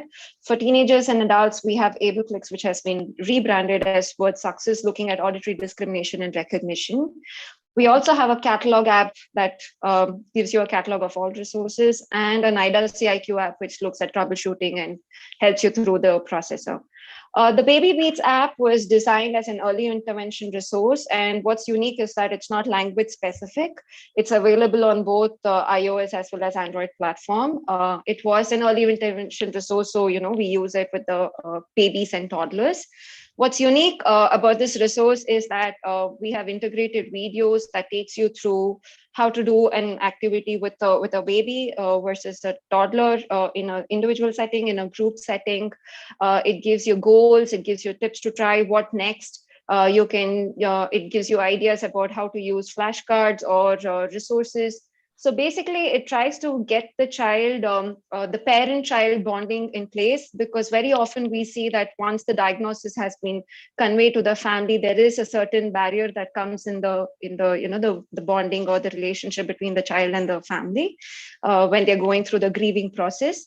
So this helps to, kind of patch that up and look at that development. And we know that there is extensive research that shows the impact of music in terms of communication. So this is a very nice app to kind of really start off the child even before they go into a CI and while they're on a hearing aid. Yeah, thank you so much. And this is an open question for all the panelists.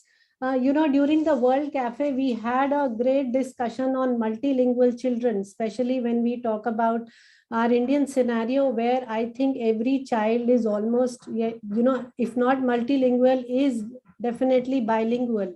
So for all of you, it's an open question and a quick answer required, that how these apps can help even these multilingual children.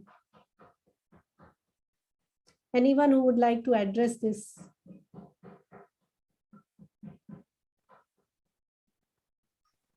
Okay, maybe I've got something. So we've been looking extensively with respect to Indian languages and how to use the apps with these children. And what we found was there is no one place, or actually there's none place where, with respect to the Indian languages. So as a kind of a substitute to that, or, because we are just looking at apps right now, there are a lot of Indian-based materials that are there in the common platforms, like, like YouTube. And I specifically, I remembered that because we had used one one of those videos, which was in the Indian languages Tamil, in one of the therapy sessions. And we had shared that during the session, and the child just loved it. We could capture the attention of the child, and we could do some of the goals that we were intending to do in terms of communication and language there. So that just came at the top of my head. Right. Thank you so much. Yes, I understand that there are no specific apps, but yes, there are a lot of material on the YouTube on various topics. And, I even saw someone doing rhymes in various languages and, helping the parents how to do them at home. So this was the first section of our discussion where we talked extensively on apps. And now the second part of our panel discussion where we are going to touch base on augmentative and alternative communication devices. Over to you, Ms. Gauri. Kindly take us through what exactly are these devices and what is the need of using these devices? Thank you. Hello, everyone. And I thank the coordinators for giving me this opportunity. Basically, augmentative and alternative communication devices or AAC devices are basically meant for children who have severe communication problems or problems with reception and expression. And in spite of having the advanced hearing technology, they are not able to express themselves. So basically, this will eventually give rise to issues in literacy also, and the communication being the main focus, the many professionals as well as the parents have to be convinced that communication is the key word, and communication has to be achieved before the spoken language is achieved. So basically, it will give a means of communication for these children for developing reception as well as expression before they develop the spoken language. And the studies have also shown that around 35 to 50% of children who have been diagnosed as hearing impaired also have co-occurring conditions like autistic spectrum disorder or LD or intellectual deficiency, and which makes them difficult to achieve spoken language in spite of having advanced technology. And this eventually gives rise to difficulty in rate of rate of progress in spoken language, eventually giving rise to communication breakdown on both the sides, the listener as well as the speaker or the recipient, and this will eventually give rise to frustration in the child. So to avoid all that, if AAC is used, at least we can start the first step, that is communication, giving communication to the child. So Right. that is basically the need for AAC. So coming to you, Ms. Jia, do you think we have any evidence-based practice where we can talk about some research which proves that AAC is helpful for our children? Well, thank you for the question. There's actually a paucity of research around the use of AAC with the hearing impaired population. But there is one, there are a couple of researches that I've read about, but I'll mention one because it's the same author, and it is a more recent one. So Meinzender and colleagues in 2019, they conducted a single case experimental design. So they proposed that a 24-week structured program for children who are deaf and hard of hearing, which focus on the use of speech generating devices, which is a kind of an AAC device, and extensive collaboration with parents as communication partners. So in this study, the participants included 11 children with bilateral hearing loss. So it's a mixed group. There are 5 children with bilateral CI, 3 children with bilateral hearing aids, 2 with unilateral cochlear implants, and 1 with a mixed one. So a hearing aid and a cochlear implant. 4 of the 11 children had a diagnosis of a co-occurring diagnosis of childhood apraxia of speech. So that's a motor development problem. So the program that the authors used was designed based on an impact program by Kent Walsh and Binger in 2013. They were targeting parents as communication partners. This treatment model relies on parental involvement, participation, and also education. So the treatment included 6 weeks in clinic, and then 6 weeks at home, and then 6 weeks clinic, and then home. So in every session, the parent participation and involvement were encouraged, and education was also provided. During the education part, the authors or the speech therapist actually taught strategies such as the aided language stimulation to model language. They also use expectant waiting or pausing to wait for the child to process the information and to give the child time to respond to a question. They were also asked, parents were asked, requested to ask questions, what, where, and why, to prompt higher language learning. And then they provided a verbal prompt when the child needed a prompt. The parents were also asked to expand child's utterance. So there's a lot of strategies that were taught during the 24-week program. So can you summarize? So can you summarize quickly that what exactly it led to? Yes. So anyway, the author suggested that the AAC device was only used to model the expressive language. So the results demonstrated that there was an increase in MLU. The new different words were learned, 6 words every 6 weeks. So that's 1 word a day, I guess. And the mean turn length, so that's pragmatic skills, also improved. There are some limitations to the study though, because there are only 11 participants. So it's a small sample size, it's a mixed sample. There was no control group, and it also involved high tech. And then it wasn't clear what communication strategies worked best and how it related to the results. We're also talking about whether the feedback from the parents were more salient than, the feedback from the AAC device. So I don't really know for sure if it was the AAC device that helped with the expressive language of the child, or if it was a combination of the two. Right. So thank you for letting us know what exactly, there are a lot of white papers on this, but coming to you, Ms. Shabnam, that what exactly are the competencies and the indications for AAC? Yes, so I'm gonna kind of a little bit extrapolate from what already Jia and Gauri had mentioned. Ms. Gauri talked about how we have a huge population of additional disabilities co-occurring with severe to profound hearing loss.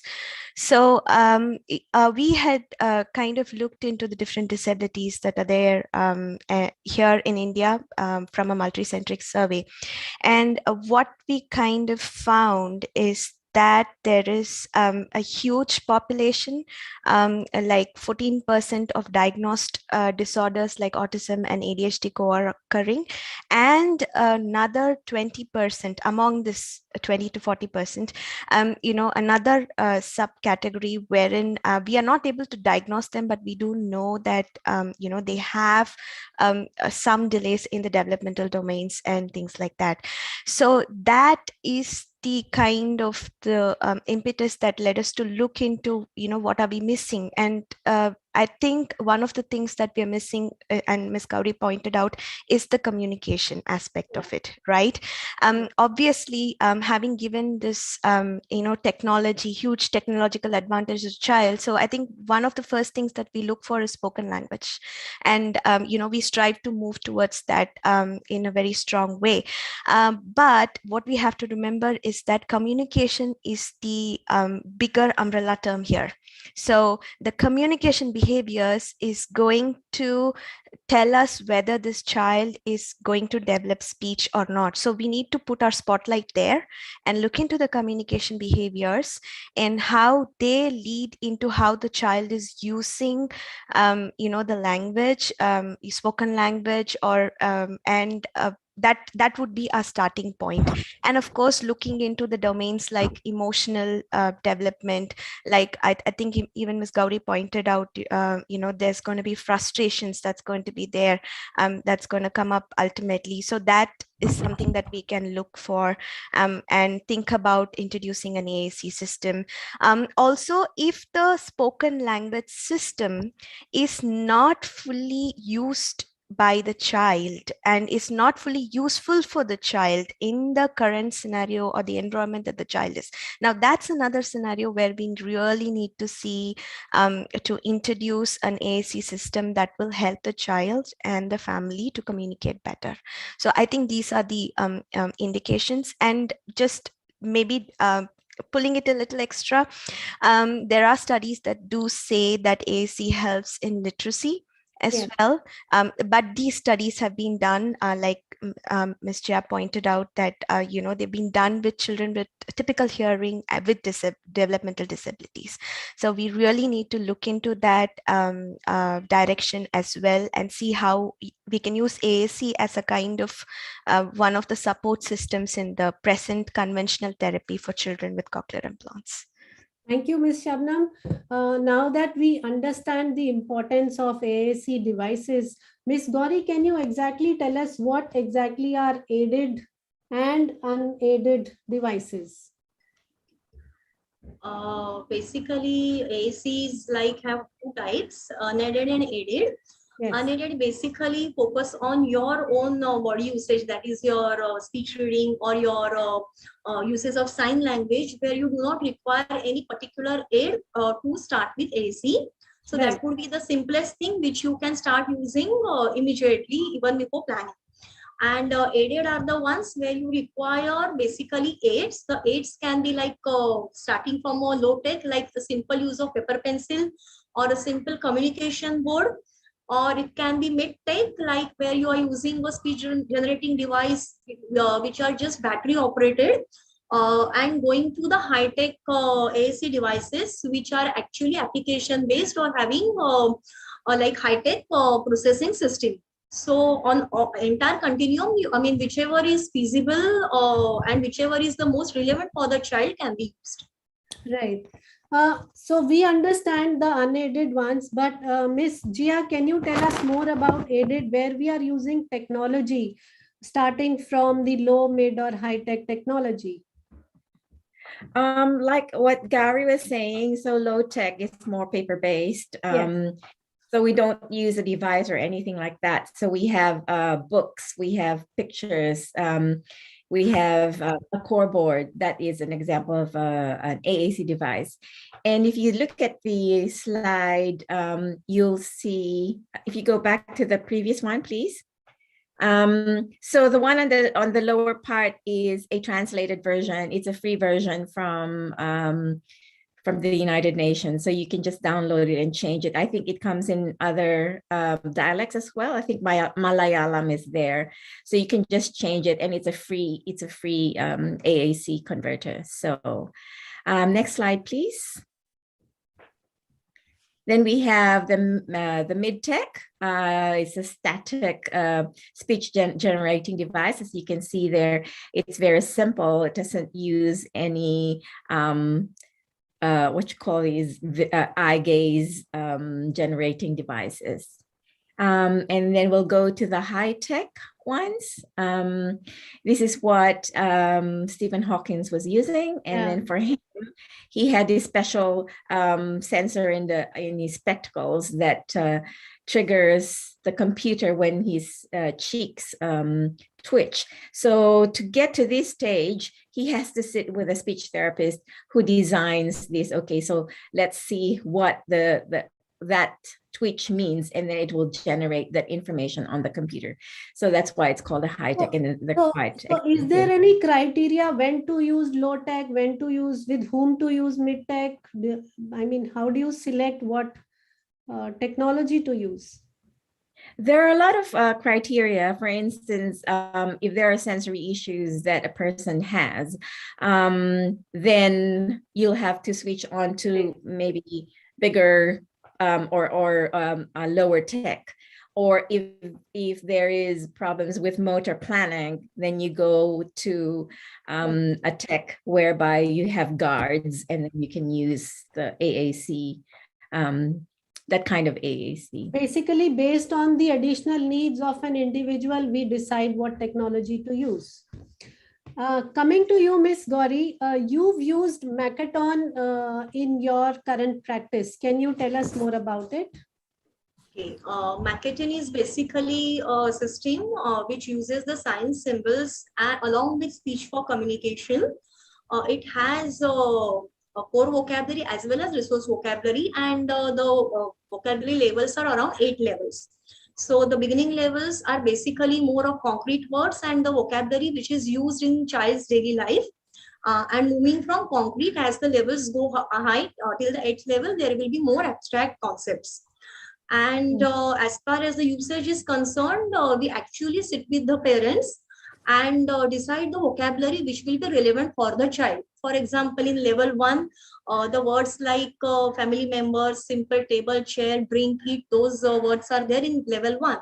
If one of the parents reported that there are no grandparents in the house, so we can simply skip that vocabulary. And even if something in the level 2 or level 3 is more relevant for that particular family, or if it is of child's interest, then we can choose that after discussing with the parents, and accordingly we can make the vocabulary list for the child. We actually sit with the parents, demonstrate them how to use the science, practice the science with them, and specifically for other family members also come for the practice sessions. That is, is of the great advantage to the child. And maybe once in 8 days or 15 days, we revise the science so that the parent is confident to use the science at home. Right. Thank you so much for telling us about Hackathon. And Ms. Shabnam, you've used PECs in your practice. Can you tell us about that quickly in seconds? Sure. So it's what I call as the light tech AAC system, because I think before few years it was more paper based, and now it's you do have access through it through apps and things like that. It's a very similar system to what Ms. Gauri talked about with respect to Hackathon, but the approach is that you start with looking at the communication behaviors in the children and assessing them, and then you start working on the behaviors that are impeding communication, and you have a systematic process that you go through that.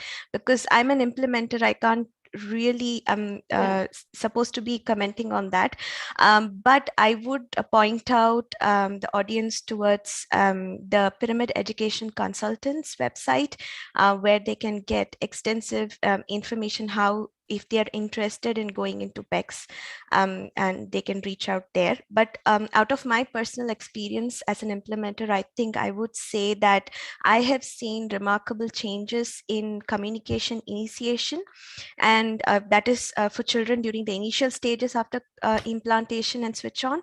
And I've also seen that it has helped children during the stages where they've had issues with learning the grammar rules and new vocabulary. These are specific areas where I really think we can use PECs.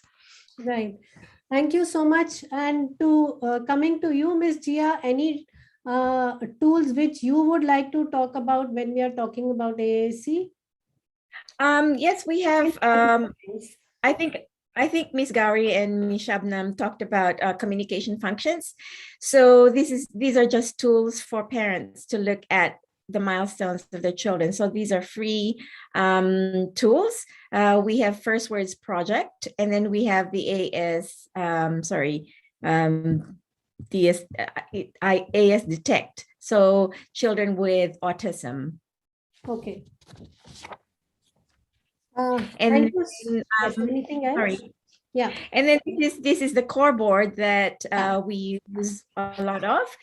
So how it's organized is that it helps the child structure an utterance in a correct order. So the yellow is the subject, the green is the verb, and then you'll have adjectives blue, and then prepositions in purple, and then you'll have the questions too. And then how that's organized as well, within those subsections, they're arranged alphabetically. So you'll see am is at the top, and then walk and wait is at the bottom of the verb section. So that's just simple. Right. Thank you so much. And now coming to the last part of our discussion, which is an open question for each of our esteemed panelists, that we've talked about what it was pre-pandemic, we've talked about how it is going post-pandemic, and we would like to know from each one of you, as a closing comment, as what are the future prospects of using apps and AAC devices? Starting from you, Mr. Andrew. Well, I think the future is that they're unstoppable, that in terms of apps, they're a part of our life. I think what's important is that we need to make sure, one, that parents are educated in how to use apps to facilitate communication and socialization. Does it have to just be a solo experience? You can include buddies. Make sure that the apps promote imagination, creativity, spontaneity, all that sort of thing. And I think the key is for parents to be the role models for their children. And with AAC, absolutely critical. We're always, at least 40% of children with a hearing loss have an additional issue. So for some of those children, spoken language is not a realistic outcome. So AAC is, and the way it's going in terms of high tech is just amazing. Ms. Mithila, your comments on future prospects. Three things. One, that teletherapy is here to stay. Apps are here to stay. Second, I think as clinicians, as center heads, as people involved in therapy, we need to upskill ourselves. We need to also invest in the equipment, invest in the necessary resources to be able to have this as a service that we provide as a center. So I think we need to upskill ourselves and have those resources. And three, I think it's high time that we all recognize that AAC is a communication system that we need to consider. We need to learn a little more about it, get proficient, look at the way that we can assess, and not think that only spoken language is the outcome. And even if we are not able to do it, learn to refer your cases to people who have access to this information and who are good at this communication system. So three things there. Thank you so much for being concise. Coming to you, Ms. Gauri, your last comment on future prospects.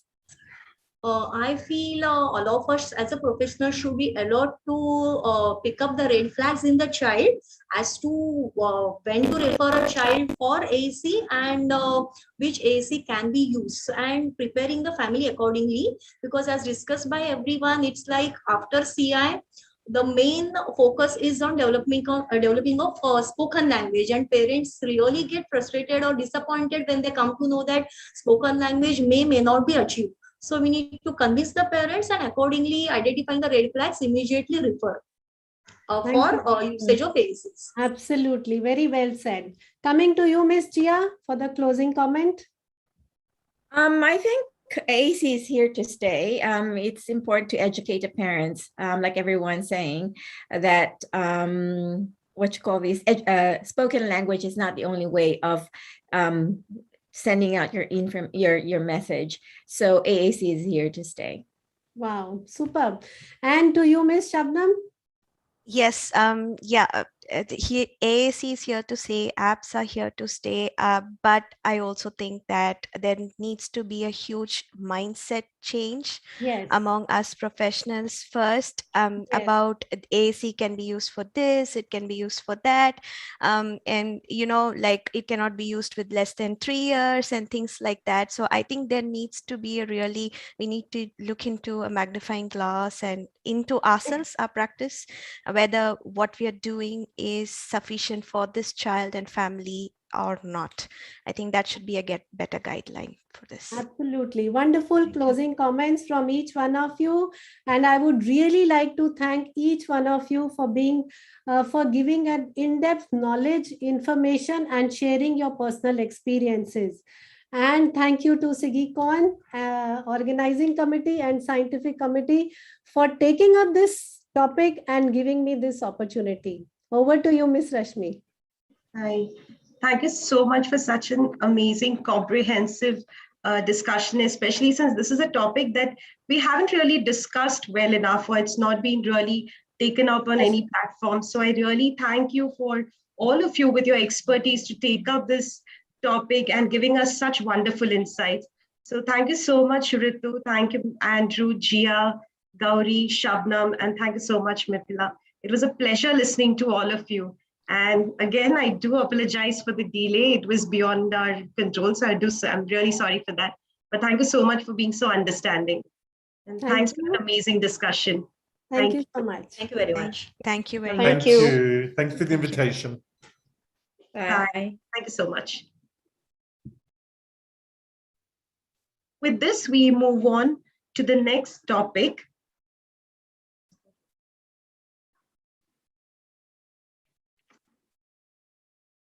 The next topic is an invited lecture on multisensory approach to assessing and habilitating children with cochlear implant. This is a lecture by Dr. Sneha Bharadwaj and Miss Patricia Matsky. Since both are from the US, this was an inconvenient timing for them. So this is a recorded lecture. We have a wonderful chairperson, Miss Falguni Shrikant over here. And I'll just take a minute to introduce Ms. Falguni, and then she'll take over the proceedings. Falguni ma'am is from Visakhapatnam. Sorry. Hi. Hi, ma'am.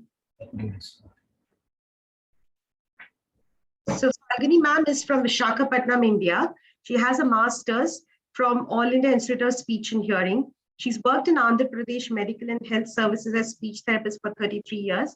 She's been practicing in the city of Visakhapatnam since 37 years. She's worked in the field of habilitation, rehabilitation of CI children since 2008. We welcome you, ma'am, and thank you for taking the time to be here. We will now be starting the lecture. Before that, we'll introduce Dr. Sneha and Ms. Patricia Matsky. Over to you, ma'am. Yeah. Hi, everyone. I thank the organizing committee and executive committee of CIGI for giving me the opportunity to chair this session. I welcome you all to the invited lecture on multisensory approach to assessing and habilitating children with cochlear implants. Today we have Dr. Sneha Bharadwaj from USA and Ms. Patricia Matsky from USA presenting their lecture on this subject. Before we start the same, let me introduce the speakers to the delegates.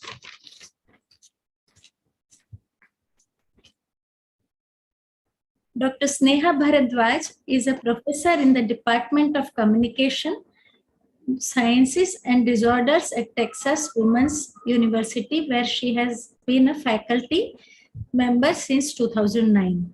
She obtained her doctoral degree from University of Texas at Dallas Callier Center for Communication Disorders, where she also served as a research scientist for 4 years. She has been a licensed and certified speech and language pathologist for 20 years. She teaches undergraduates and graduate courses in communication sciences and disorders offered on campus as well as in the distance venues. Her research focuses on speech production, cognitive and listening outcome of children with hearing loss.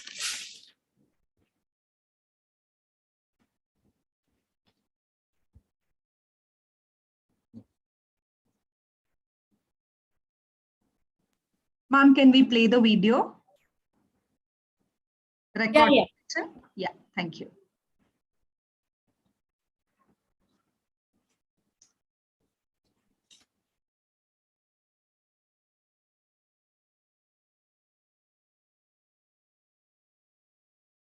Just a moment, ma'am.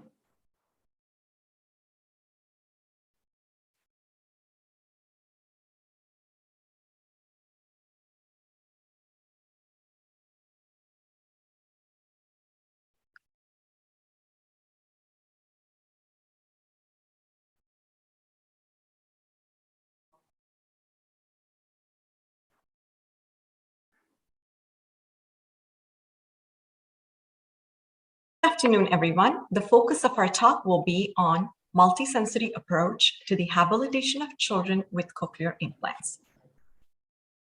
We will first begin by defining and discussing multisensory integration, and then discussing the factors that affect multisensory integration.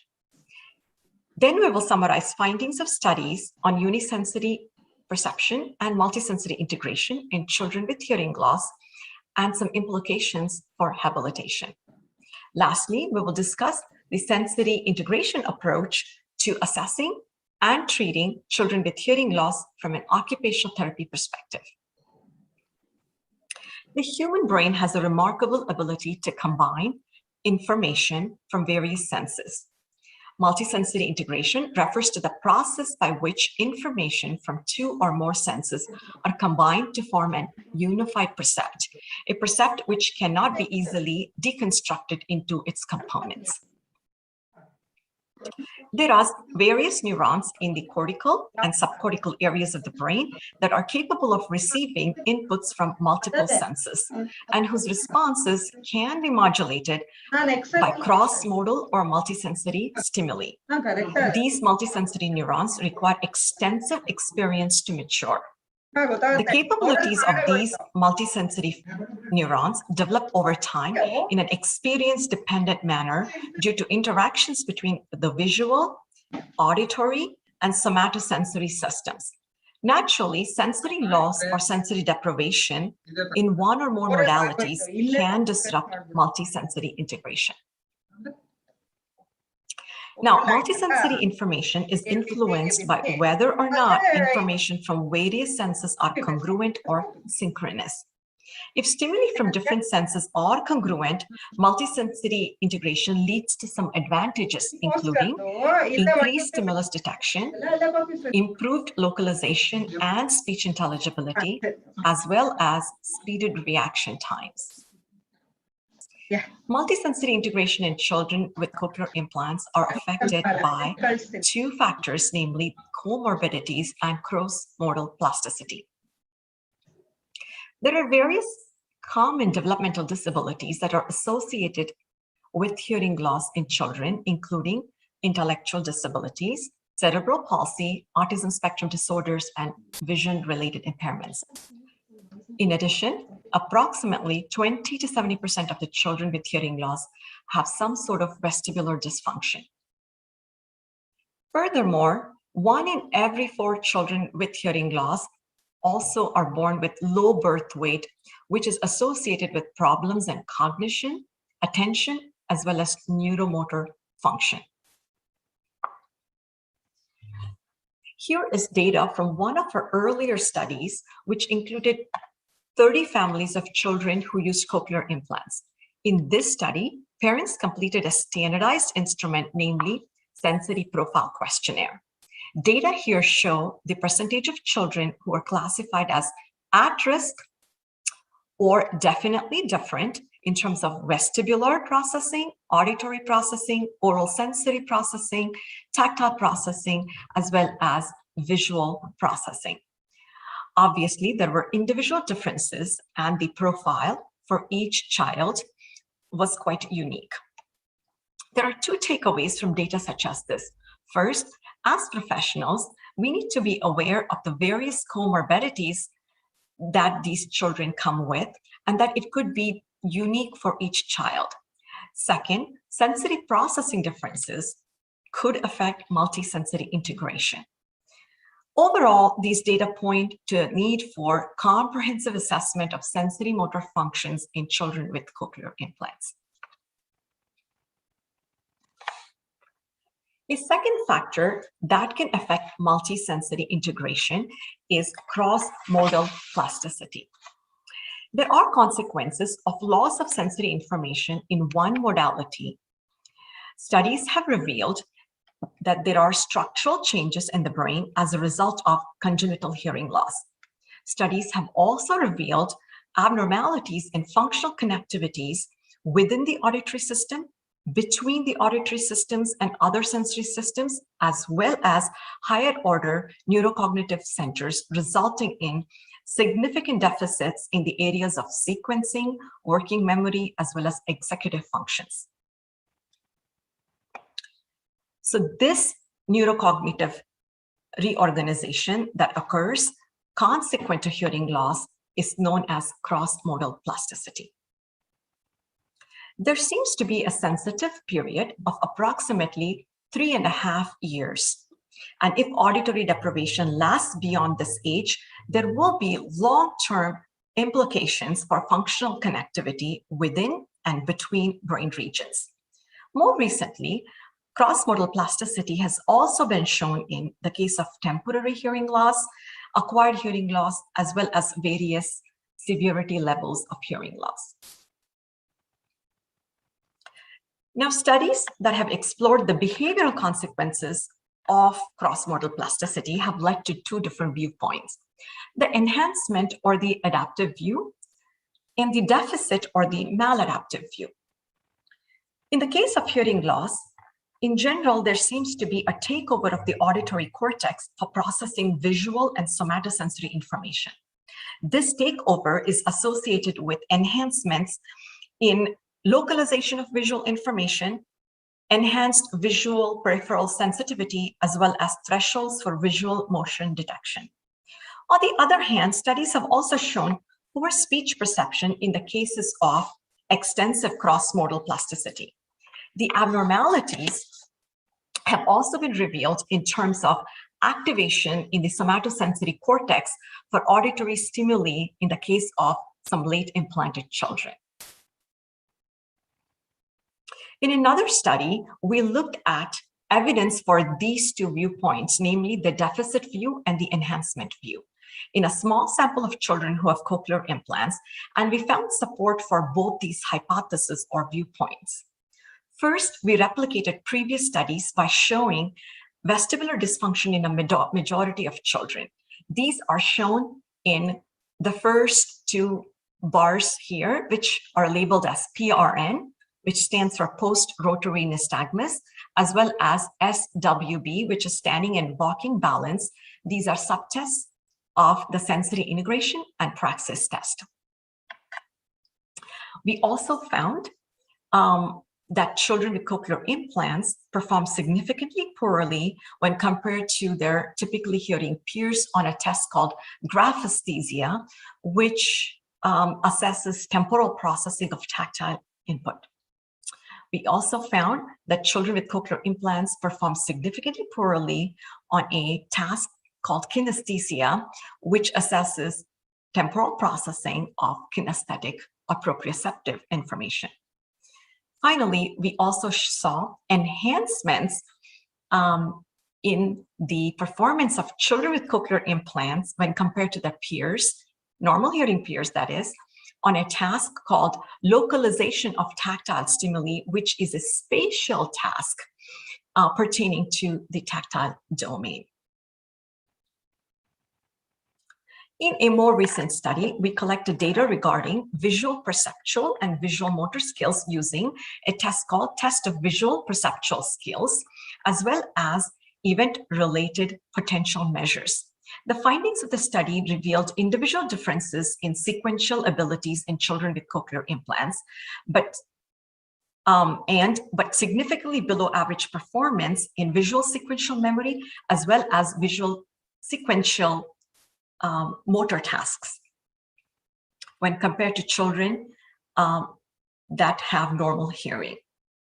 And these findings suggest that children may have difficulty in visual sequential tasks. These behavioral data were supported by event-related potential study, wherein we found that children with cochlear implants demonstrated longer latencies as well as reaction times for visual sequential processing when compared to their typically hearing peers. Together, these data reveal that the temporal tasks concerning other sensory systems are negatively affected by cross-modal plasticity as opposed to the spatial tasks. These findings also support the auditory scaffolding hypothesis, which is that sound is inherently a temporal or a sequential signal.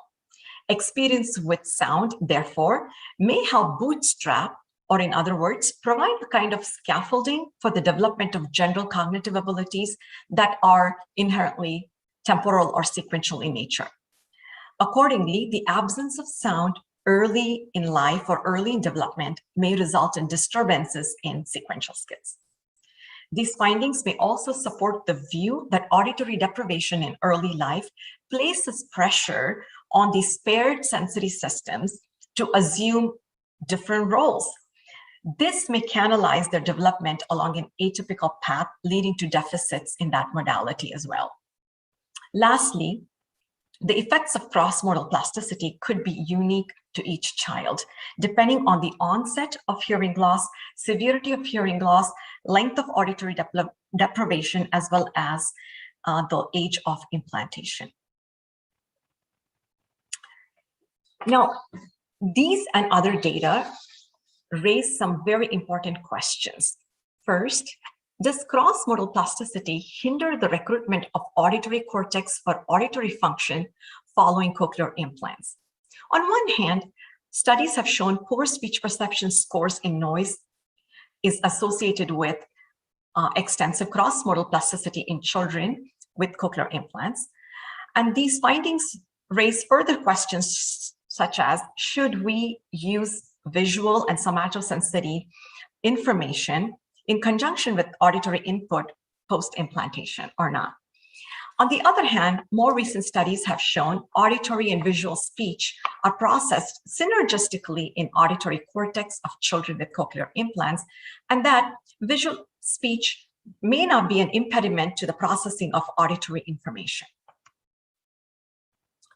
A second question that is raised is that, does neural reorganization provide support for efficient processing of multisensory information following cochlear implantation? Studies have shown that children who received implants early demonstrate gains in multisensory integration. However, the consistency in this auditory visual fusion declines with increasing age of implantation, suggesting that there is a sensitive period for multisensory integration. Moreover, studies have shown that if a child demonstrates extensive visual reorganization in the auditory cortex, then there seems to be an alteration in the relative dominance relationships between different senses for multisensory processing. Obviously, we need more work on this front. So in terms of future directions, a majority of studies that have been conducted thus far have investigated the processing of unisensory information. Very few studies have evaluated the processing or integration of multisensory inputs. There is obviously a need for more research to increase our understanding of multisensory integration in children with cochlear implants. Given the individual differences in cochlear implants, as well as individual differences in cross-modal plasticity, in the future, it may be helpful to know the extent of cross-modal reorganization in each child, so that professionals can use that knowledge to guide treatment and individualize the intervention. There's also a need to investigate the efficacy of intervention programs that promote multisensory integration. One such intervention is the sensory integration therapy. Sensory integration is a term conceptualized by Jean Ayres and used by occupational therapists. The core tenet of sensory integration therapy is that it enhances sensory integration. So there is a strong conceptual link between sensory integration, which is a term in the field of occupational therapy, and multisensory integration, which is a term used in contemporary neuroscience. Multisensory integration is generally assessed by comparing behavioral responses to a cross-modal or a multisensory stimuli versus a unimodal or a unisensory stimuli. There has not yet been a systematic study of whether sensory-based treatment procedures have a positive effect on multisensory integration. Future studies are obviously needed to examine the efficacy of sensory integration therapy programs in improving multisensory integration. I will now turn this over to my colleague, Pat Matsky, who's an occupational therapist, to talk about sensory integration approach to assessing and habilitating children who have a hearing loss. Thank you. Jean Ayers is an occupational therapist who first developed the concepts of sensory integration therapy in the 1950s and 60s. She described this process as the ability to take in information from our sensory systems, organize and process it, and then use it to make an adaptive response. Currently, the term sensory processing or multisensory processing is more often used. Using this approach in interacting with children assumes that almost all of our experiences are multisensory, and the way that children learn best is when they're able to accurately process all of the information that is coming to them from each of their sensory systems, combine it with previous experience, and organize it to make a response that gets them what they want.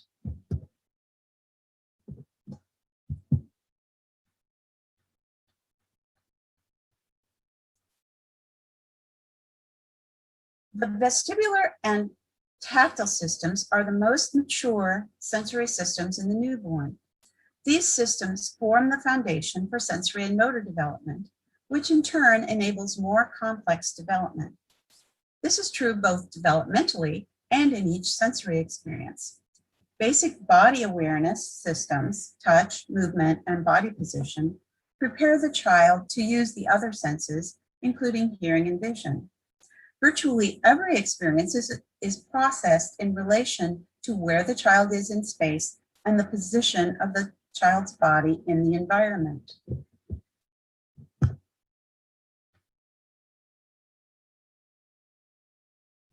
The primary concept in sensory processing in theory is that learning occurs when a child has the ability to receive accurate sensory information, process it, use it to organize behavior, and make adaptive responses.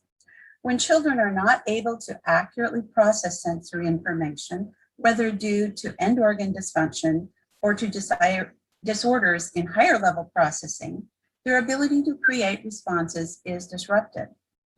Look at the bottom level on this chart. This is the simplest level of awareness to sensory information. As the child develops, she begins to integrate information. She recognizes a favorite toy, is able to reach for it, guiding her hand with vision, and detecting the toy by touch when it is in her hand. Then she shakes it and hears a sound and is able to integrate this information. Development becomes a process of being able to take in more complex information and learning to make more complex responses. Even though we tend to talk about each sensory system separate from the others, we talk about hearing or vision or touch or balance, I want to emphasize that the sensory systems all interact all of the time to influence each experience and each response.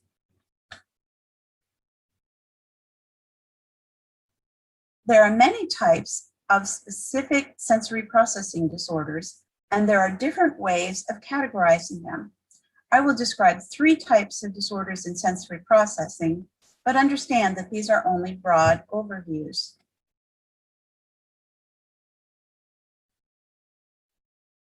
As we are discussing sensory processing disorders, we want to keep in mind how we will assess them for each child and how we will use this assessment to plan intervention.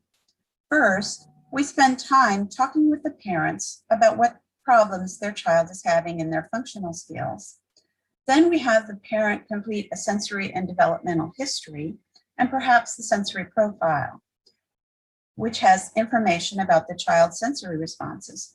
Then we will do standardized testing if appropriate and make clinical observations while we are interacting with the child. Humans have the remarkable ability to walk a tightrope, do pirouettes in ballet, combine twists and turns while diving, make flips in gymnastics, perform triple toe loops, and do a handstand. All this while usually maintaining and keeping track of the position of the arms and legs with respect to the rest of the body. Maintaining postural equilibrium, sensing movement, and maintaining an awareness of the relative position of body parts requires the precise integration of many sensory systems, including movement or vestibular, vision, touch, body awareness or proprioception, and hearing. The vestibular system is responsible for helping us know where we are in relationship to gravity and space. This is the system that tells us where we are, and all other sensory information is processed in terms of this input. We look at or hear something in terms of where we are and where the sound or the object is in relationship to where we are. The vestibular receptors are located in the inner ear and are stimulated when the head position is changed with respect to the neck or gravity. This system helps us maintain our balance and move through space. It tells us how fast we are moving and in what direction, so we can adjust our body position. It gives us the information we need in order to direct accurate movement, and it allows us to be comfortable with movement and gravity. This system is also critical in keeping our eye gaze stable as we move our head while moving or tracking a moving object. This system is also critical for development of vision and attention and arousal. This system is why children need recess at school, not to get the wiggles out, but to get some sensory input in. The vestibular and proprioceptive senses coordinate the movements of the eyes, head, and body. The brain then responds to this input by maintaining posture and organizing the body for activity. This allows the child to balance on a bicycle, kick a ball, stumble and regain his balance, or organize his body in the chair as he pulls it up to the table. The child with a vestibular processing deficit may have poor balance skills, as seen not only in walking and standing on one foot, but it may appear as clumsiness in other gross motor skills. These children often have a slouching posture with weak extensor muscles. The child may also have difficulty using two sides of the body together and may have delays in developing hand dominance. Vestibular disorders are frequently associated with increased activity level and a need for movement. And children with vestibular disorders often have difficulty maintaining an appropriate level of attention and arousal. Depending on the method of testing, between 20% and 70% of children with hearing impairments have impaired vestibular function. This is due to the close anatomical relationship of the vestibular receptor and the cochlea. Generally, decreased vestibular function is more common in children with hereditary deafness. Many young children with hearing loss develop gross motor skills, such as walking, in the late normal range, and school-age children with hearing loss and vestibular hypofunction may have fine motor difficulties as well. This means that for many hearing impaired children, they have sensory losses in two or more major sensory systems. There are many ways to observe balance, including walking on a balance beam and standing on one foot. We also observe how the child responds to turning. Assessments include the sensory integration and praxis test, the Brunick's test of motor development, the Miller assessment for preschoolers. Each of these tests has standardized results for balance and vestibular-based movements.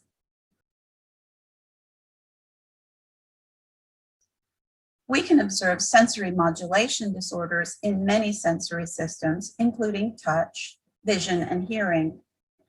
Each person has sensory-based activities that they find pleasurable. For most of us, a massage might be a pleasurable experience, or listening to certain types of music. We also have sensory experiences that we avoid, wearing clothing that is itchy, or listening to music that is too loud. And there are many sensory experiences throughout our day that are neutral. The feeling of most of our clothing, the texture of most of our food, or most of the sounds in our environment.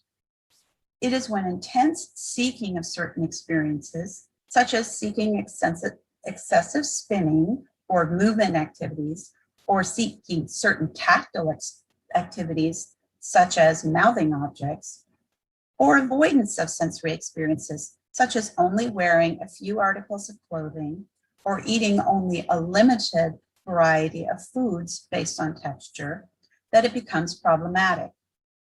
In our study of these disorders in hearing impaired children, we found many of these disorders in the hearing impaired population.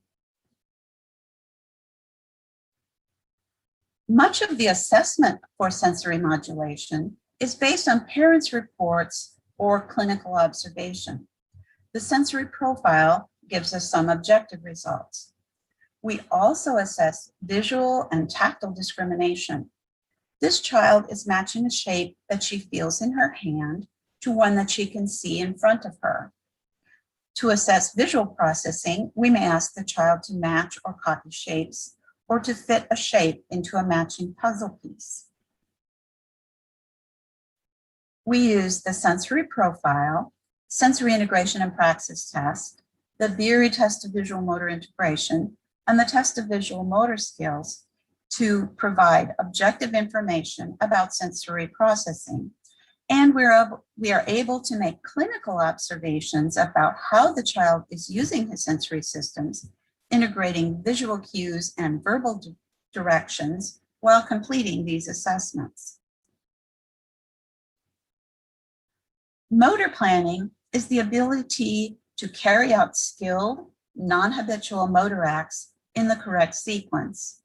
This ability depends on integration of movement, tactile, proprioceptive, and visual sensory input, along with experience and memory. Children who have difficulty in motor planning are described as having dyspraxia. Most children spend a great deal of time exploring their environment, figuring out how things move and work. This applies not only to toys, but to all sorts of environmental objects. For example, a pencil can be a wand or a gun, or the child can use it to write. Blocks can be stacked, banged, rolled, sorted, hidden, tasted, or used to build. The dyspraxic child may have difficulty with sports and delays in developing functional skills, such as dressing. He may have poor fine motor control for writing and drawing and cutting. Parents often describe this child as one who takes a long time to learn a new skill, but does it well once he learns it. To assess motor planning, we look at imitation and motor sequencing. This child is imitating the therapist's arm and hand movements. We also will look at how the child learns action songs and how well they follow demonstrations for other assessment activities. We observe them in building with blocks or in copying unfamiliar shapes. When we have identified sensory processing disorders in a child, we want to select activities that will provide appropriate experiences to help the child learn to respond adaptively. For children with hearing loss and cochlear implants, who may also have postural and vestibular deficits, we want to provide vestibular-based experiences that challenge balance and posture while integrating these responses with visual and auditory sequences and directions. We use vestibular and tactile activities to increase body and spatial awareness. This provides a base for learning more complex motor sequences and higher level cognitive skills. Once again, every experience is multisensory, so while we are working on improving basic body awareness and control, the child is integrating this with visual cues or targets and verbal directions and auditory feedback. These children are using many sensory processing abilities to plan how to get on the equipment, maintain their body position, shift their weight to propel it, and use vision to aim for a target. These are some more examples of movement and motor planning activities. They require the child to organize his or her body in space, plan a sequence of actions to reach a goal, and then implement the plan. The therapist is there to facilitate success in each of these child-directed activities. Climbing requires the child to develop a motor sequence to integrate the visual cues with how he plans to move his hands and feet in sequence to climb the wall. The activity also provides a great deal of proprioceptive input to the muscles and tactile input to the hands and feet, as well as vestibular and balance challenges. This is an example of a tactile-based activity, jumping into foam pillows.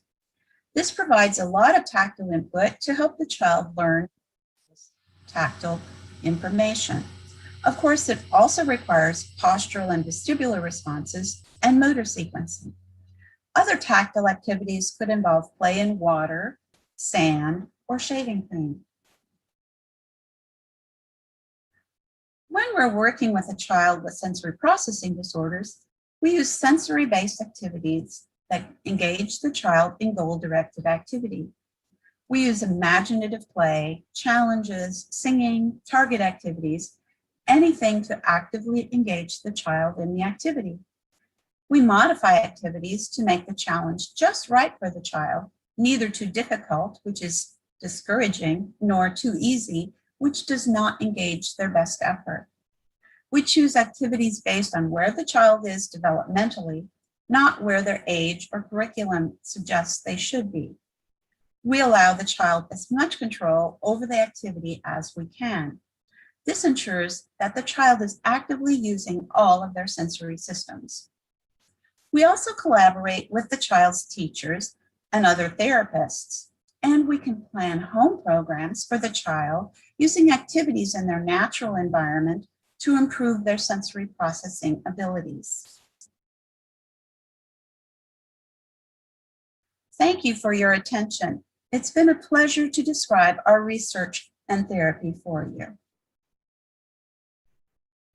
Thank you so much for your excellent lecture, detailing the factors which, factors affecting the assessment and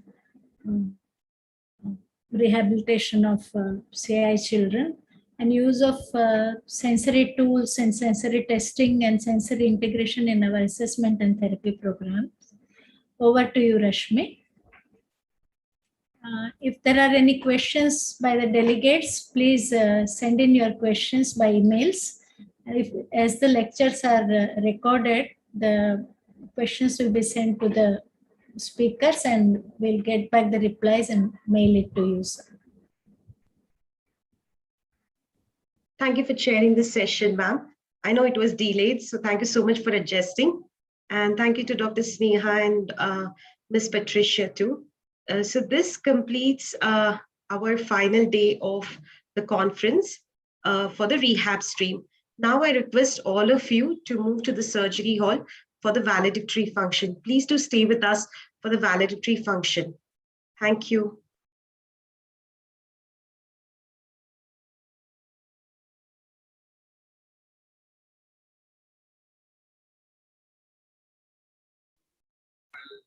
Venu, can you please stop the stream? Okay. Yes, ma'am.